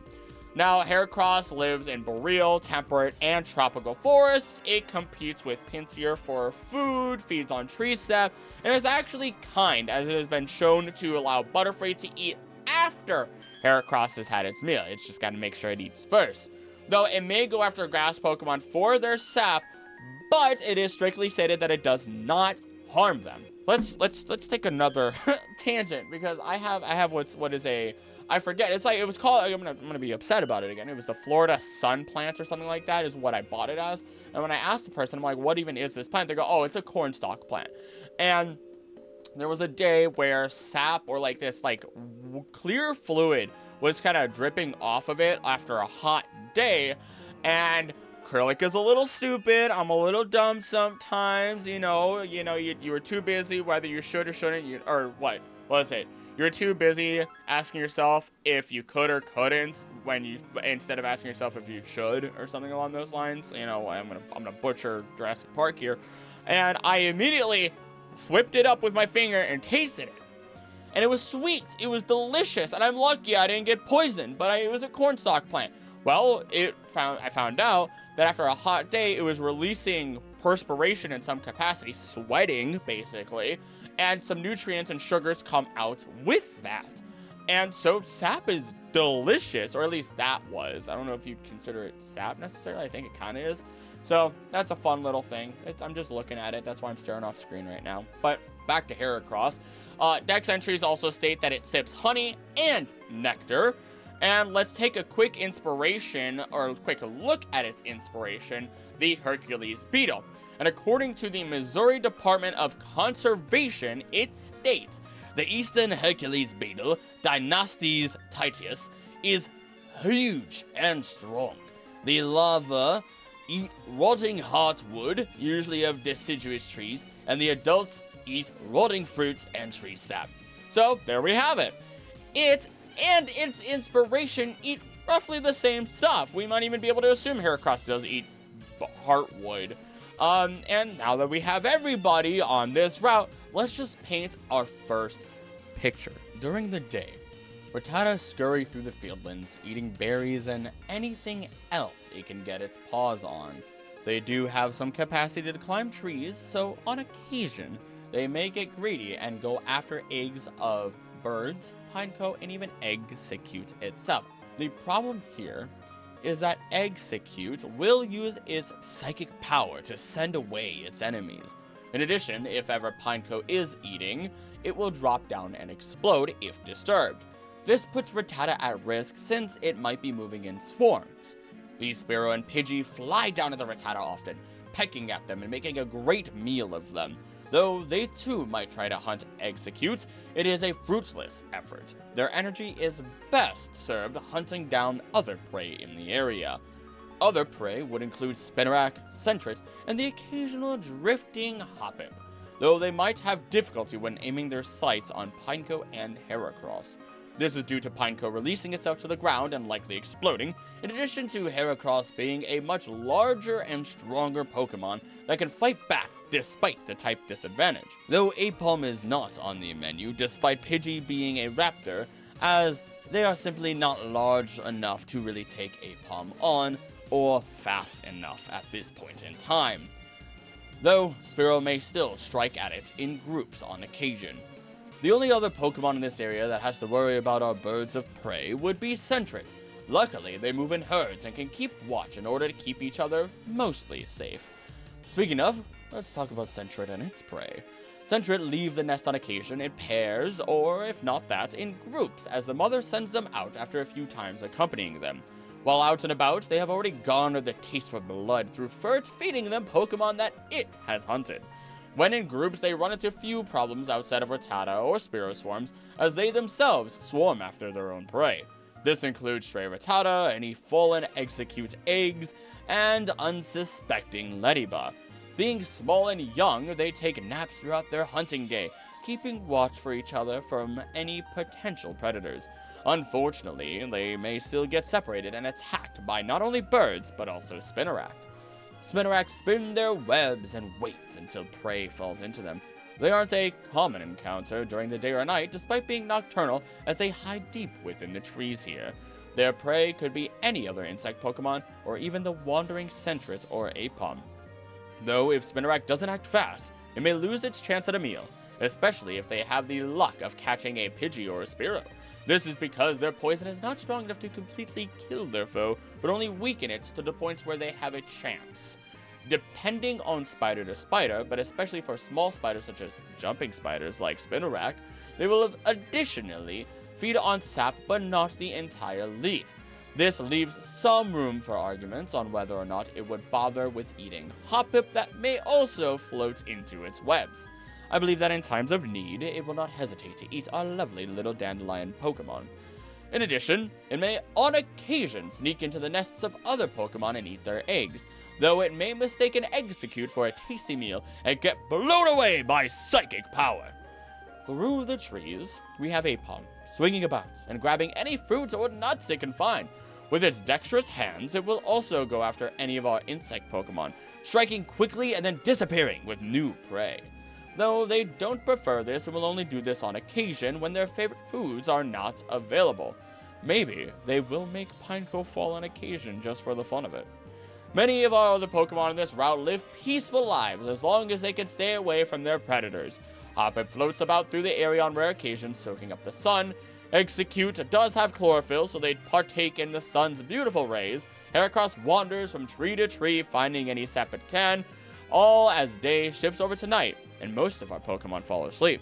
The ones that stay awake or wake up include Rattata, who scurry about in smaller numbers now, making themselves unfortunate easier prey for Spinarak that now roam throughout the tree lines, or for the now awake Hoot Hoot.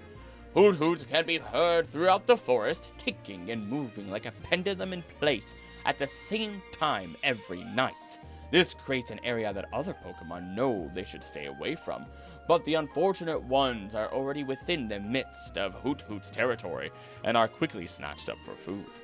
Hoot Hoot actively will snatch up Rattata and Spinarak, potentially even any other unwary insects that roam throughout the night or are caught while asleep. And so, we can finally close Route 29, the first route of Johto!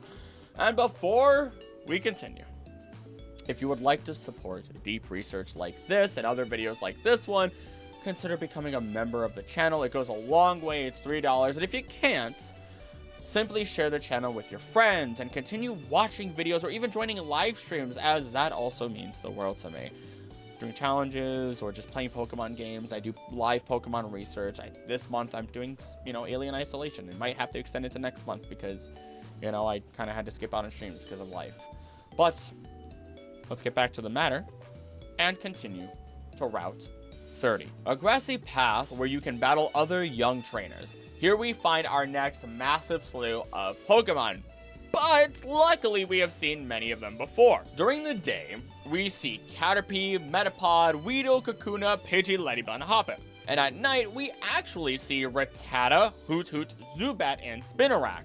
We will also be ignoring Headbutt encounters at this point, again, as they are pretty much exactly the same throughout the region for the most part, and Headbutt insinuates, once again, that these Pokemon are asleep or otherwise not attacking until disturbed. I feel like this would only be fair, as it would otherwise muddy up the ecosystem more in ways that would cause immense complicated issues or drag down, this video in ways that it doesn't need to be. After all, you don't need me to say Heracross eats sap and then tries not to get eaten because nothing's gonna bother it because it's very strong 300 times, now do you?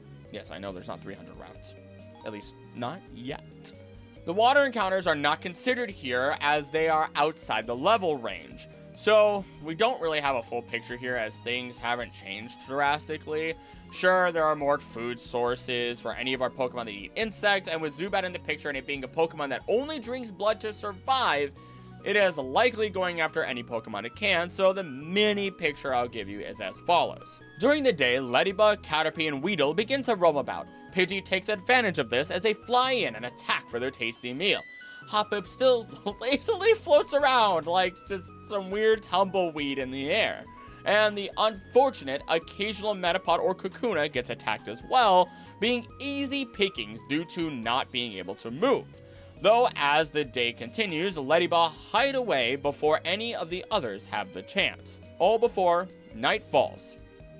And all that is left throughout the night are now the scurrying Rattata, seeking any of the bugs that could not find safety. The Hoot also fly around, seeking these Rattata, and also Spinarak, but now Poliwag wanders out of the ponds, seeking other forms of vegetation, being another form of prey for these Pokemon. Unfortunately for Zubat, though, it is also found to be prey by Hoot. We can reliably state this as, according to AAC Wildlife Removal, the most well-known bat predators among them are the great horned owl, Bubo virginianus, tawny owls, Strix alico, and barn owls, Tyto alba. But what makes bats a staple in their diets? Well, for one thing, bats are relatively easy to catch. Which would explain the low number of Zubats in the area, because that just means they're either getting hunted down to low numbers by Hoot, or they are being smart and avoiding the area. Finally, with Spinarak, if it doesn't get eaten by Hoot or gets unlucky and is attacked by Rattata, it can simply wait until any of the Pokemon fall into any of its webs that it spends the night building. Route 31, a short, nostalgic path winding through nature. Everything here is the same as before, except now we have Bellsprout at all times and Ghastly in very small numbers at night. The Bellsprout will actively go after anything it believes it can wrap itself around, but primarily seeks after any bug-type Pokemon and may find itself attacking Poliwag when it gets the chance. Outside of this, it will find itself as prey to many of our other Pokemon who wish to cut their teeth on it. This would be any of our birds, and of course, any of the insects in turn who do eat plants. So it's a give and take Pokemon that is constantly hunting or is the hunter. Oh wait, no, that's supposed to be hunted. Why did I typed an R there? So, or hunting or the hunted. We're keeping that in. Meanwhile, Ghastly will float about and just envelop any Pokemon it can as it poisons them and then steals away their life. Though it may focus itself on sleeping Pokemon for an even easier meal. So how about we not talk about that route any further, fairly cut and dry, as we turn down the lights and enter Dark Cave. Though, we will have to keep in mind that we are on the Route 31 side, which does have a different ecosystem, technically, than the Route 45 side. Now, typically, when considering ecosystems, I would just pair this all as one, but they are very separated or distinctly separated by the game, so I'm just going to respect the game in this capacity. Within the Dark Cave on this side, we have Zubat and Geodude in addition to 2 new encounters, Dunsparce being one of them. It can float slightly with its wings, though it avoids detection and flees by burrowing into the ground with its tail. It lives immobile in caves and beneath the earth as it creates maze-like nests that it can navigate without getting lost through the smell of the dirt. They get along with Diglett and share their tunnels actually, and are primarily based on the Tsuchinoko, a yokai that is basically a hammered down snake. And the issue here is finding a diet for a yokai and actually trying to make it realistic. And I kind of was able to. Now, I've used yokai.com before, so I decided to use it again, and that was all to help me try and interpret this diet for Dunsparce. Because according to them, its diet, or at least the Tsuchinoko's diet, consists of insects, frogs, and mice, and it's also found of sake, rice wine. So, we're simply gonna assume Dunsparce eats the same way, which is somewhat reminiscent of a snake. Though it likely takes these creatures by surprise, otherwise they may not get a meal due to its cowardly nature and its weaker nature, ultimately. Also, it's probably not drinking sake, though that would be kind of fun, and while I was live streaming my research for this, my chat actually suggested multiple times that the idea could be Dunsparce finds plants or other flora that it could take and ferment in its own food stores underground, which this could be in turn stolen by our next subject Pokemon, Teddiursa. Makes sense that we would see the little bear here, but it's in very, very small numbers, similar to Dunsparce, meaning that in this case, while Dunsparce is just incredibly rare, as its name suggests, Teddiursa is just wandering over here. Now, Teddiursa and Ursaring both suggest that they don't eat meat and focus their diets on honey and berries. But Ursaring does at least state, it is said that there are many streams and towering trees where an Ursaring gathers food. Now again, I guess there could be a lot of like bushes or otherwise near the edges of streams because of silt layoffs for nutrients, but since it's a bear, we can assume that they would be omnivores. But let's narrow things down just a little bit for the sake of realism, knowing that they have bases in grizzly bears and Asian black bears. And according to Bear Vault, we hear, black bears are omnivores. Black bears keep to a diet of mixed calorie sources. No red meat only, vegan or keto over here. They like to mix things up. What they eat, when, is typically driven by seasonal changes and what's ripe and readily available. They follow their wild, natural surroundings and consume what's on hand. They also state, sometimes that's meat, but they also eat plants. That's what makes them omnivores. Here are some of their favorites: fish, fruit, nuts, grass, plants, honey, berries, bugs and larvae, small mammals, and leftover carcasses. Honestly, I kind of, whenever I think of a bear eating, like, bugs or insects or anything like that, or even a fox for that matter, imagine them picking up, like, a stick, and it's just wriggling with plants, and they just kind of, like, you know, like, as if it's a kebab, which I don't know if that was a thing in Disney. I don't know where I got that in my head, but that's where it is. More than anything, it's important to note that black bears aren't really hunters by nature. They don't usually stalk live prey like wildcats. They spend their days using a keen sense of smell to find food that's just waiting to be eaten. We all know how legendary a bloodhound's sense of smell is. Well, a bear can smell about 7 times better than that. That's a powerful nose. Which all lines up with our bear here. Now, let's get some more info supported by National Wildlife Federation, as they state, grizzly bears are omnivores. The most commonly eaten kind of plants are fleshy roots, fruits, berries, grasses, and forbs. If grizzly bears are on the hunt, their prey can include fish, especially salmon, rodents like ground squirrels, carrion, and hooved animals like moose, elk, caribou, and deer. So, in other words, Teddiursa, following in Ursaring's footsteps, will primarily search after berries and honey. but will supplement their diets as any other bear would with insects and other forms of meat. Which, while Magikarp is just barely out of level range for me to fully consider it as part of our analysis, I feel like it would be a sin for me not to at least mention its presence, since Teddiursa is likely roaming, knowing that it is in these waters.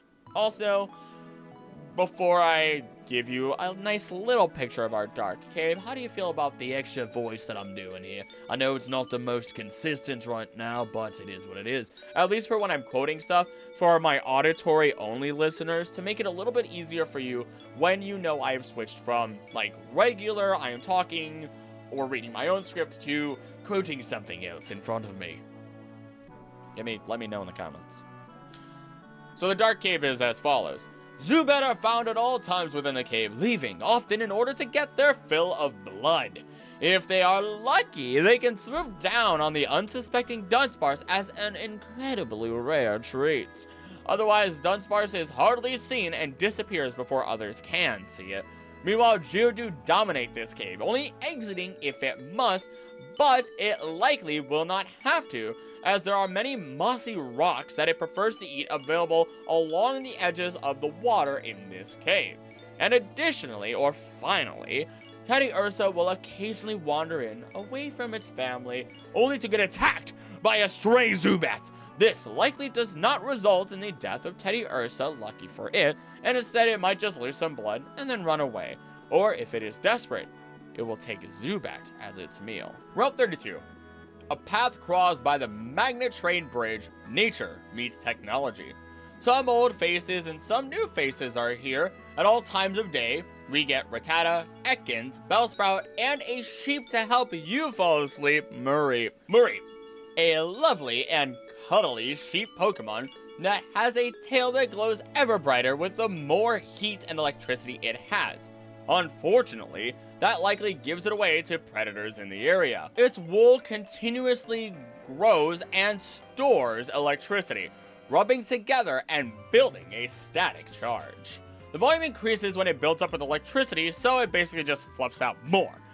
Touching the wool when charged results in a static shock, and in the summer the fleece is shed but grows back in a week. Air is stored in the fur to help insulate its body during all forms of weather, and Mareep also tend to avoid battles in the wild and has a mild disposition. It is most often found in grassy fields. In this area, we can suspect that Mareep will be preyed upon by Ekans. I want to note, as I did in the previous ecology video, Pokemon like Rattata will eat anything, but I find it unlikely that it would eat Mareep. You could argue that it could swarm and eat the poor sheep, but then what is stopping us from just saying and playing the numbers game at every single route and saying that Rattata, being a Pokemon that strikes in incredibly large swarms, if it can, just dominates the world by just sheer numbers? No. I mean, you can have swarms of a lot of different creatures. That does not mean that they are going to dominate every single area proper. They might suffocate something out just because it's eating their resources, but no. Also, mice don't hunt sheep. I am sure it would eat some Mareep leftovers, though, if something else hunted said Mareep. Now, during the daylight hours only, we do see Pidgey and Hoppip. We do get a very small percentage of a new Pokemon here during the day, but it is primarily active at night. Wooper. It is implied to be dull-witted and oblivious to its surroundings. It lives in cold water most of the time, and when sleeping, it partially buries itself in the mud at the bottom. It will occasionally leave the water when the air cools in the evening to search for food along the shore. While walking on land, it coats its body with a slimy, toxic film that keeps its skin from dehydrating and insulates against the cold. This film also causes a shooting pain if touched barehanded. It is timid and tends to stay close to Quagsire. And to note, for future routes, Arbok is a natural predator of Wooper. Interesting that Ekans is not considered a natural predator, likely because of the type disadvantage it has, though I'm sure an Ekans can occasionally swoop one up if it strays too far from its kind. Now, that brings us to a lot more questions. So why don't we look into Wooper a little bit further? What does it eat? How does it eat? So on and so forth. I mean, we know it eats something from the water and within the mud as it searches the coastlines, but what does it eat? It has characteristics reminiscent of salamanders, mud skippers, and of course axolotls. And according to Aloha Animal Hospital, we read, as amphibians, salamanders should be fed a carnivorous diet that consists of foods that they would eat in their natural habitat. This includes both land and water environments. If your pet is a land dweller, mealworms, insects, tubifex worms, crickets, and white worms should make up the bulk of its diet. For water dwellers, you'll want to feed him waterborne creatures like brine shrimp, bloodworms, and nightcrawlers. but this wasn't enough for me. I needed to sate my curiosity. So we know of one salamander that exists and is very large, and Quagsire is based on, known as the Japanese giant salamander, or in their direct translation, big pepperfish. I like that name a lot, actually. And according to Smithsonian's National Zoo, God, we visit there so much in terms of like online. I love them so much. Maybe one day I can go in person. But Japanese giant salamanders are carnivorous and eat a variety of animals, including fish, insects, crayfish, snails, and small mammals. small mammals, by the way. They have extremely slow metabolisms and can go weeks without eating if necessary. They have poor eyesight, so they rely on smell and vibrations in the water when hunting. Bumps on their skin, located mostly around their head, are actually external sensory organs that operate similarly to the lateral line system in fish. The giant salamander captures prey in its mouth, which is full of tiny teeth. In combination with the significant jaw pressure from its muscular head, prey typically cannot escape this salamander's grasp. At Smithsonian's National Zoo, Japanese giant salamanders eat fish, shrimp, earthworms, and crayfish. Which kind of lines up really well with Quagsire. I have to admit right now, bumps on its head, seems to not really care until it bumps into something, kind of can wait a very long time without eating. But I wanted to dig deeper. I want to get a little deeper than that. So I looked into sustainabledyson.org and found info on Japanese giant salamanders, which they are trying to help save and ensure the safe population of, which is pretty cool actually. And they state, Japanese giant salamanders mostly eat freshwater crabs and fish, but they're very opportunistic. Their diet can also include frogs, snakes, small mammals, turtles, spiders, and insects. Oh my gosh, I wasn't ready to. I know I read this before, but I forgot that turtles was a part of that. And outside of the, that's me speaking. And outside of the mammals and snakes, alongside a few other small differences, axolotls and mudskippers have some very similar diets, actually. Which basically means that Hooper and Quagsire pretty much eat anything that crosses their path if they can work up the brain cells to actually catch it. Though once it's caught, there is no escape, assumedly. So they're carnivores. Our Wooper and Quagsire are carnivores. I would have never actually guessed that. I'm so used to so many very cute, loved Pokemon just being creatures that are, oh, it probably eats berries. Oh, it probably just eats some fruit. Oh, it's so happy. Look at it go. How can you not love that smile, Karen? And then it turns out that it just swallows a deer in one gulp if it could. So, this would explain why Ekans doesn't eat Wooper. It's because Wooper actually eats Ekans and pretty much any other land-dwelling Pokemon that it can get its jaws on reliably. So let's shift our focus and at least mention the other Pokemon that are here at night. This would include Rattata, Zubat, Ghastly, and Hoothoot. And so we can paint a little picture of this route. During the day, Rattata scurry about as per usual, with Pidgey in small numbers swooping down as they pass through the area for a quick meal. They both may go after Bellsprout, who in turn is just trying to prey on whatever it can. Though none of them are nearly large enough to go after Mareep, who lives happily throughout this area without much to fear. But I said much to fear. There is still something to fear. The true predator of this route, or at least it would like to think so, is Ekans, who lives in high numbers. It slithers through the grass, striking at Rattata and the unsuspecting Pidgey. It will even go after Mareep as well, assuming it doesn't get shocked by the static and it escapes. This could expand further, as if it eats the entire Mareep, it will not be able to move and will in turn be eaten by Rattata and Pidgey. It's like a turducken, but it's a Mareepekin. I don't know. All the while, as per usual, Hoppip floats about, hoping to not be eaten by Rattata or Pidgey, as again, this poor Dandelion is just helpless to everything else's whims. But as day turns to night, Ekans realizes that it is not top dog, as Wooper takes the scene. Popping out of the ground from underwater, where other creatures can't get it, a Pokemon ready to eat Rattata, Ekans, and maybe those aforementioned Magikarp with every chance it gets. Assuming, once again, it's aware of their presence. The Zubat swoop in small numbers, taking what it can from others. Bellsprout continues to move around and may take Wooper as its primary prey at night. And Mareep herd together, sleeping while standing up and away from the commotion of the nightlife, only ever having to worry about the occasional Ekans. And finally, the rare Ghastly floats in once more, taking the life of any Pokemon it wishes as a midnight snack. Next, though, we have 2 detours to get through before the next route. Starting with Union Cave. Deep underground, it's connected to the ocean. The water flows here. A total of 3 floors are also here. The first floor holds Rattata in small numbers during the day, alongside higher numbers of Sandshrew and Zubat. At night, we get less Zubat as they leave to hunt for food, and more Rattata seeking shelter. Wooper do find their way in here, thanks to the lower levels and those lower levels water connection. And finally, we get Geodude and Onix at all times. Fairly simple floor, but I want to note that previously I stated Sandshrew is more based on shrews, but it is important to note that they and Sandslash are more closely based visually on pangolins in terms of their design. Despite this, I intend to keep the original diet it had, as the pangolin diet fits as a part within, but does not include everything a shrew would eat as per its diet, as I had stated in the Kanto edition.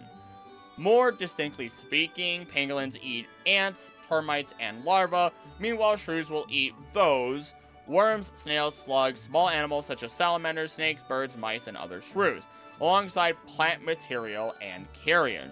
In other words, shrews are pretty much eating everything, and as a ground-type Pokemon, it helps that they would be able to dig up a lot of their food that fit within these parameters, alongside use those claws to climb trees, as Sandslash will do for berries and other food. So, these Sandshrew are primarily feeding on the Rattata population here. Zubat are never really going to change, and are just going to keep feeding a bit on everything, leaving the cave at night. Geodude eats its rocks, Onix continues forming the cave tunnels, as it just feeds on a bit of everything, and as it digs through. And Wooper comes in for shelter to just kind of eat some Rattata. Gone.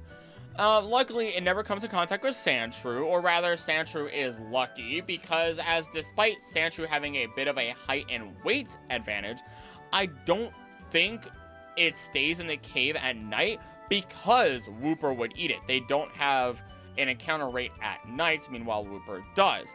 This would explain also the uptick in the Rattata population as well.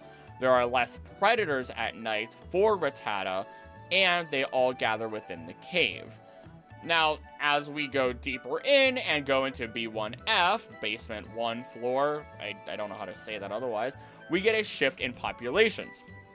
I will note once again, percentages get very, very messy throughout all this, so bear with me as I am using these as guidelines and putting Pokemon Crystal as the front runner for percentages and times of day in which Pokemon appear, as it gives morning, day, and night percentages. Though I have kept things primarily to day or night for simplicity if you are following along with the Bulbapedia pages. So, as per Pokemon Crystal, the Rattata population has dropped significantly at all times of day, and Sandshrew is now around at all times as well in higher numbers. Zubat makes up half the population during the day and a third at night, while Wooper still is wandering in the same numbers only at night. And Geodude and Onix have just kind of stayed the same. I mean, they're eating rocks and tunneling. What more do you want from them? No Pokemon really bothers them. So our little pecking order hasn't changed at all, but the Wooper may be getting a bit of a better meal now that Sandshrew is in the area. Then, as we get into B2F, we get a massive change.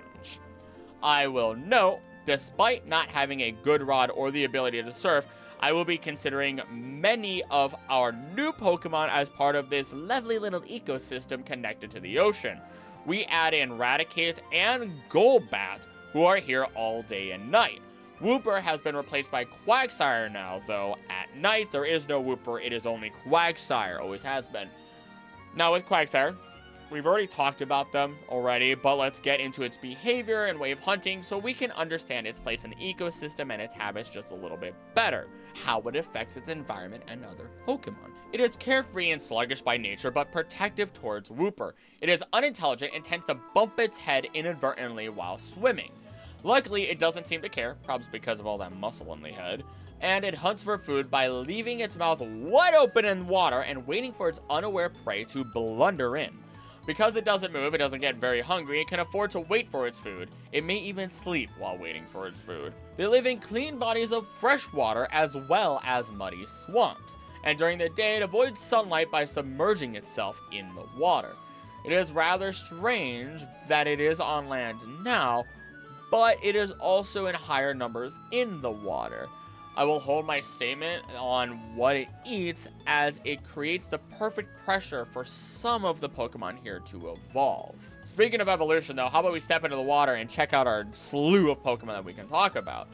Some we have talked about before and can be found at all times. Tentacool, Tentacruel, Krabby, and Magikarp. But we also have 3 new Pokemon within our natural level range, that's within our rule set that we've been keeping. Staryu, which are found in small numbers only at night.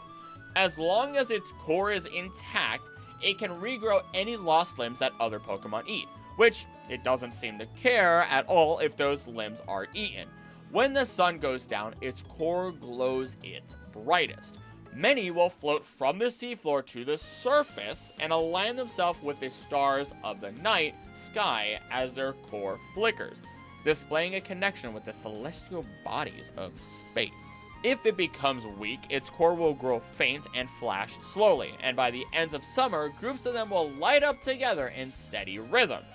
It's sometimes found in rivers that lead into the ocean, which could explain why it's found here. Sorry, I tried to hold it in, and you probably saw it for a split second, but I imagined if the Staryu were coming up and they were doing a steady rhythm of, like, you know, flashing, I'm just imagining full-on EDM music of Staryu just being there at the top of the water. Oh my goodness. I digress though, and in the Pokemon Monsters Encyclopedia and the original Japanese version of the Pokemon The Series episode, The Water Flowers of Cerulean City, that's like episode 4 or 5, Staryu is classified as hermaphroditic, meaning that it has both male and female reproductive organs. Now, I wanted to figure out what it eats, as I know some starfish will eat fish, but it seems as though Starmie will only zoom through the waters and eat plankton, which there aren't really plankton in the Pokemon world, technically speaking. I mean, I guess there are, but weird. And this might also just be because they aren't truly starfish at all, since they are said to be from space. It gets very confusing. So let's just move on. They eat plankton and nothing else, so theoretically they just get eaten and defend themselves if they're a Starmie, but not a Staryu. The last new entry of this route is at least an easy one as we talk about Corsola. Horsea and Luvdisc are sheltered by Corsola, offering each other protection from foes. Its branches glitter very beautifully in 7 colors when they catch sunlight. And if a branch breaks off, they just grow back. Give me Mega Corsola. I know we have Galarian and Corsola never has anything. Give Corsola an evolution, give it a Mega, whatever, and let those branches glow just like Xerneas does. That would actually be incredibly cool. Either way, If the branches break off, they just grow back, and they are found in the warm, shallower waters of southern seas, and it requires clean water to live. If the habitat is dirty, the growths on its back become discolored and degenerate. But when it is healthy, its growths regularly shed and grow back, able to even regrow them over the course of a single night. They form large social groups that can become so large that people may live on top of them. But that is for the next region. We won't talk about that here. Here in this region, it doesn't have any predators normally, unless somebody gets desperate, and so we can kind of paint our picture of this final floor of Union Cave. On the floor of the water during the day, we have Corsola in small numbers, slowly making their way inside and increasing their populations. Magikarp swim around, eating whatever they can, maybe even a shed Corsola branch if it wants to, though this would be rare and unlikely, I'd say. All the while, we get Krabby scuttling about. The opportunistic omnivores they are, grabbing Magikarp, breaking Corsola when desperate for food, and even each other if necessary. Unfortunately for them all, we have Tentacool roaming about, brought in by the currents as it lazily floats through, then grabs its next victim. Though, it will leave Corsola alone and target Magikarp, maybe even Krabby if it thinks it can wrangle it and win the fight. To the victor goes the meal. But a greater threat looms as Quagsire stays immobile, waiting for these Tentacool or any others to list into its mouth. It can handle the poison of a Tentacool, though it isn't favored as a meal due to Tentacool being mostly water, so it might enjoy Magikarp more or even sink to the bottom and wait like a trap for Krabby. The pressure of Quagsire in the area causes some Tentacool to evolve into Tentacruel, becoming a rarer encounter here, but a dangerous one that will consume all with its 80 tentacles, oh goodness, and decimate the population if it gets the chance. As such, it's a struggle between it and Quagsire. On land, we get Geodude and Onix performing their usual routine, eating rocks and creating tunnels respectively at all times. A few Rattatas scurry about, but they are a bit rarer as all the pressures from the previous cave areas have lowered their numbers. The few left serve the ones that survived. Raticate. They devour anything they can together, maybe even a stray Zubat that wasn't fast enough to drink their blood. This in turn is problematic, creating a pressure itself and causing Zubat to evolve into Golbat, who is able to defend itself better and take better gorges of Rattata and Raticate. Though they sometimes drink too much as they are gluttons and the rats get their meal. At night, the Zubat population does drop as they leave the cave for better meal opportunities, and with the even cooler air, Quagsire leaves the water and searches for some easy meals of its own. Lastly, the moon pushes our tides and brings in small numbers of Staryu that would have been outside, shining towards the stars they once found company in. Ruins of Alph, a place where you can find a former adventure. Within these ruins, we find relics of the old world. You can smash rocks to find Helix and Dome fossils and even old Ember. But if you want to hear about our ancient Pokemon, I highly recommend you check out my ancient history video. I do geek out a lot and talk about their real-life inspirations and time periods in which they lived. So, that was a really fun video and I enjoyed it a lot. You get an idea as to how those Pokemon existed in the past. But, back to the present.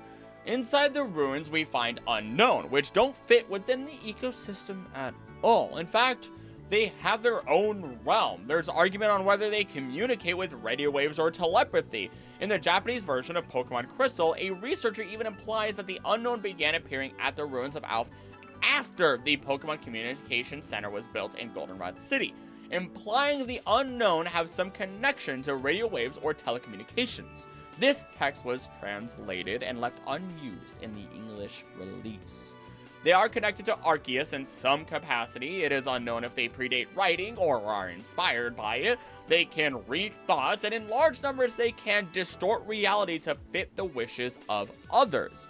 And they have a cooperative bond with Suicune for some reason. So, they just get to exist outside the ecosystem that does not hunt anything and is not hunted by anything, and where it derives its power from is hidden. Wink. Outside of the cave, though, we have a different story. At night, we get Wooper and Quagsire. And during the day, we get some new Pokemon, one being in very small, or rather smaller, numbers. Smeargle. The color of the paint, which is actually a mysterious fluid on its tail, oozes from the tail and varies from Smeargle to Smeargle, and the hue corresponds with its emotions. The mark on its back can vary in color and is placed upon it at adulthood. It uses paints to mark its territory with over 5,000 known variations. Smeargle is often found in urban areas filled with graffiti, so at this point, with all that information, we're kind of at an impasse. There is no diet data whatsoever in any form of medium for this Pokemon. There are animals that mark territory by urinating or clawing or scratching, but none that I can find that are marked with paint-like substances. Though many creatures like pufferfish and poison dart frogs create their toxins through what they eat. This fluid has to come from somewhere, so where is it coming from? So, I mean, okay, fine. I mean, either we assume it's urinating through its tail, or it is able to process what it eats and turn it into the mysterious fluid. The problem with this is that Smeargle are naturally found only at these ruins, and with any other game that they are found, they're found alone, which, you know, or with only each other in the cave. You know, and we look at Rescue Mystery Dungeon, on one floor, there's a Blossom. Ultimately, there's just no consistency with this Pokemon whatsoever, and if we assume it eats Blossom, we have to assume that while yes, dogs are omnivores, Smeargle doesn't seem to be around others that it could eat, you know, other than each other, and or plant Pokemon, or in places where there are an exuberant number of berries available. So, I'm gonna make a hard call here. Alright? Make a hard call. We're gonna go against real-world logic on this one and say Smeargle is not omnivorous, and instead, it's just simply eating berries. The only reason that they're probably at the ruins is simply because they are probably just partner Pokemon, potentially to any archaeologists, or attracted to the potential of a blank canvas. So, Smeargle, just like Drowsy, just like Ditto, are going on my list of I don't like you a little bit. At least I don't like you when I'm talking about the ecosystem, because you don't really seem to fit in or make sense. So I can't make sense of you, and it drives me up the wall. So how about we move on to a Pokemon we can make a lot of sense of, which is primarily here, day and night, like in the largest numbers, Natu. It can be found near ruins and in temperate and tropical forests. It usually forages for food on the ground, but will occasionally hop onto branches and peck at the tree's new shoots. It also picks food from cactus plants, easily avoiding the buds and spines, which there is a real-life bird that does this called Cactus Wren, amongst a couple of others, of course. It also has a card that was brought to my attention by my chat, where it was saved by Buffalint from the snow, which may be an oxpecker reference, especially as they have similar coloration. But as we look back at Natu itself, due to prophetic abilities, it is very cautious and easily spooked.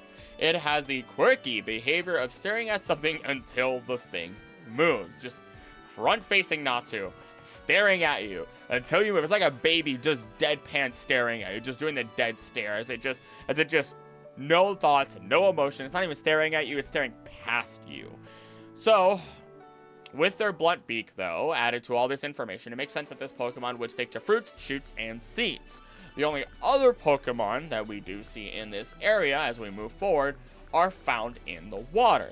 This includes, at all times, Quagsire, Poliwag, and Magikarp. So ultimately, the ecosystem isn't much to paint here, as many of these Pokemon don't really interact with each other. Some of them run off, some of them just, stay away from each other in general, and sometimes they just, see each other in passing and just wave like a neighbor. I don't know. I mean, Natu and Smeargle are conflict avoidance, and they eat flora. Wooper and Quagsire are just sticking to the water until they want to roam around, meaning they're just eating Poliwag and Magikarp, especially as they're not fast enough to catch a Natu or Smeargle. And Magikarp is bottom feeding, and Poliwag eats the usual seaweed, pond scum, and moss. Route 33, a difficult and always rainy path that comes out in a cave.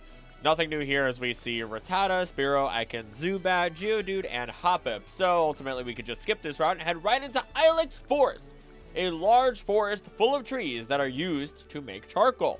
During the day, we see Caterpie, Metapod, Weedle, Kakuna, Pidgey, and Paris in the morning. At night, we get Zubat plenty, I mean plenty, of Oddish, Paris, Venonat, Psyduck, and Hoothoot.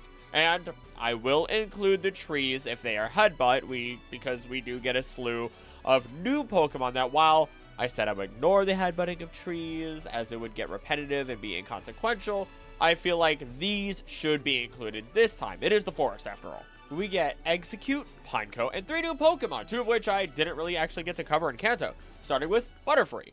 Its wings are coated with poisonous scales that easily fall off continuously as it flies. If inhaled, it results in several status conditions. Using this powder, it will defend Caterpie from bird Pokemon. The powder also repels water, enabling it to fly and gather honey even in the rain. It can use its sensitive antenna to detect the odors of blooming flowers 6 miles, 10 kilometers away from its nest in search of nectar, which it carries with the hairs on its legs. It also consumes sap from trees pierced by Heracross. It is found in temperate forests and jungles, but also flies near the ocean as part of its migratory breeding pattern.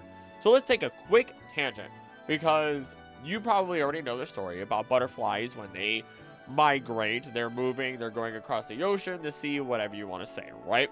And for some reason, they were observed to be going straight and then go around. Like they would just suddenly start to turn. And this was a consistent thing, and it would be a large arc, and they started to realize just how large of an arc it was. As they started to find out, this was actually where like this ancient mountain used to exist. So that's a pretty cool little bit of information. And I wonder if we'd see something similar with Butterfree and maybe the mountains of Hisui, even though actually no, Hisui was in the Edo period, so that wouldn't make sense. Nevertheless, how about we move forward? Butterfree is known to sleep while flapping its wings. It tends to accidentally scatter highly toxic dust even while sleeping. And here you are thinking other Pokemon are way more dangerous. Meanwhile, we have Butterfree, who is constantly a danger by accidents. So how about we talk about a Pokemon that is constantly a danger on purpose with Beedrill, which isn't even a real bee or even a real wasp. It lacks the right number of legs and pigment pits, which is basically a simple eye instead of a compound eye. Highly territorial, and not confirmed to actually ever live in true hives. I mean, we've seen them like on the trees and everything, but we've never seen an actual Beedrill hive, which I don't know if I ever want to see that. That sounds terrifying. They work together to solve basic problems regarding food, territory, and reproduction without any confirmation if there is a single breeding pair or a queen. It is especially concerned with the welfare of Weedle and Kakuna, responding aggressively to those that disturb them, so at least they're protective parents. Disturbing one will cause the whole group to attack. It flies at high speeds and attacks using the large venomous stingers on its forelegs and abdomen. It will then take the victims of its attacks back to its nest for food. So, if it doesn't kill you and accidentally leaves you alive, imagine how terrifying it would be. I mean, actually, now I think about it, that happened to Jesse, James, and Meowth. They were alive and they were brought back to the nest alive. That's scary. Or they were at least disguising themselves. I don't know, but it was bad. It actually is confirmed itself, though, to actually produce honey. And if we look at real bees or wasps, we get a slew of real-life info that does support Beedrill being an opportunistic omnivore. It clearly eats, or at least it clearly creates honey using nectar. And there are bees that will derive their honey from the sugars of overripe fruit.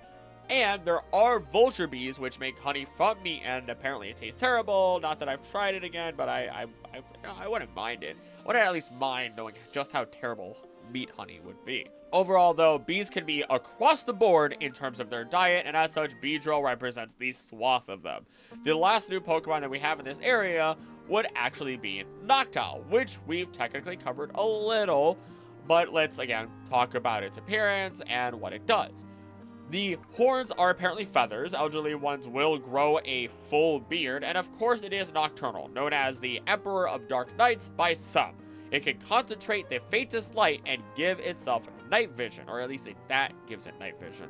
It is capable of silent flight, and it can twist its head at 180 degrees in order to increase its intellect. I love the idea that if I'm just I'm just this country bumpkin that's sitting like this. All I have to do is turn myself like this, and I've completely changed my intellect. And if I turn back, I'm just this old country bumpkin all over again. I want a talking Noctowl today that does exactly that. I want it to have basically 2 personalities in one body. One of them is just this southern, I don't care what you say, I want my sweet tea. Well, if it ain't got 17 gallons of sugar for every 1 gallon of tea, it ain't the right sweet tea, my boy. And then on the other hand, it's the, oh, how dare you put such a filthy sugar so much, how could you, in this tea? My Earl Grey is ruined. Like, that's what I want. I want a weird, posh, but southern Noctowl, depending on how its head is facing. Now, of course, I tried to do some actual research on this to try and find something that's relatively conclusive, but I couldn't find anything whatsoever on it. So the only real conclusion I could really come to, other than it just being a fun little silly, you know, thing, because owls turn their head the way that they do, and they're known to be wise and intelligent, and so on and so forth, is that it just cuts off circulation to parts of its head and redirects it to other parts of its brain, and just basically gives itself brain damage in order to become smarter, which is really funny, but that's not what it does. So we're not going to consider that an actual thing, but that is a really funny thing to consider. So let's move forward. Its superior senses and intellect allow it to catch prey without fail in the darkness. It can also turn its head upside down, which signals that there is trouble and it's nearby something that would be trouble. If disturbed in this state, it will peck at the attacker or the offender. It is commonly found nesting in trees in temperate and boreal forests. And ultimately, we already decided that this bad boy is carnivorous. So now, how about we paint our picture of Ilex Forest? During the day, the sunlight beams between the leaves of the dense forest canopy. The ones that rise with the sun are Paris, Metapod, Caterpie, Weedle, Kakuna, and very small numbers of Pidgey and Zubat. It's clear what Caterpie and Weedle do, eating their fill in leaves as they try to avoid their predators. Pidgey swoops in, as would be expected, striking at each of our bug Pokemon, while Zubat, on the other hand, may be actually returning to their homes, and are simply a rare wandering Pokemon. Though this does not stop them from taking a quick bite along the way for some blood. Paris does as the Tochukaso mushrooms command, seeking tree roots and sapping the nutrients from them, though this leaves them open to attacks by Pidgey. And of course, both Metapod and Kakuna are left completely open to attack, even if Kakuna can use its poisonous stinger from its chest.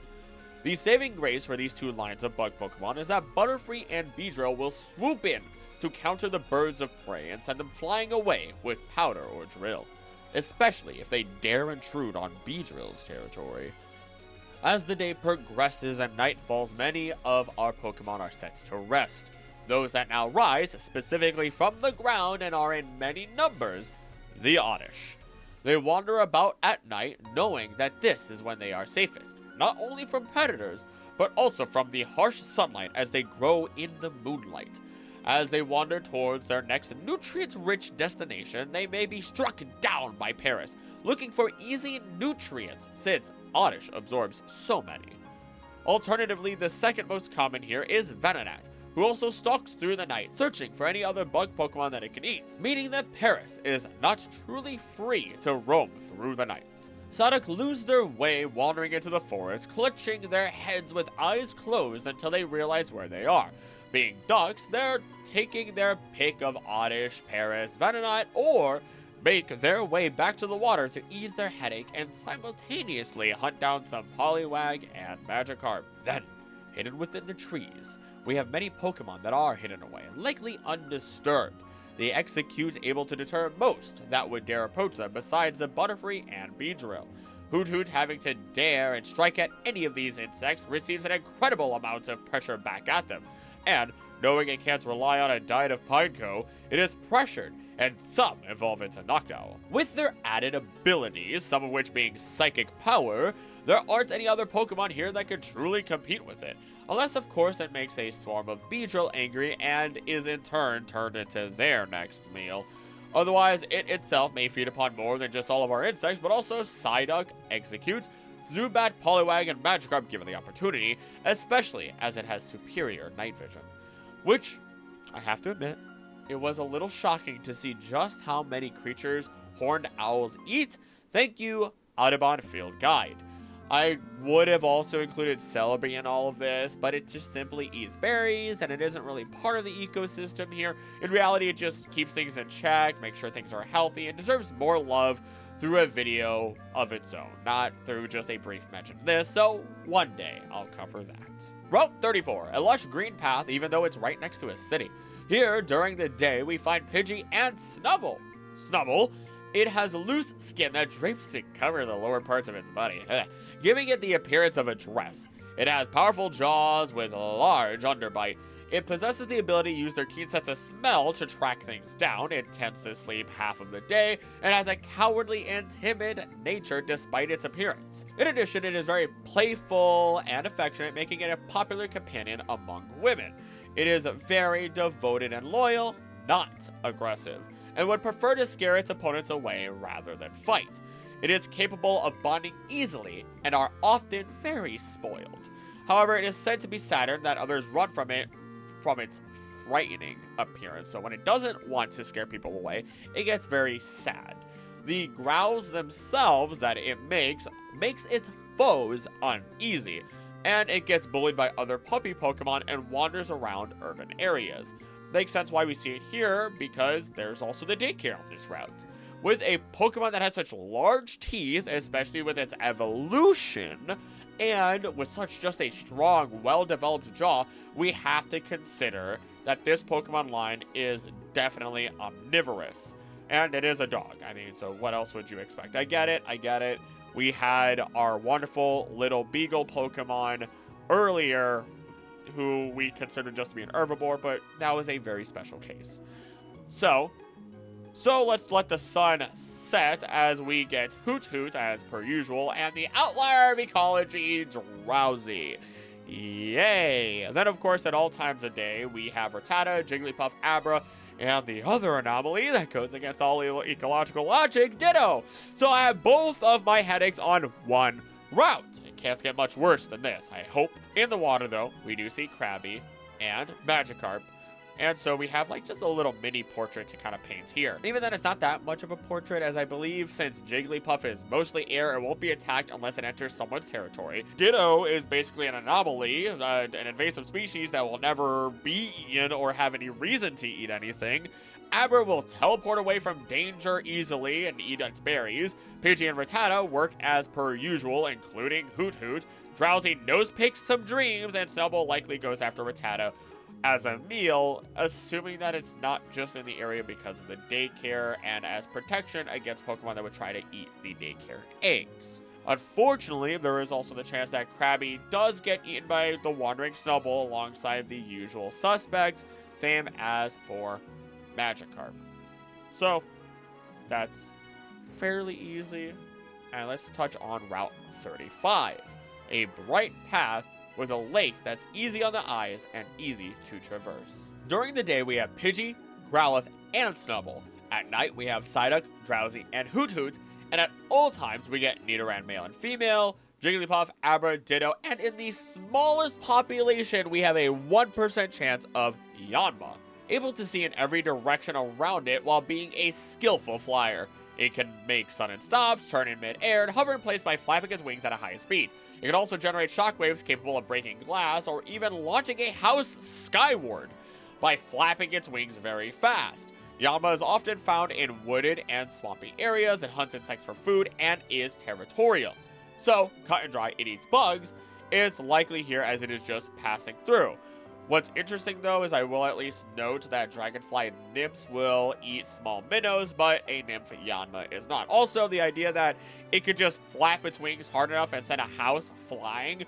Screw your foundation, screw anything else that you do to make sure your house doesn't get blown away normally. This dude has what, EF3 level of wind power? I don't know. I recently watched the new Twister movie because I had seen some recommendation that it did a phenomenal job in terms of the science behind it, or at least storm chasing or whatever, and I watched it, and now my brain is constantly thinking about weather, and now I want to do weather Pokemon, weather trio, blah, blah, blah, blah, blah. This is what happens. This is how I get obsessed and how I want to learn about stuff. I'm ready. Like, you know what? Whatever. Like, Let's just say that honestly, outside of the occasional battle of Yanma and our birds, or even Growlithe hunting down the Nidos and the birds, we don't really have anything here to paint a picture of. Route 36. A green and densely overgrown path that forks in 2 directions. During the day, we have Pidgey, Growlithe, and Ladybug. At night, we have Ghastly, Hoothoot, and Spinarak. And during the morning and night, specifically, not during the midday, we get Vulpix. And at all times, we get the Nidorans, Bellsprout, and a new one, Stantler. They live in herds in temperate, mountainous forests. If ever separated from the herd, even a child is able to produce the illusion of a stampeding herd to scare away perceived threats. This is through their overall ability to distort reality and create illusions with those antlers.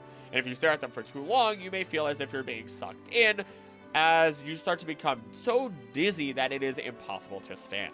They used to live in much tougher environments with more enemies in a time when their psychic powers were stronger. So basically they needed to have stronger powers in order to defend themselves. And since they are deer by all means, they also have the tendency to be a bit more skittish, running away as shown in Pokemon Legends Arceus. So a brief picture goes as follows. Considering, it's gonna eat grass, berries, so on and so forth, we can paint our little bit of a picture now. In the brush, our bunny-like Nidoran male and female hop about, searching for their next meal of berries together. The Ladybug soak up the sun, moving in groups, and the Stantler keeping together in the herd, all as predators lurk around each corner. Pidgey swoop and try to strike down Nidoran, but the male puts up a fight to keep the females safe, as is their nature. This is not always successful. These same Pidgey will of course go after Ladybug, and even the Bellsprout swaying in the area, as even they are actively going after Ladybug, if not the Nidorans given the opportunity. Though, I doubt it succeeds against those Nidoran. With all the commotion, Stantler tries to escape before it is noticed. It isn't a target for any of these Pokemon as it can defend itself well, but as one gets separated in the commotion, it is encountered by a Vulpix that takes its shot. The Stantler does what it can to defend itself, but Vulpix movement skulks, and it can't get away. The Skulk, in turn, tries to enjoy its fresh meal, but a Growlithe pounces when they least expect it, taking one of them as its own. They try to feign injury, then Growlithe goes after a second, and after letting its guard down, the first one escapes. Nevertheless, Growlithe has its meal. The sun sets, the Nidoran continue to move, knowing that they have better chances at night, and they have a strange attraction to the moon itself that they can't quite explain, but we can, as it will soon evolve and start to constantly seek out a moonstone. But that will not happen tonight.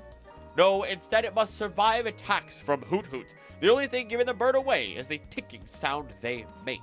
In addition, the Bellsprouts still run around, but they lack good night vision and run directly into a Spinarak's web, becoming their next meal as long as Spinarak can defeat it without weakening it with poison. Stantlers sleep within the tall grass itself, making temporary nests as a deer would. And of course, once again, a stray Ghastly might come through and make a meal of anyone. National Park. A spacious and beautiful park. It's connected to the Pokeazlon Dome. Now, I said I would not be including man-made spaces, but I assume this is at least a preserve at the very least. Meaning Pokemon would naturally occur here anyway, even with some human influence. Plus, this is the only area where we find a Pokemon in Johto, so I wanted to bend the rules just a little bit, just so that way we could cover them. During the day, we do see Caterpie, Weedle, Metapod, Kakuna, Pidgey, Nidoran, and Ladybug, all of which we have already seen before, but now we add in Sunkern. Also, I have to throw out right now, let's take a small tangent. Sunkern was the first Pokemon that I really looked at, like, the Pokemon database for, or whatever, years and years ago. Like, I mean, probably about 7 years ago, maybe 8. I'm 25. And, longer than that then. I was 13, probably 14. Either way, the idea here was that I found out Sunkern could learn Solar Beam sooner than Sunflora. So I thought, don't evolve Sunkern, so that way I could get Solar Beam sooner, because I kind of liked Sunkern. I thought it was cute. Sunflora's fun. Why not? So it was like the first Pokemon that made me start looking up Pokemon data, because I don't remember doing that for any other Pokemon prior to Sunkern. so it holds just a little bit of a special place in my heart. Back to actual Sunkern info though, it is known to be very weak, and it actually is aware of this. It only feeds until it evolves, but it only feeds on dew from under the leaves of plants. So it's likely just getting whatever nutrients are leached from the water or leached by the water from the leaves themselves. It tries to move as little as possible since it tries to conserve all the nutrients it has stored for evolution. If attacked by predators such as Spearow, it shakes its leaves at the attacker. I don't know how effective that really is, but maybe it scares them away. It occasionally falls from the sky on early mornings for unknown reasons. I mean, it does kind of have like the little propeller hat kind of thing going on anyway. A year after a cold summer, the population of them explodes, and they can be found in temperate grassy meadows. It's a seed, so we could just assume any birds that eat seeds would also eat it alongside many of our bug Pokemon. Since it is not necessarily said to have a hard shell, we can assume it, but even if it does have a hard shell, it's not hard for these Pokemon to crack through. It's a weak Pokemon, it knows it, you know it, I know, he, she, we, Wumbo. I'd dare to say that Nidoran probably consistently go after them even. They are like rabbits, basically. Poor Sunkern. Basically getting the Hoppip treatment and being eaten by everybody. At night, we do get Venonat, Psyduck, Hoot, and Spinarak. Now, I couldn't just ignore the bug catching contest completely. The problem here, though, is that it occurs on specific days, Tuesday, Thursdays, and Saturdays, and includes many Pokemon that are not found outside of these contest hours. So, unfortunately, we have to assume they are not completely naturally occurring, and even if they are removed from the ecosystem for the safety of the public and other creatures in the area. So, no picture painting here, as I'd just be repeating myself, and sorry, Scyther and Pinsir, you'll just have to wait until, the soonest they naturally occur on a route is Generation 4, poor things. See you after the Hoenn ecosystem! Route 37, a popular route for trainers, marked by 3 apricorn trees.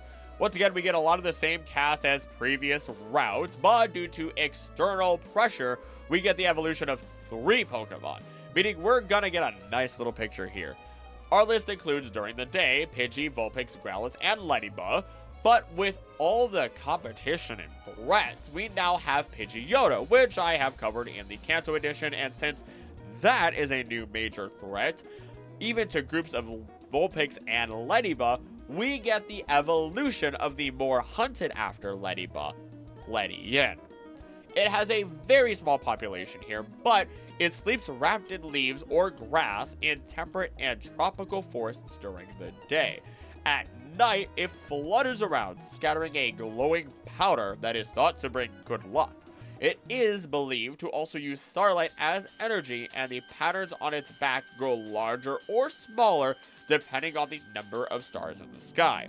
In addition to starlight, it loves to eat berries, and while it is a weak fighter, it tries for quantity over quality by throwing a barrage of punches with all 4 of its arms. This Pokemon is just a Joestar in the making. It is a little odd that we only find them during the day here, probably just when it's sleeping, so I mean, we're probably just stumbling upon their nest or their little, like, sleeping spot during the day, and then at night they just flutter off and go so far away that there's no encounter rate for them. Speaking of the night, though, we do have Vulpix again, Hoot in large numbers, Noctowl, Spinarak, Stantler, and with a small population alongside Noctowl, we finally see Ariados. Still not a spider, but it makes its nest in the depths of temperate and tropical forests and leaves after dark to hunt prey.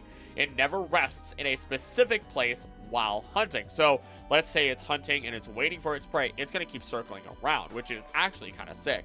While it wanders in search of prey, it spins a single thread from its rear that leads back to its nest, and when the prey is captured, it is wrapped in thread and then attacked by fangs. It drinks the victim's bodily fluids at its leisure, just like a fine little wine, just type O, beautiful. Sometimes it will instead release that prey with only a single thread attached. The thread is then followed to both the caught prey and that prey's friends. And then this Ariados has a buffet.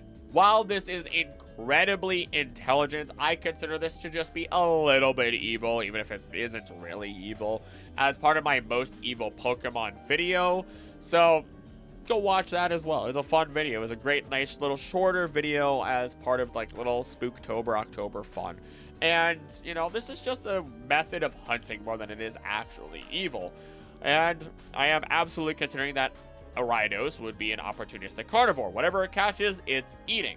Though it would prefer meteor Pokemon and not the grassy ones. So let's paint a picture. Ladybug being in high numbers stick to groups, and while this helps the overall population survive, there's a problem. The Pidgey are in roughly the same number population-wise and still pick off many of them. The only saving grace these ladybugs have is that Vulpix and Growlithe skulk throughout the grass, picking off a few of these birds or scaring them away. Nevertheless, this isn't enough to keep the ladybugs safe, and through enough external pressure, the veteran ones evolve into Ledi Yin, now able to fight back and protect their kin from Pidgey.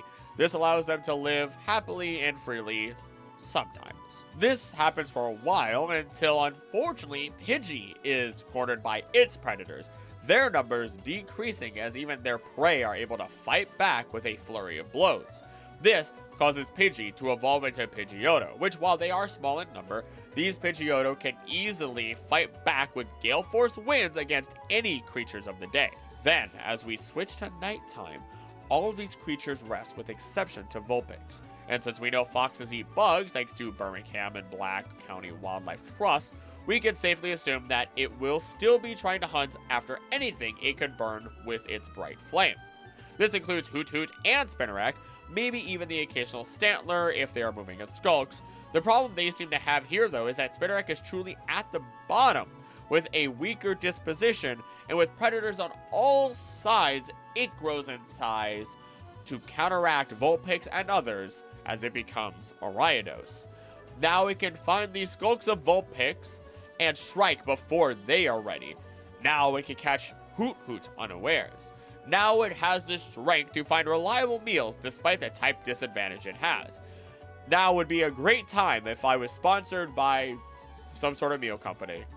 Either way, if it really wishes, it may get lucky at times and get a Stantler, assuming its psychic power doesn't put down this false spider.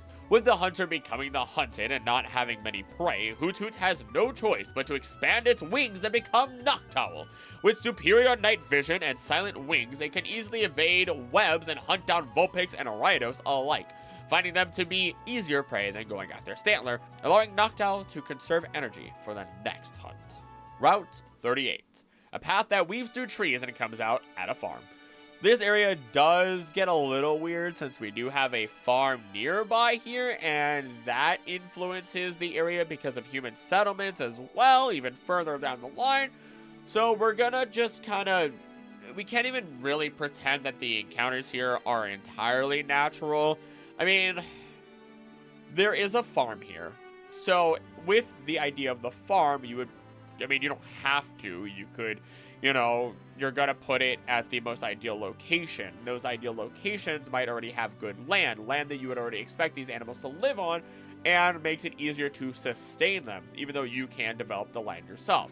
So let's assume, in this scenario, that these Pokemon do live naturally in this area a little bit. And I say a little bit for a reason, because otherwise they could just be escaping the enclosure, depending on which ones we talk about. During the day, we have Pidgeotto, Rattata, and Farfetch'd, in addition to two others in very small number that, as I stated, are likely just escaping their enclosures, Tauros and Miltank. Starting with Tauros, they are a violent and rowdy Pokemon, whipping itself into a frenzy using its three tails. Though it is calmer in places like Alola, the whipping serves as a warning to others before it charges with astonishing speed. Once it starts charging, it will not stop until it crashes into something. It will not even change its course until that point. It is capable of even smashing through large boulders and lives in herds on plains and grasslands.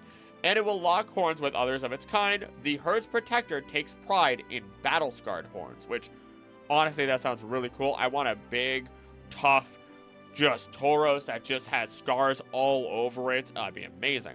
And since it is a bovine, we can apply this next part to Tauros and Miltank in terms of diet, as according to worldanimalprotection.us, cows' natural diet consists mainly of grasses, legumes, alfalfa, clover, and hay in the wild, fairly cut and dry. Next up, though, we do have Miltank with signature move Milk Drink. Ugh. It has milk that is sweet and very nutritious, even being able to heal Pokemon and ill or weary humans. Drinking a large amount of it will cause weight gain and stomach pains, and to my fellow lactose intolerant people, we are too stubborn to stop, though that is until you start getting older like I have, and drinking straight milk is actually causing problems to your stomach. So now I still eat blocks of cheese. It's fine. That doesn't bother my stomach as much. I don't think I could eat yogurt though either. Gotta get my probiotics somewhere. Nevertheless, the taste and nutrition of the milk improves with the quality of the pastures it lives on, and the taste itself changes with the season.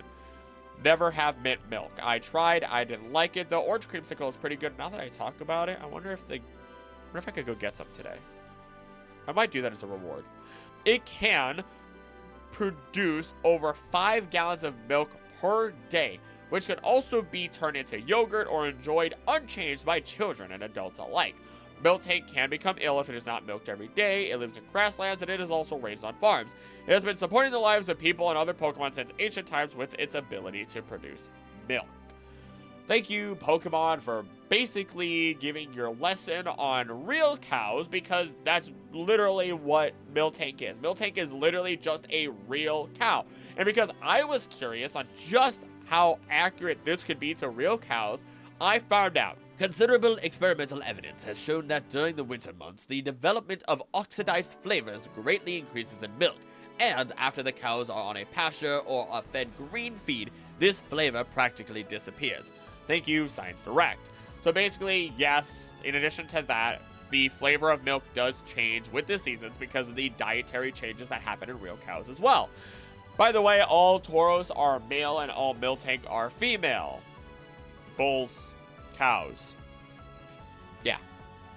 At night we do get Meowth and Noctowl, and during all times we get Raticate, Magnemite, and a 1% chance of Snubbull, which I guarantee is just a guard dog that got out of the fence from the farm, as it would be phenomenal at barking very, very loud and scaring cattle back to the pen. So I'm kind of just going to omit it from this, inclusion here for the most part. Again, it's just very influenced heavily by humans, which makes sense for Johto. Honestly, none of these Pokemon are hunting Tauros and Miltank, as those two will absolutely squash whatever comes their way. Must I remind you of Whitney for Miltank at the very least? Then, as for Meowth, sure, it'll go after Rattata and Farfetch, but it in turn will get attacked by Raticate, Pidgeotto, or Noctowl depending on the time of day, and Magnemite, I'm just going to say, wanders in from Olivine. And I can support this as we look at the next route. Route 39, a downhill path that passes through a grassy and breezy plain. This is where the farm can be found, and it has roughly the same exact encounter rates with the same Pokemon. So, very one-to-one, let's move on. Route 40. You can hear the waves on this path from West Olivine City to the sea. Funnily enough, we have nothing new to talk about here, except if we smash some rocks, there is a 10% chance we encounter a Shuckle, the mold Pokemon. Rather than actively hunting and foraging for food like most other Pokemon, it collects berries and stores them within its shell. The berries inside are liquefied and fermented while they decompose by Shuckle's digestive juices, which it then consumes. Its digestive juices are also used to dissolve rocks so Shuckle can hide under them. These Pokemon are found often in the mountains. The Pokemon Company may not be able to admit it themselves because they are targeted towards children, but fermenting juice? Yeah, that's just wine. But that might not actually be correct. I tried to find ways to remove the alcohol from wine, but the only ways to reduce or remove it would be boiling, picking less ripe grapes, spinning cones, and reverse osmosis, or distillation, which I don't see a glasses wearing Shuckle anywhere around here, unless you do. Though I do suppose if the berries are very old, becoming moldy, the mold Pokemon, and then they are fermented, technically they would have no alcohol content in them, as the sugars have all already broken down. And yes, according to the Australian Government Department of Health and Aged Care, the alcohol in drinks is called ethanol, ethyl alcohol. It is made when yeast ferments the sugars in grains, fruits, and vegetables. For example, wine is made from the sugar in grapes and vodka is made from the sugar in potatoes, meaning they're is the chance that since yeast is not involved and the berries are somehow fermenting, it is not alcoholic. Which, let's take this a step further as we consider things like sauerkraut, kimchi, kombucha, kefir, whatever. I don't know what that fermented milk yogurt drink thing. I've had it. It's like spicy milk. It feels like it's carbonated milk. I don't know how I feel about it. But anywho, and of course yogurt, amongst many other things that I did not mention that are fermented in a number of different ways, some involving yeast, others not, and are not alcoholic. So yes, I understand there are they are different foodstuffs, but I would still argue that this applies to Shuckle and its berries. The only other Pokemon that may be going after it would be Krabby, because Krabby will move up rocks, it might break rocks. I mean, it does have a strong pincer as it evolves into Kingler in the future, but not here. And it is going to just go after whatever it can eat as an opportunistic omnivore. Otherwise, we do have in the water Tentacruel, more Krabby, Magikarp, Corsola, and Staryu, all of which we have talked about before and their relations to each other. Route 41. A rough spot in the sea where whirlpools block your path. We get the water shaken up a bit with some new waves from some new Pokemon. While we have Tentacool and Tentacruel in large numbers on the surface of the water, we also get a new friend gliding on the water and even in the air just a little bit, Mantine. It thrives in open seas where it swims freely, often in schools where they race one another. It can breach out of the water and fly 300 feet, 100 meters, into the air if it builds enough speed. In the past, it was often misidentified as a bird Pokemon by observers who saw this behavior.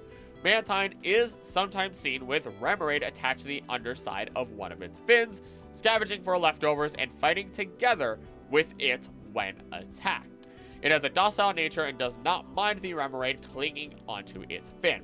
So let's look at its real life inspiration, because we didn't get any real diet here. So the Manta Ray is going to be what it's based off of, and that's where we're going to look for its diet. According to NOAAfisheries.gov, manta rays primarily feed on planktonic organisms such as euphasids, copepods, mysids, decapod larvae, and shrimp. But some studies have noted the consumption of small and moderately sized fish as well. So that Remoraid is very lucky that it isn't the next meal, and they have a symbiotic relationship. After all, I'm positive that Remoraid is basically eating the food under it and pecking away at any parasites before they could truly infest Mantine. The weird thing, though, is that they aren't found by fishing, meaning they are staying on the surface of the water. And the only other Pokemon on the surface of the water is Tentacool. Are they eating Tentacool? Why don't we dig deeper and try to find that out with the more realistic evidence? According to SeaParadise.com, in addition to plankton, manta rays may also consume small fish and squid when they find them. Manta rays have adapted their feeding habits to suit their environment. They generally feed in shallow waters near coral reefs or sandbanks, where there is more food available than in deeper waters. They will swim with their mouths open and filter out whatever happens to be swimming by, which makes it easier for them to capture prey. Some even venture into deeper water at night if conditions are favorable for finding food. They also feed on various types of plankton such as krill, copepods, and jellyfish that can be found among the reefs. I then try to cross-reference this with the NOAA fisheries, specifically looking at the giant manta ray, but all I could get from there is... But some studies have noted their consumption of small and moderately sized fish as well. When feeding, mantas hold their cephalic fins in an O shape and open their mouths wide, creating a funnel that pushes water and prey through their mouth and over their gill plates. Manta rays use many different types of feeding strategies, such as barrel rolling, doing somersaults over and over again, and creating feeding chains with other mantas to maximize prey intake. So, it's possible that manta rays might eat jellyfish, but it's unlikely that they are actively hunting them at all. Despite this, Mantine itself seems to be more of an opportunistic carnivore and filter feeder, eating whatever comes its way.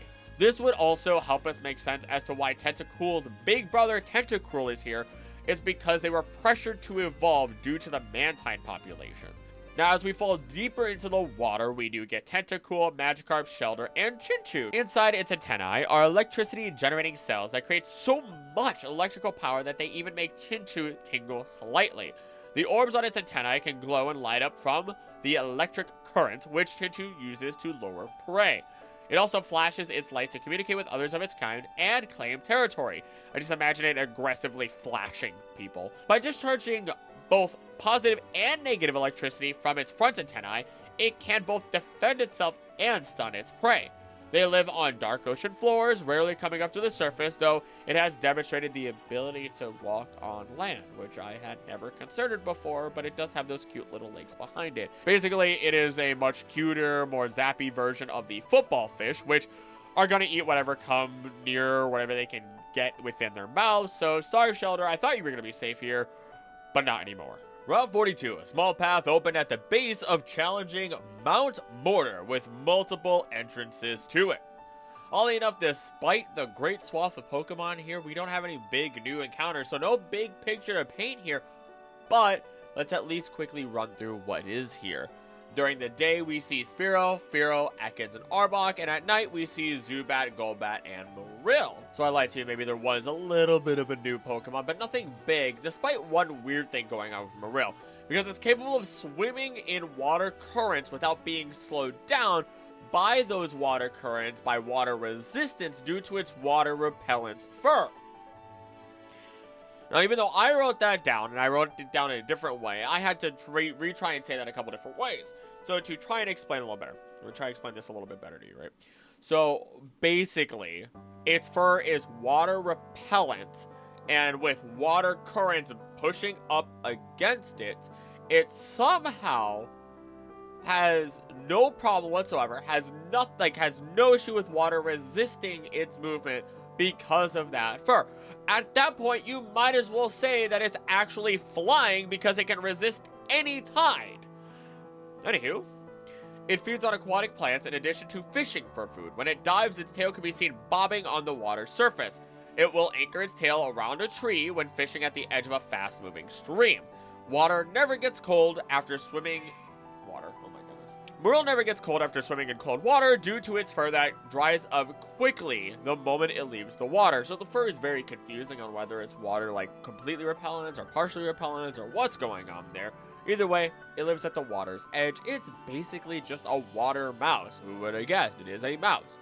And since it is a mouse Pokemon, it will get hunted by the Spearow line, the Ekans line, heck, even the Zubat line for some blood if they really wanted. Speaking of things being hunted here, during all times, we have Rattata, Raticate, Mankey, Mareep, and Flaffy. Flaffy, storing too much electricity, caused Flaffy to lose the wool over most of its body, but the bare, rubbery skin protects it from the electricity stored in its fleece. I hope it's like that soft rubber, not like the really like plasticky rubber at the very least. The quality of Flaffy's fleece can change to generate more electricity with less wool. The orb will light up when fully charged, and it can attack by firing electrified hairs at opponents. It typically inhabits grassy meadows and fields. Just imagine giant clumps of wool just being shot at you. It's kind of like that meatball guy in My Hero. Just a throwaway character, unfortunately. So yeah, let's just say the uptick in predators created a pressure, considering they could actually hunt Mareep, which in turn caused Mareep to evolve in order to survive.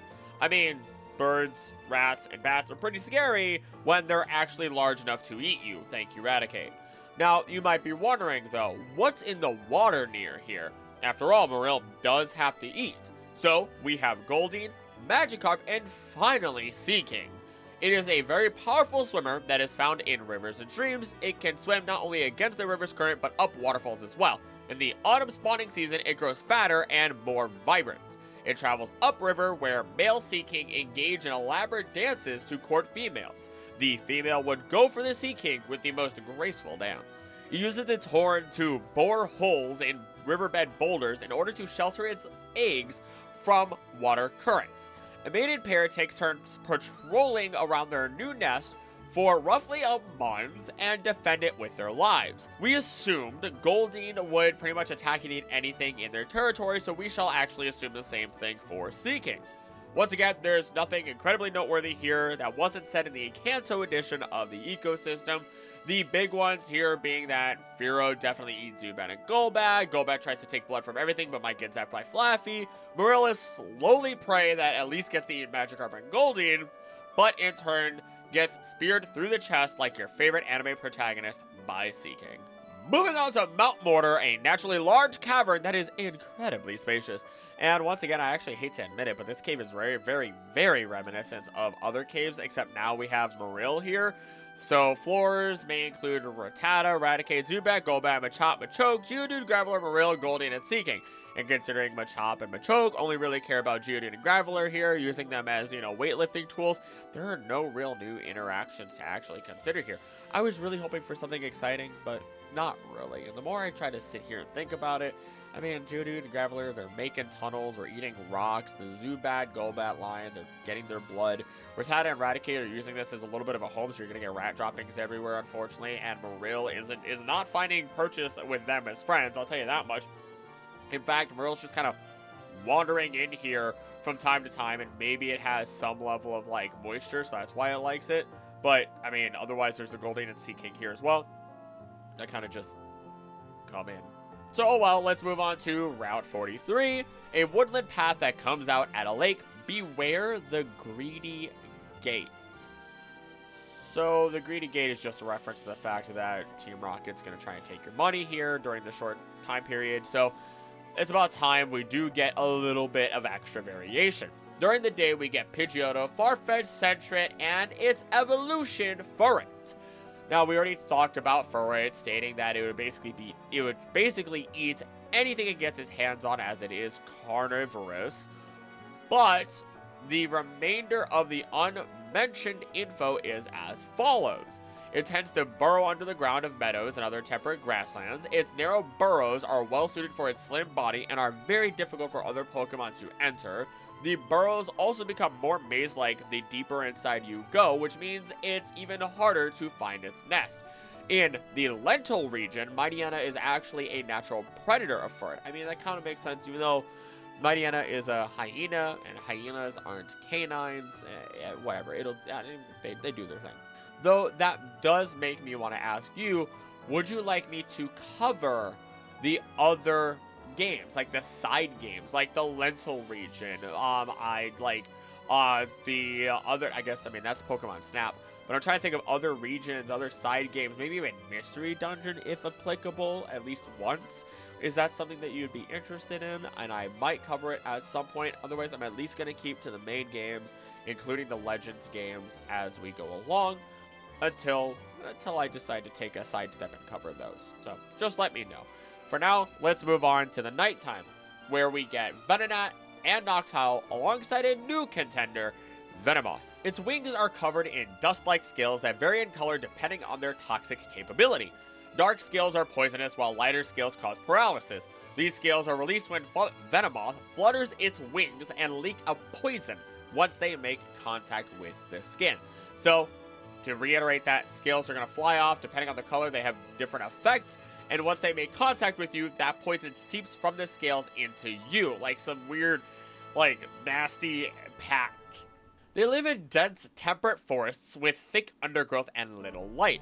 As a nocturnal Pokemon, it only comes out at night to hunt for its favorite prey. It prefers to feed on insects that gather around light sources, and Venomoth is attracted to bright light itself. It is known to have a short lifespan. So, do we just want to make the assumption that Venomoth might also eat Venonat and each other? I mean, it isn't out of the ordinary as a concept, so we can. After all, we already said Krabby does that in times of desperation. So, sure, Venomoth not only eats each other, but they eat Venonats, and they eat pretty much any other insect that it can. Next at all times, we see Raticate, Mareep, Flaffy, and Girafarig. Ooh!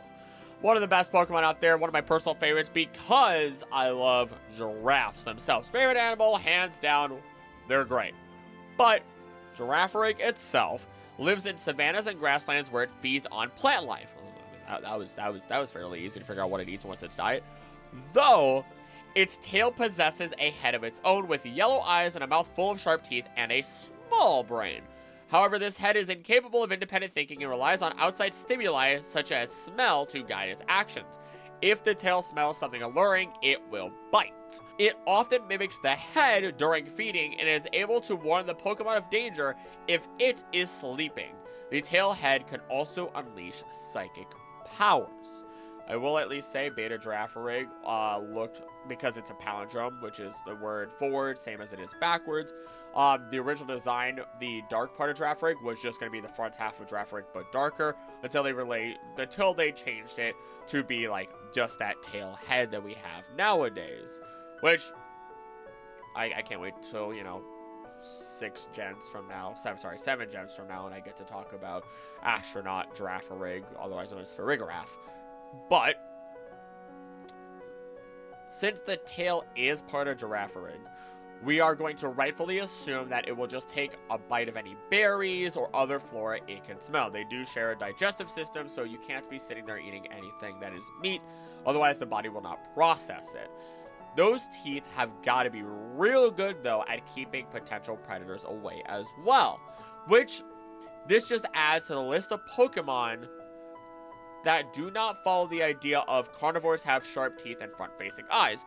Yes, I'm still very salty about the idea that Clefairy, or people saying Clefairy, eat Zubat.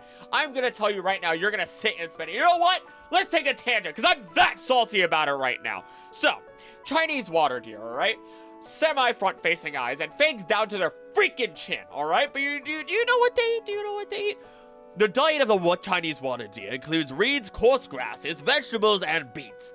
The Chinese water deer has a full-chambered stomach, but the rumen pillars are poorly developed. Because of this, the deer cannot digest the carbohydrates from plant material very efficiently. Thank you, animaldiversity.org.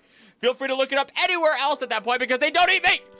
You are using generalizations of predators to try and determine something in black and white ideals that are incorrect. So, as I have stated before, sit and spin. Clefairy, despite having front-facing eyes and sharp teeth, does not eat anything. And I know that Clefairy is we're not even talking about Clefairy in this region, but you know what? I brought it up because the generalizations kind of make me upset. There's a reason why you're supposed to do research on every single creature, every single thing, and consider where it's from, where it's going, and where it would naturally interact with other creatures. That is what the purpose of this for. You know what? I'll give credit to anybody else who decides to do actual constructive criticism. Continue to do so. Hold me accountable. Pop this ego of this balloon ego every once in a while. I deserve it. I'll be honest. So, let's just move on. As in the water, we once again have Poliwag and Magikarp. So, basically, with Venonat being hunted so fervently by Sentret, Farfetch'd, Raticate, and Pidgeotto, it evolved in order to stand some sort of chance here. Unfortunately, it just kind of perpetuates the cycle as it has inadvertently added another predator to the list that will try to eat Venonat, as there are no other regularly occurring insects. The problem here is that every other predator that was already hunting it as Venonat is still going to hunt it as Venomoth, with exception to Sentret. I mean, it's just not strong enough, assumedly, to take it down. But it has nothing to really worry about, since its Glucose Guardian of a Furret can just its way over and just it down for the family to eat. So have dinner, it's gonna be great. The other problem that the Sentret have here, and why we see more Furrets here than in other areas, is because of the Pidgeotto and Raticate, which are definitely trying to feast on a small Tanuki Meerkat. Even Mareep is having problems because Pidgeotto can take it down for a meal if it feels the need to, and this is happening so often that it is forced to evolve to survive.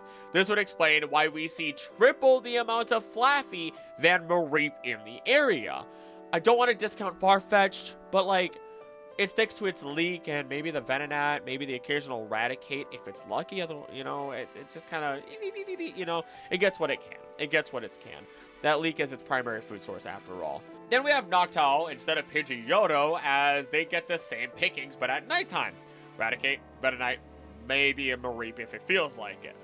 All the while, Girafarig probably only has to worry about Raticate, since it can be very, very aggressive and is an opportunistic omnivore. Now, I know that we have stated before, okay, owls aren't going to eat sheep, mice do not eat, sheep either, or neither of them eat giraffes, but these are special occasions in which we have much larger predators that are about the same size as these Pokemon. So, it only stands to be reasonable that they could hunt them down. And of course, when necessary, any of our meat-eating friends may take their hand at the Poliwag and Magikarp, which are sitting firmly at the bottom of rank. Lake of Rage, also known as Gyarados Lake, a huge lake full of clear blue water. There are literally only Magikarp and Gyarados here, but let's take a look at the lore because it gives us a nice idea of the ecosystem with just Magikarp and Gyarados. It is stated the Lake of Rage was created the last time many Gyarados got together and stirred up a storm. The crater that remained filled with rainwater and became the Lake of Rage. What's also really cool is apparently there is a normal and flooded version of the lake that occurs in Heart Gold Soul Silver, which I had never actually noticed before. Now, it is unfortunate that there are no other Pokemon found in the water here, but it is a monoculture by all means then. And for good reason. After all, the Gyarados can be incredibly aggressive and destructive, and I called them Nature's Reset Button and Shaper of the Environment in the Kanto edition of Ecology for a reason, because that's exactly what they are. They're like a wildfire, and it's beautiful. Route 44, a wonderful path with a few pleasant springs and abundant greenery. During the day, we find the bug-eating Lickitung. Well, insects are at least its primary meal. Its tongue is twice the length of its body, at over 6 foot 6 inches, or roughly 2 meters. Sticky, smelly saliva coats its tongue, which causes a tingling sensation when touched and can cause rashes if not cleaned off. You know that tingling sensation when you're eating a pineapple? Yeah, that's kind of what I imagine it feels like. Or if, like, you take pre-workout and you get, like, pins and needles all over your body.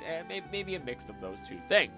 And, I mean, the rash is probably your body trying to defend itself. Kind of like how allergies work, but not quite. That tongue is also connected to its tail, as the tail moves when the tongue does. Though I would also argue that this is not just a weird storage place for a super extended tongue, but also a way for Lickitung to maintain balance when the tongue is extended. It uses this tongue for capturing prey, mainly bug-type Pokemon, reaching for berries, exploring its environment, attacking, and cleaning. Although, the effectiveness of its cleaning is questioned, as it just kind of leaves this nasty smell behind because of the saliva. The saliva can also be used as a strong adhesive after cooking it, and it remembers things by their texture and taste, although apparently it dislikes sour things. So, let's take a tangent here.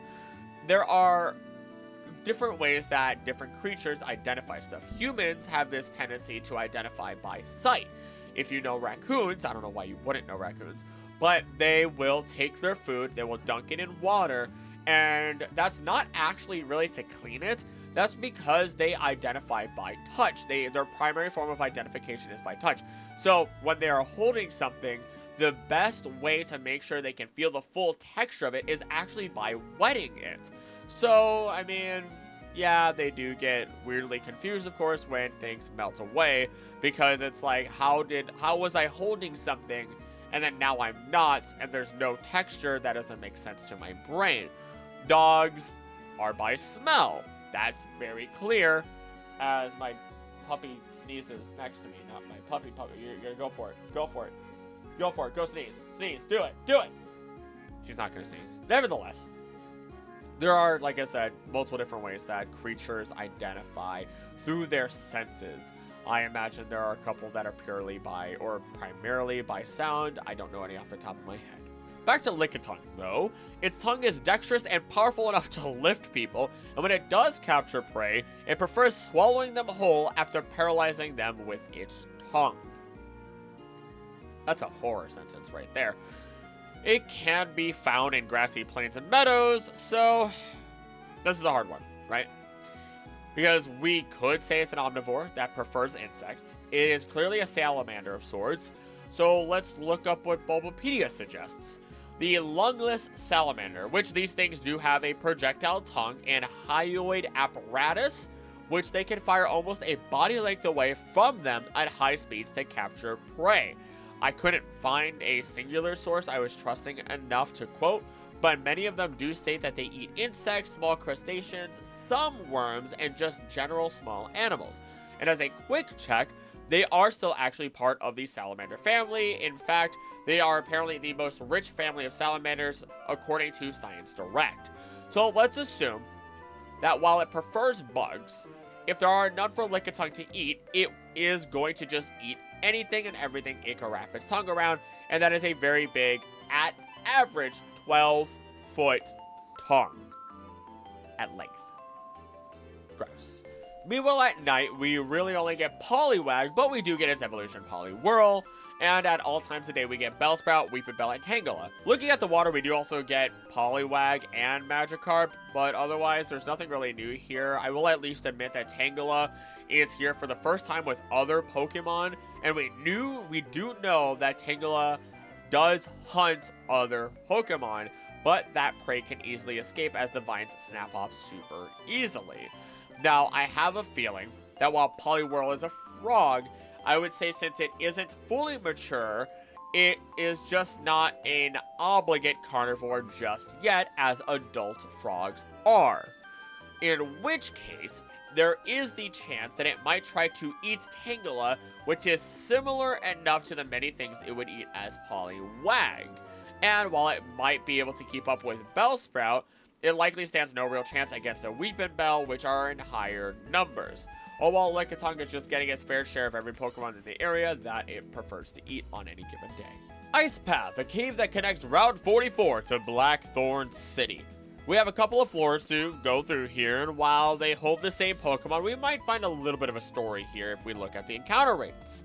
On the first floor, we see Swinub only during the day, which is easily one of my favorite ice types of all time, the only other one being Snorunt, which we're not covering today because that's not part of this region. It uses its pig-like nose to dig through mud and snow, looking for anything edible. Occasionally, it will come across hot springs while scouring the ground. Its favorite food is a type of mushroom that grows beneath dead grass, though it also eats berries. When a Swinub finds an attractive smell, it will run desperately to find out the source of the aroma. It inhabits cold places such as icy caves, mountainous regions, and frozen tundra. Cut and dry, berries, and mushrooms. While yes, I understand a wild pig might be an opportunistic feeder, we have another rule breaker here, and not really if we look at it a little bit closer. Because as we dig deeper into Piloswine and Mamoswine, you know, a mammoth, they use their tusks, or at least Mamoswine and Piloswine, use their tusks for defense and to dig up food, not for hunting. After all, the ice is thick, but those tusks are gonna be a heck of a lot thicker. At night, we do see Delibird. Right off the bat, we see that it states Delibird is omnivorous. It carries food bundled up in its tail and normally gives stored food to its chicks, but has been known to share its food with humans stranded on icy mountains, not other Pokemon. In a flock, the Delibird with the largest tail is its leader. It tends to live in mountainous regions, making its nest over sharp cliffs, notably around Mount Everest. Yeah, it actually says that in Ruby Sapphire Pokédex. Also, every time I think of a bird on a cliff, I think of the one that jumped off a little too early, and to my knowledge, that bird did not survive. The Pokemon we see at all times include Zubat, Golbat, and Jynx in the smallest population. And here's a fun tidbit to start us off.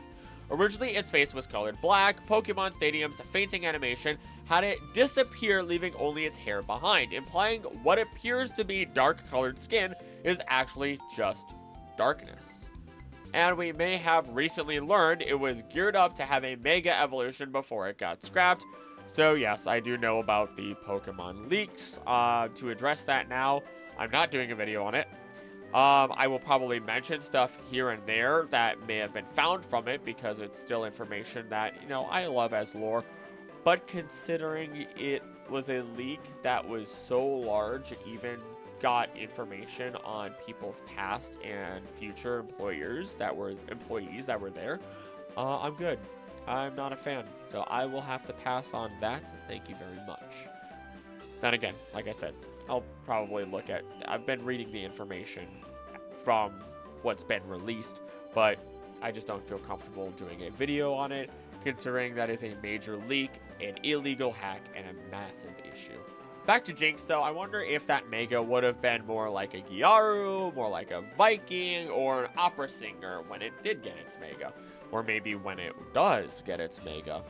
Jynx has a language that sounds similar to human speech and includes several cry patterns, though it has yet to be deciphered.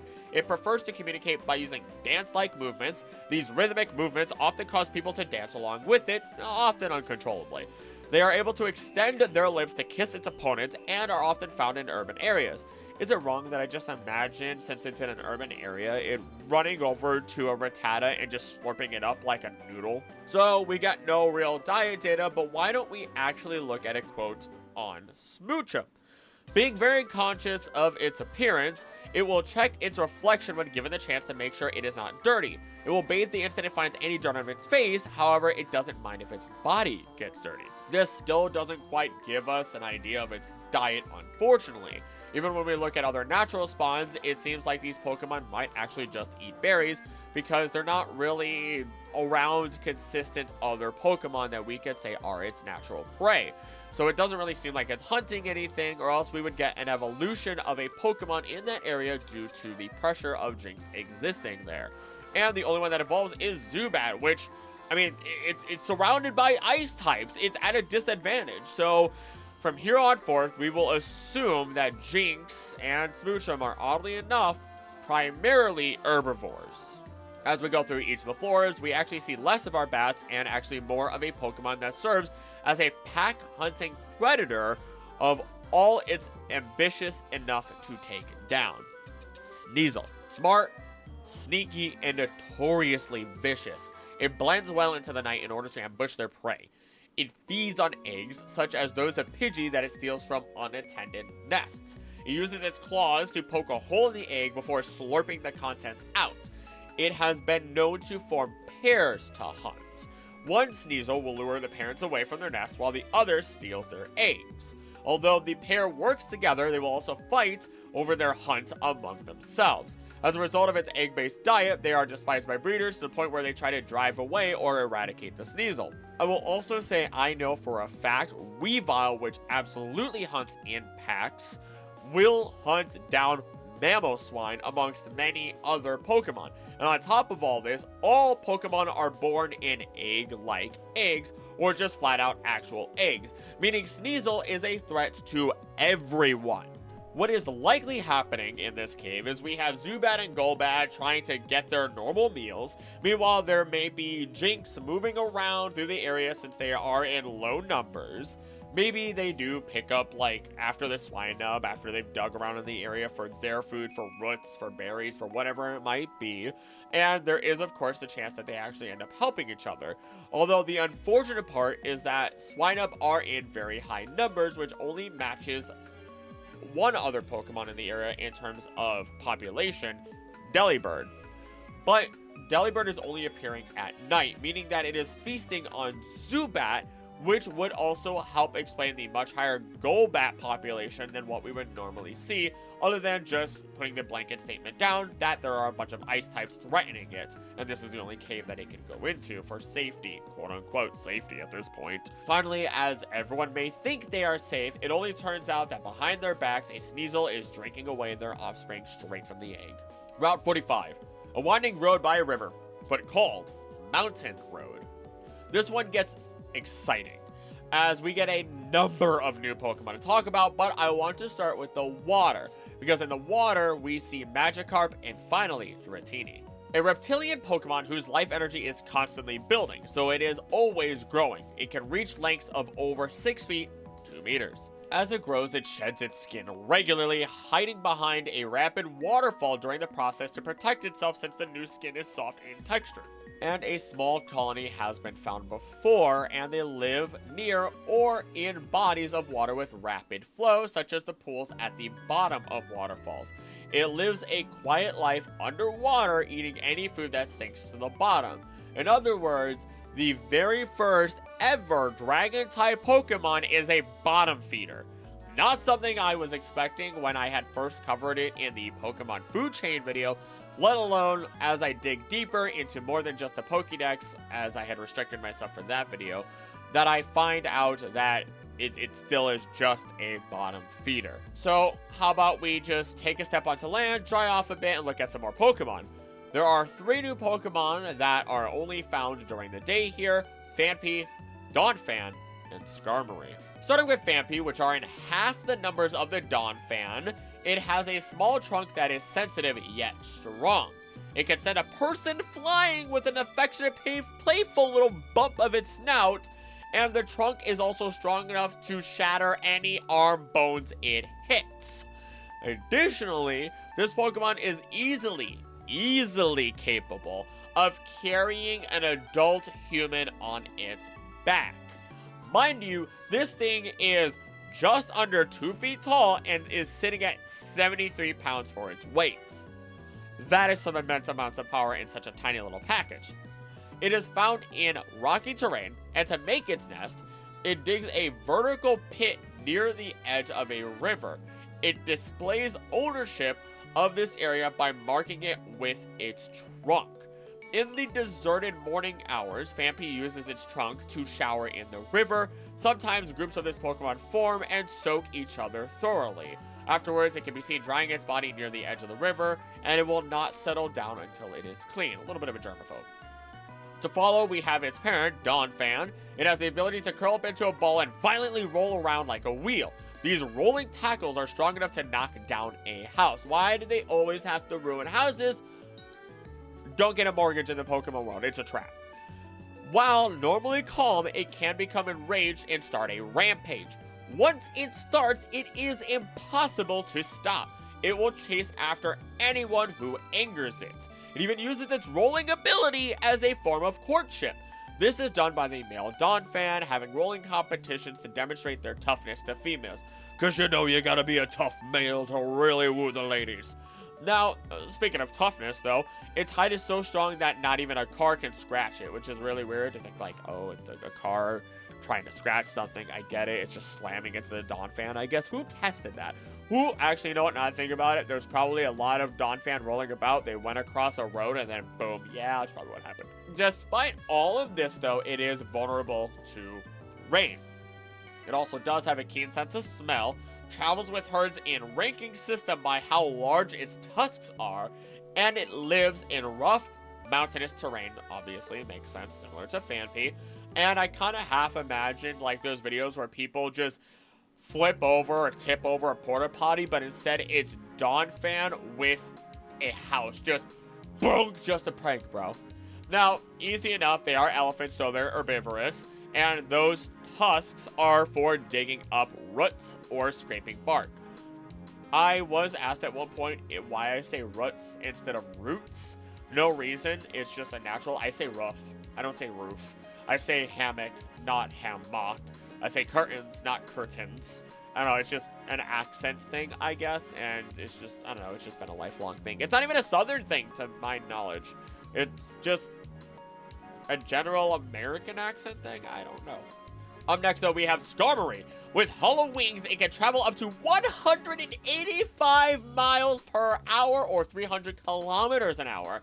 Those same steel wings become tattered and bashed from repeated battles, but once a year, the battered wings grow back completely. This process restores the cutting edges of its feathers, which are sharp enough to be used as blades, and sharper. They are sharper than any man-made sword. So they're stronger than any material that we'd find on the planet, somehow. Its skin and feathers are solid due to being raised in very harsh conditions. Its nests are usually found in thorn bushes, where continual scratching of a young individual's skin will eventually harden it into an iron-like state.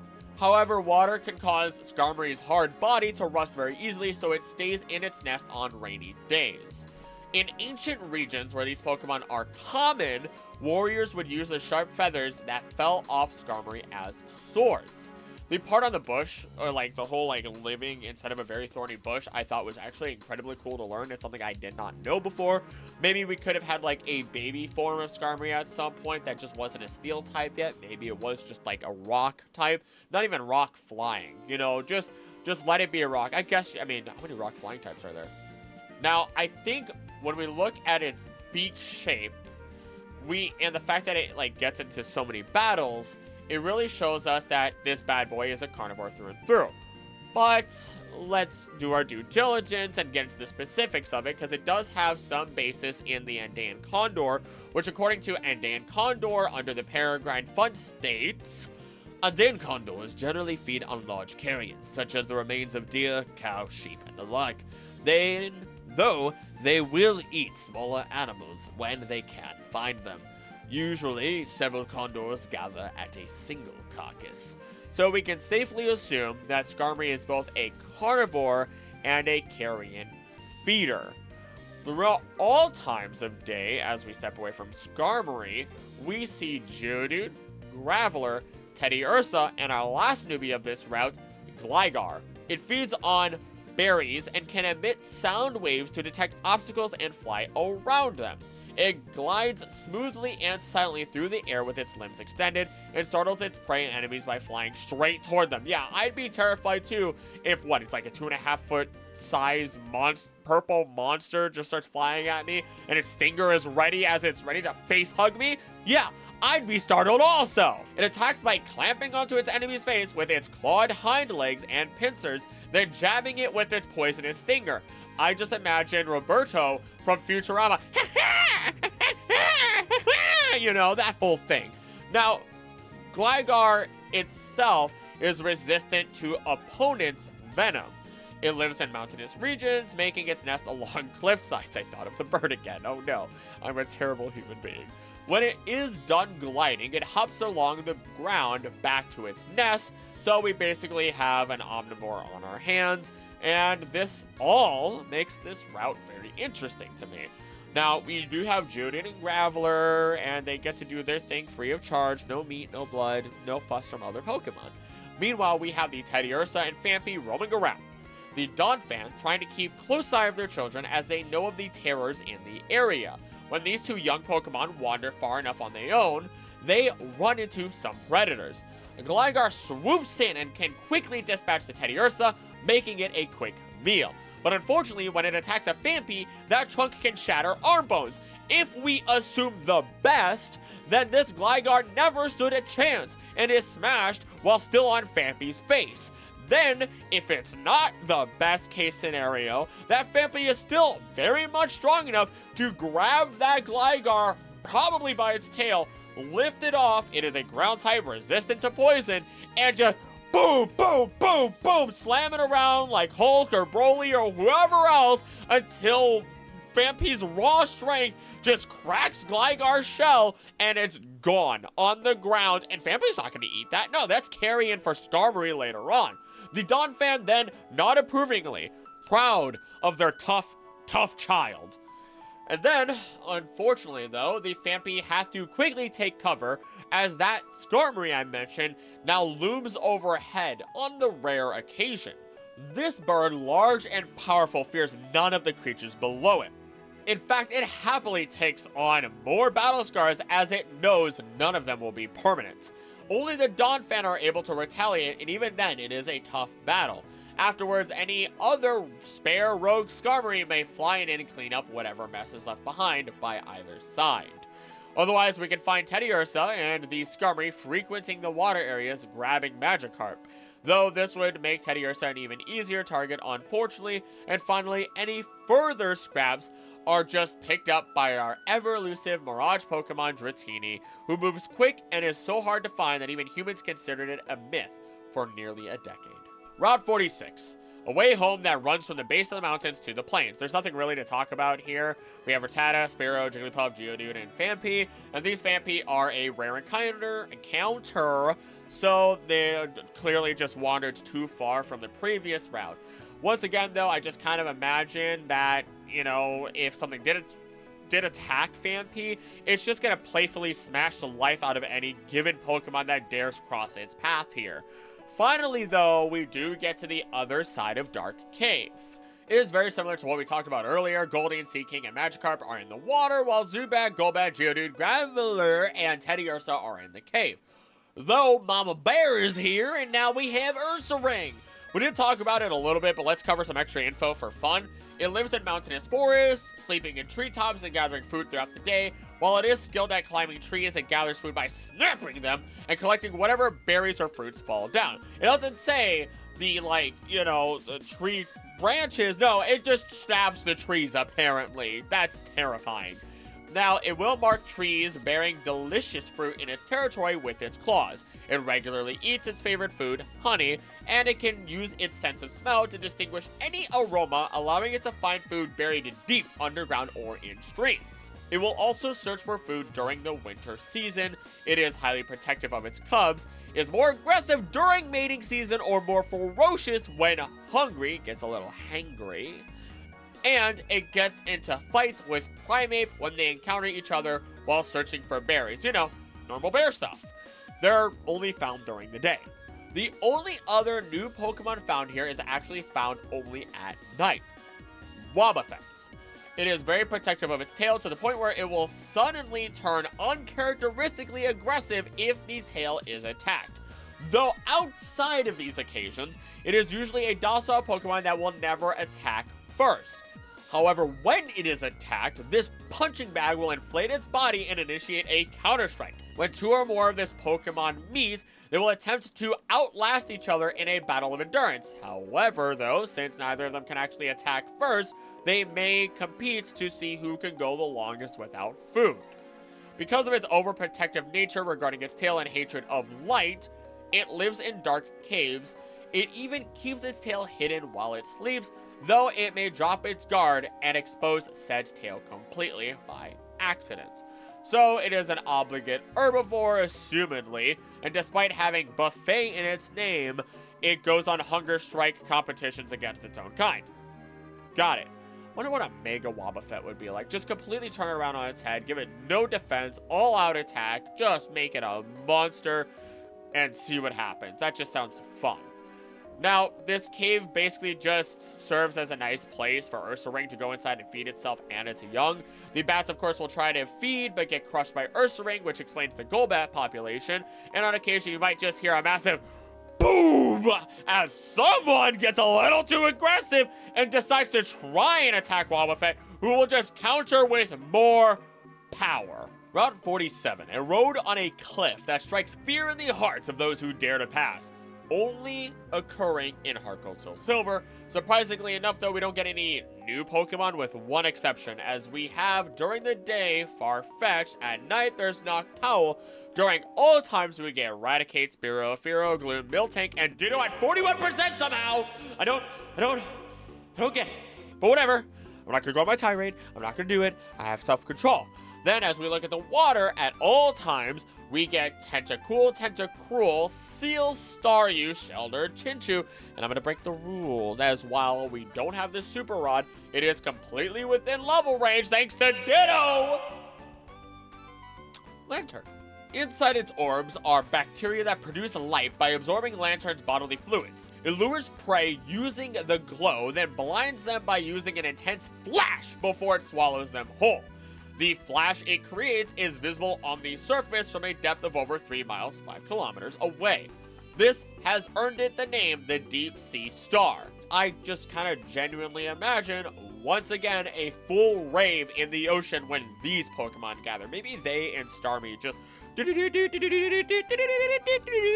would put the actual song there, but I know for a fact that's going to get me a copyright claim, so hopefully that doesn't. Now, it competed with Lumineon when it catches its prey Starmie, and it inhabits the depths of the ocean. So while Lumineon isn't here, we now have direct confirmation that it at least preys on Starmie, not just Staryu. And I mean, we already kind of confirmed that Chinchou's just gonna kind of eat whatever comes its way based on its origins. So in reality, the only new interactions we have here are Fearow eating Gloom, Farfetch'd, Miltank, and maybe Noctowl at night. And I know saying Fearow trying to go after a cow is kind of bold, but it's got the power, I'm pretty sure. Unless that Miltank nose roll out, and then in which case we relive our nightmare. Or at least you relive your nightmare of Whitney. I never had a problem with Whitney, just get good. Now, I say that as I'm like mediocre in Nuzlocke. Now, Seal is also still here, being the monster it is and trying to eat everything, only for a Tentacool and Chinchou to evolve due to the pressure, and I'll just say it now.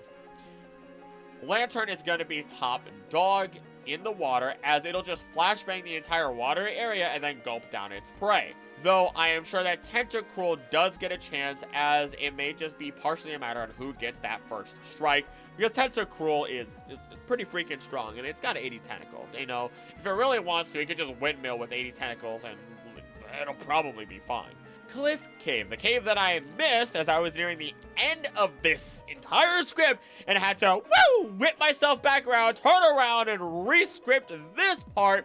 pick it up and actually talk about it because it's such a small area that does appear only in Heart Gold Soul Silver. And in which, you know, I would have ignored it. I would have been like, you know what? I don't care. It is not relevant. I'm just going to ignore it. Who else is going to remember it? Well, it's important because during the day we see Graveler, Wooper, and Quagsire. At night, we see Zubat, Golbat, and Mischievous, which Mischievous lives in caves and is a nocturnal Pokemon. It spends its days sleeping in darkness and its nights startling people with mischievous tricks. Haha, mischievous. Since it loves watching frightened people, it is known to yank and bite at people's hair or sneak up on them and cry and shriek in a way a child would. It uses its hair to grasp objects and other Pokemon. It uses the fear of others as its own form of nutrition. So, it'll just keep scaring Pokemon as it needs to, and if you want to learn all about this Pokemon, the nitty-gritty origins, what it's based on, so much more, including Mischievous and so many more, go check out my video, Every Ghost Pokemon Explained. I'm very happy with that, as it was very fun to learn about a lot of yokai, and I give my own opinions on every ghost-type Pokemon so far. Moving on, though, we at all times see Golbat, Machop, Machoke, Geodude, Krabby, Kingler, Onix, and with a 2% chance, I never knew about this one, Steelix. It burrows up to 0.6 of a mile underground and can be found in mountains or caves, which, mind you, most of our mines in the modern age go deeper than that. Just flexing on a Pokemon, you know? It can dig even towards the world's core, which you're not making it anywhere clear or close to that, and so I don't know why you even care, why we even give that any level of care, but whatever. I'm just, you know, it's over-exaggerated, you know, it's over-exaggerated. Steelix gets more credit than it deserves. It's a cool Pokemon, but you know what? It doesn't dig that far.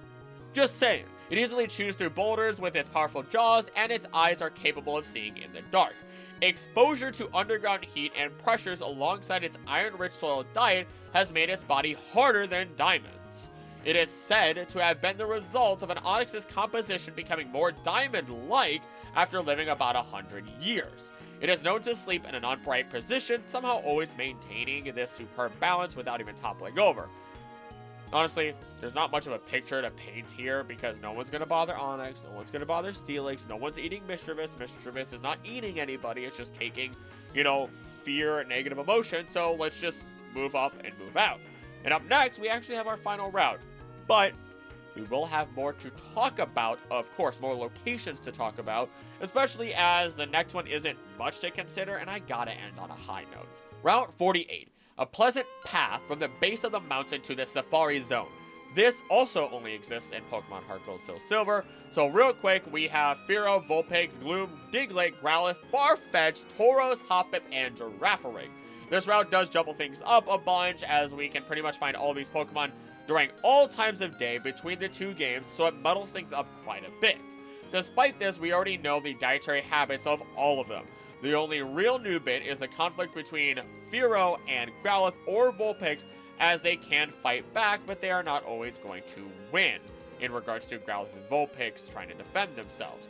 I'll glance over a few more spots without new info so we can get to the juicy finale a little bit faster, because as we look into Tojo Falls, the Tojo waterfall that links the Kanto and Johto regions, it is not very impressive in terms of ecology either. We see Raticate, Zubat, Golbat, Slowpoke, then Goldeen, Seaking, and Magikarp, all of which we have seen interact with each other or know how their relationships pretty much play out. And from here, the routes just get a little screwy in terms of which comes next, so bear with me. Route 27. A road that crosses from Johto to the Kanto region, like a new journey. It's finally here. You're past Tojo Falls and on your way to challenge the Elite Four. Here, during the day, we find Arbok, a small population of Ponyta, Doduo in large numbers, and we get to see the three-headed mon itself, Dodrio. Each head has its own working brain and distinct personality. Each head represents and expresses either sorrow, anger, or joy. Despite being separate, it has the innate ability to use all three of its brains to collect data, formulate, and then execute complex plans and strategies. However, on occasion, it may overthink, which causes it to become immobilized and unable to carry out any action whatsoever. Me too, Dodrio. Me too. Being separate individuals on the same body, the three heads will continue to bicker until they, or at least one of them, gets to eat. This satisfies the other two heads, quelling them and temporarily ending their fighting. The strongest of Dodrio's heads and the thickest neck will become the leader and gain primary control of the body. That's kind of messed up, knowing that they'll like fight over the same body. That's some horror stuff. Just a little bit of horror right there. Another form of adaptation that it has acquired is the ability to have at least one head alert at all times. Extreme caution is advised when all three heads are facing separate directions. It is in this state that it is the most dangerous, and going anywhere near it will result in severe pecking, so do not go near it. It is basically in its alert stance. Along with its three heads, it has 3 sets of hearts and lungs as well, which makes it sound like it has 6 hearts. And the Pokédex says pretty much exactly that in 2 entries. So, I mean, while I want to doubt it, because it would be really funny to imagine Dodrio like Zim in the Oregon Harvest episode. It's a really messed up episode. It's actually quite possible, because this would allow it to efficiently oxygenate and pump blood throughout its body, thus giving it increased endurance to run vast distances without rest, which is what information states. It is especially prone to race vigorously across grassy plains, even in arid regions or seasons with little rainfall. As a result, despite being slower than Dodrio can keep running for an even longer time. It sleeps while standing up, with the heads taking turns to scout, but even when incredibly tired, that last head will likely doze off. So, I mean, the lifestyle supports the idea of it actually having 6 hearts in addition to the, for sure, 6 lungs, which is kind of insane, but little to no rest does put a lot of strain on the heart, so having those extra hearts would be really good. It's also incredibly good because it'd be good for making sure you have oxygen in your body, make sure that lactic acid is being broken up, blood is continuing to pump, adrenaline, oxygen, so that way you can stay in a heightened state of mind. You know, all good stuff, right? All really good stuff. Also, did you know that while humans can't really run as fast as most creatures, we can run longer, and it's all because of our gluteus maximus. After all, it's not just for looks. I mean, most attractions are derived from innate instinct to want someone else who will survive better naturally, or at least meets requirements for survival that we don't. Opposites attract for a reason. But back to Pokemon. We already stated that Doduo would eat basically anything smaller than it in the Kanto region, so Dodrio would only be a fiercer and more willing version of that will strike at those that have tried to prey upon it before it evolved, now basically getting its revenge. At night, we see Noctowl and Quagsire in mass for both, and at all times we get to see Raticate and Sandslash. And in the water we see Tentacruel, Magikarp, Shelter, Chinchou, and Lantern. So why don't we paint a bit of a picture, shall we? This area is constantly traveled through, and that has shaped it to be harsher. The only first 4 Pokemon we see on land are fast. Ponyta, rapidly bursting through the area. They separated from their group in the next areas and are looking to turn back after reaching the water. And as long as they move, they should be safe from a sudden Raticate swarm. The Raticate move in large numbers, having been subjected as Rattata far too often to the predators who would eat them here. Arbok, Sandslash, Doduo, Noctowl, and Quagsire. Honestly, the area is full of evolved Pokemon because they all will prey upon each other given the chance. Arbok would strike down Sandshrew too often, so now we have Sandslash. Hoot would have eggs eaten too often, so Noctowl only resides here. Wooper would have been eaten time and time again by them all, so now we have Quagsire. It helps explain why they're all here in such large numbers as part of their evolutions. They have faced hardship after hardship and were forced to stay in top shape or be eaten. Even as we look at Doduo, it's fast, but you can't run forever. So they're lucky to be in very high numbers, and very few evolve to become Dodrio, which could potentially take on and prey upon the threats here. It's only until we look at the water are we even relatively peaceful by comparison, assuming all the aforementioned Pokemon don't aggressively fish for these water-based Pokemon, though I know Doduo, Dodrio would.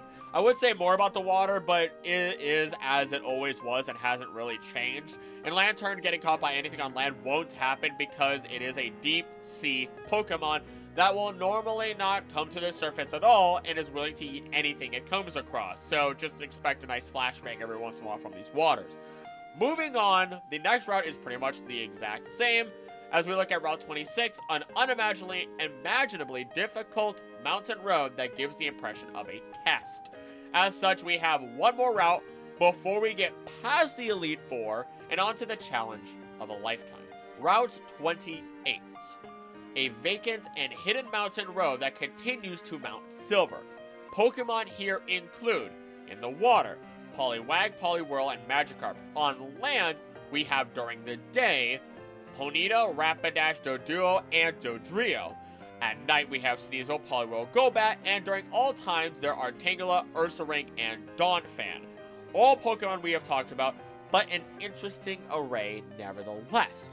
Those in highest population are Ponyta and Rapidash, which makes sense as this is their preferred environment. They continue to graze in open fields as they are apt to do.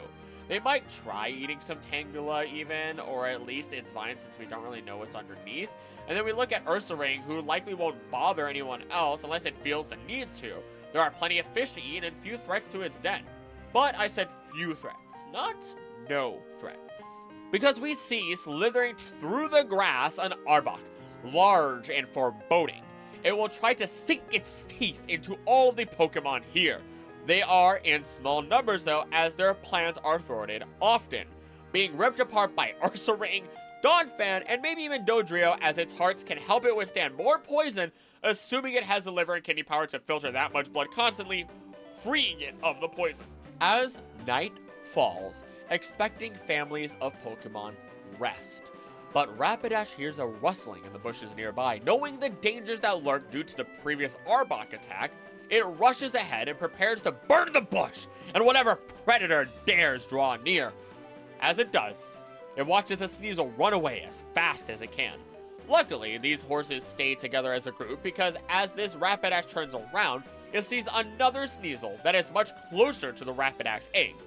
But it is surrounded by all the other Rapidash. In moments, it will be burned for trying to break into their eggs to drink away their offspring. The Sneasel that got away continues running, realizing the jig is up, only to be swooped upon by a Golbat. Taken by surprise, the Sneasel tries to escape, and the Golbat grows fat from feeding. It then takes a nap. A stray Poliwhirl then waddles on by, trying to stay away from all the commotion, only for a Tangela to pull it into the brush to never be seen again. A fate that Poliwag and Magikarp are often subject to. I might have taken some liberties with that whole description, but at the same time, I feel like it's very much possible. Victory Road in this generation is pretty much the same as the previous one, except it has less, unfortunately. We do get Rhyhorn and Rhydon there, and the both of them really just create tunnels, sticking to themselves, destroying things along the way, but they don't really hunt anything. They can assumedly be eating rocks or anything else along those lines, and Rhyhorn... Sorry.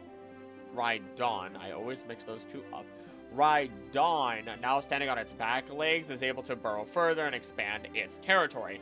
I want to give them a little bit more love, so I'm just going to kind of weirdly omit Victory Road here, because I think we'll have a better version in the future regarding Rhyhorn and Rhydon, and their effect or others' effect on them in ecosystems.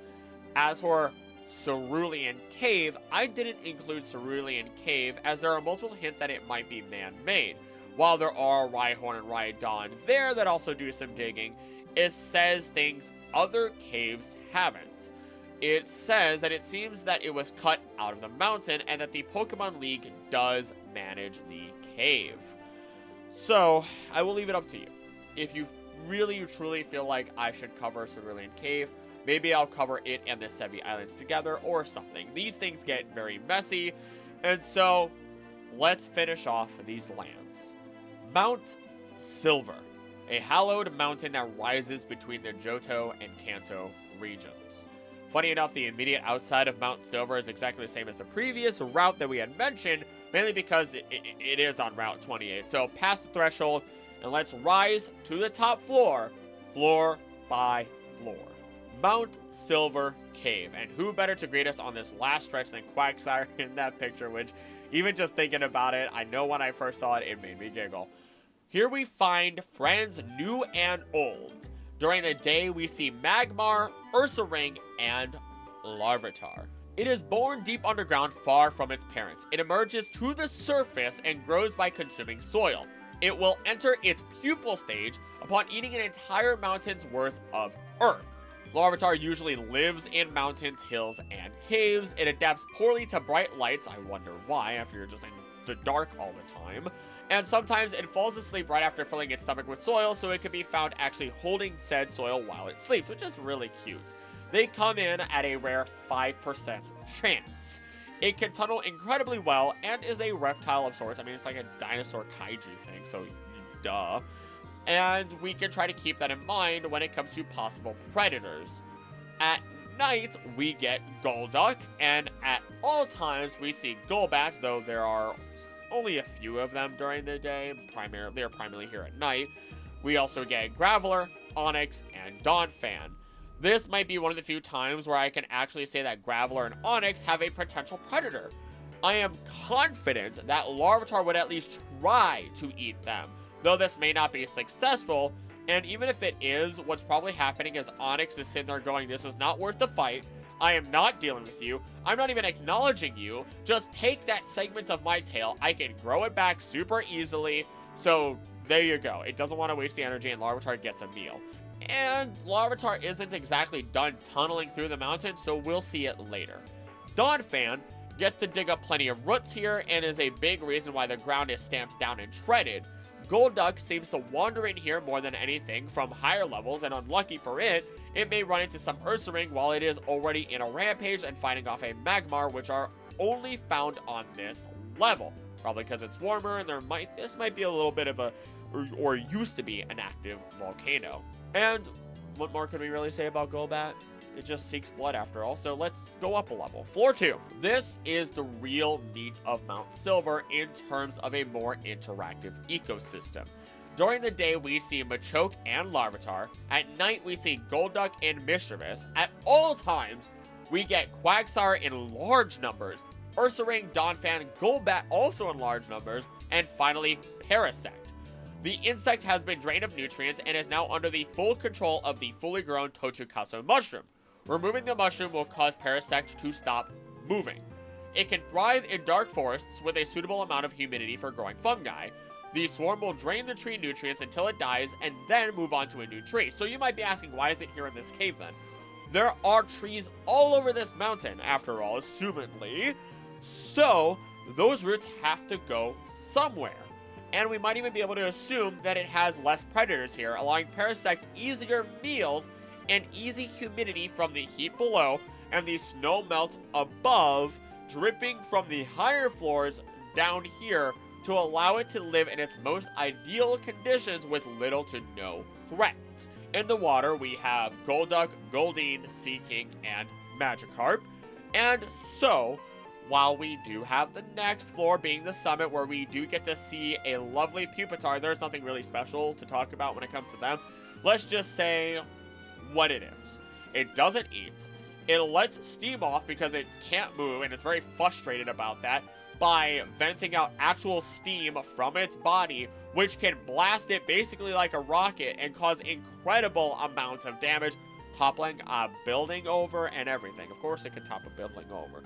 And honestly, this might just inadvertently cause a collapse of the cave in some parts on top of other Pokemon, so that's a little bit horrifying.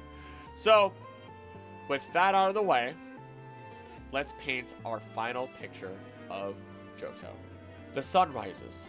The Parasect never truly sleep, driven by the mushrooms on their back until the body decays into nothingness, and those mushrooms can spread their spores further. They simply feed on roots, day and night, until disturbed. And oh, do they get disturbed. Because Golbat is in dire need of a meal. The Ursaring in the area are far too strong when they are awake and bat down Golbats with ease. so these bats strike at Parasect in desperation. One might wonder if these spores will cause any long-term harm to Golbat, but Golbat doesn't care. Its body now filled with a fungal blood that it drained Parasect of completely.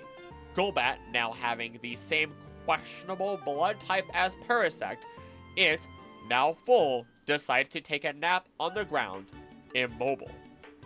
The air is moist and cool, perfect for a giant salamander to go for a walk in.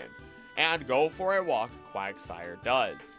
It passes by Machoke, who is completing their daily training with Donphan, offering it roots in trade for a challenge of toughness. Eventually, Quagsire gets tired and lays down, only to realize it laid itself down next to the filled to the brim Golbat. Well, who is Quagsire to say no to such an easy meal? It swallows the Golbat whole before it can have time to wake up and resist. As day turns to night, that Quagsire sees less of its friends walking around. The waters may be cooler at this time of night, so it absent-mindedly walks, thinking of Goldeen and Magikarp to eat, maybe is seeking if it's lucky and the Golduck don't get all the fish first. Then, a shriek rings out beside Quagsire. It pauses, and then its mouth slowly opens in a delayed reaction of surprise and shock. Fear sets in, and it runs away. Little did it know that fear was just another meal for the mischievous that reside within the cave and love to scare the unaware salamander as its primary source of food. So, with that, we finish our trek of Johto and reach the top. Red awaits. But that is a story for another day. I have to admit, even though it's in the thumbnail, I found it really odd that I could not find Houndour and Houndoom, naturally in the Johto region, as they're only found in the Safari Zone here. It's okay, though. We'll get to them when we make it to Kalos. Ooh! So, if you enjoyed this video, leave some comments, share the video, subscribe, and even become a member of the channel for as little as $3 a month. Any and all forms of support are greatly appreciated. And, as always, thank you so much for watching. Don't do anything I wouldn't do. Don't do anything I would do. Please be nice to each other. I love you, and I'll see you next time. Bye!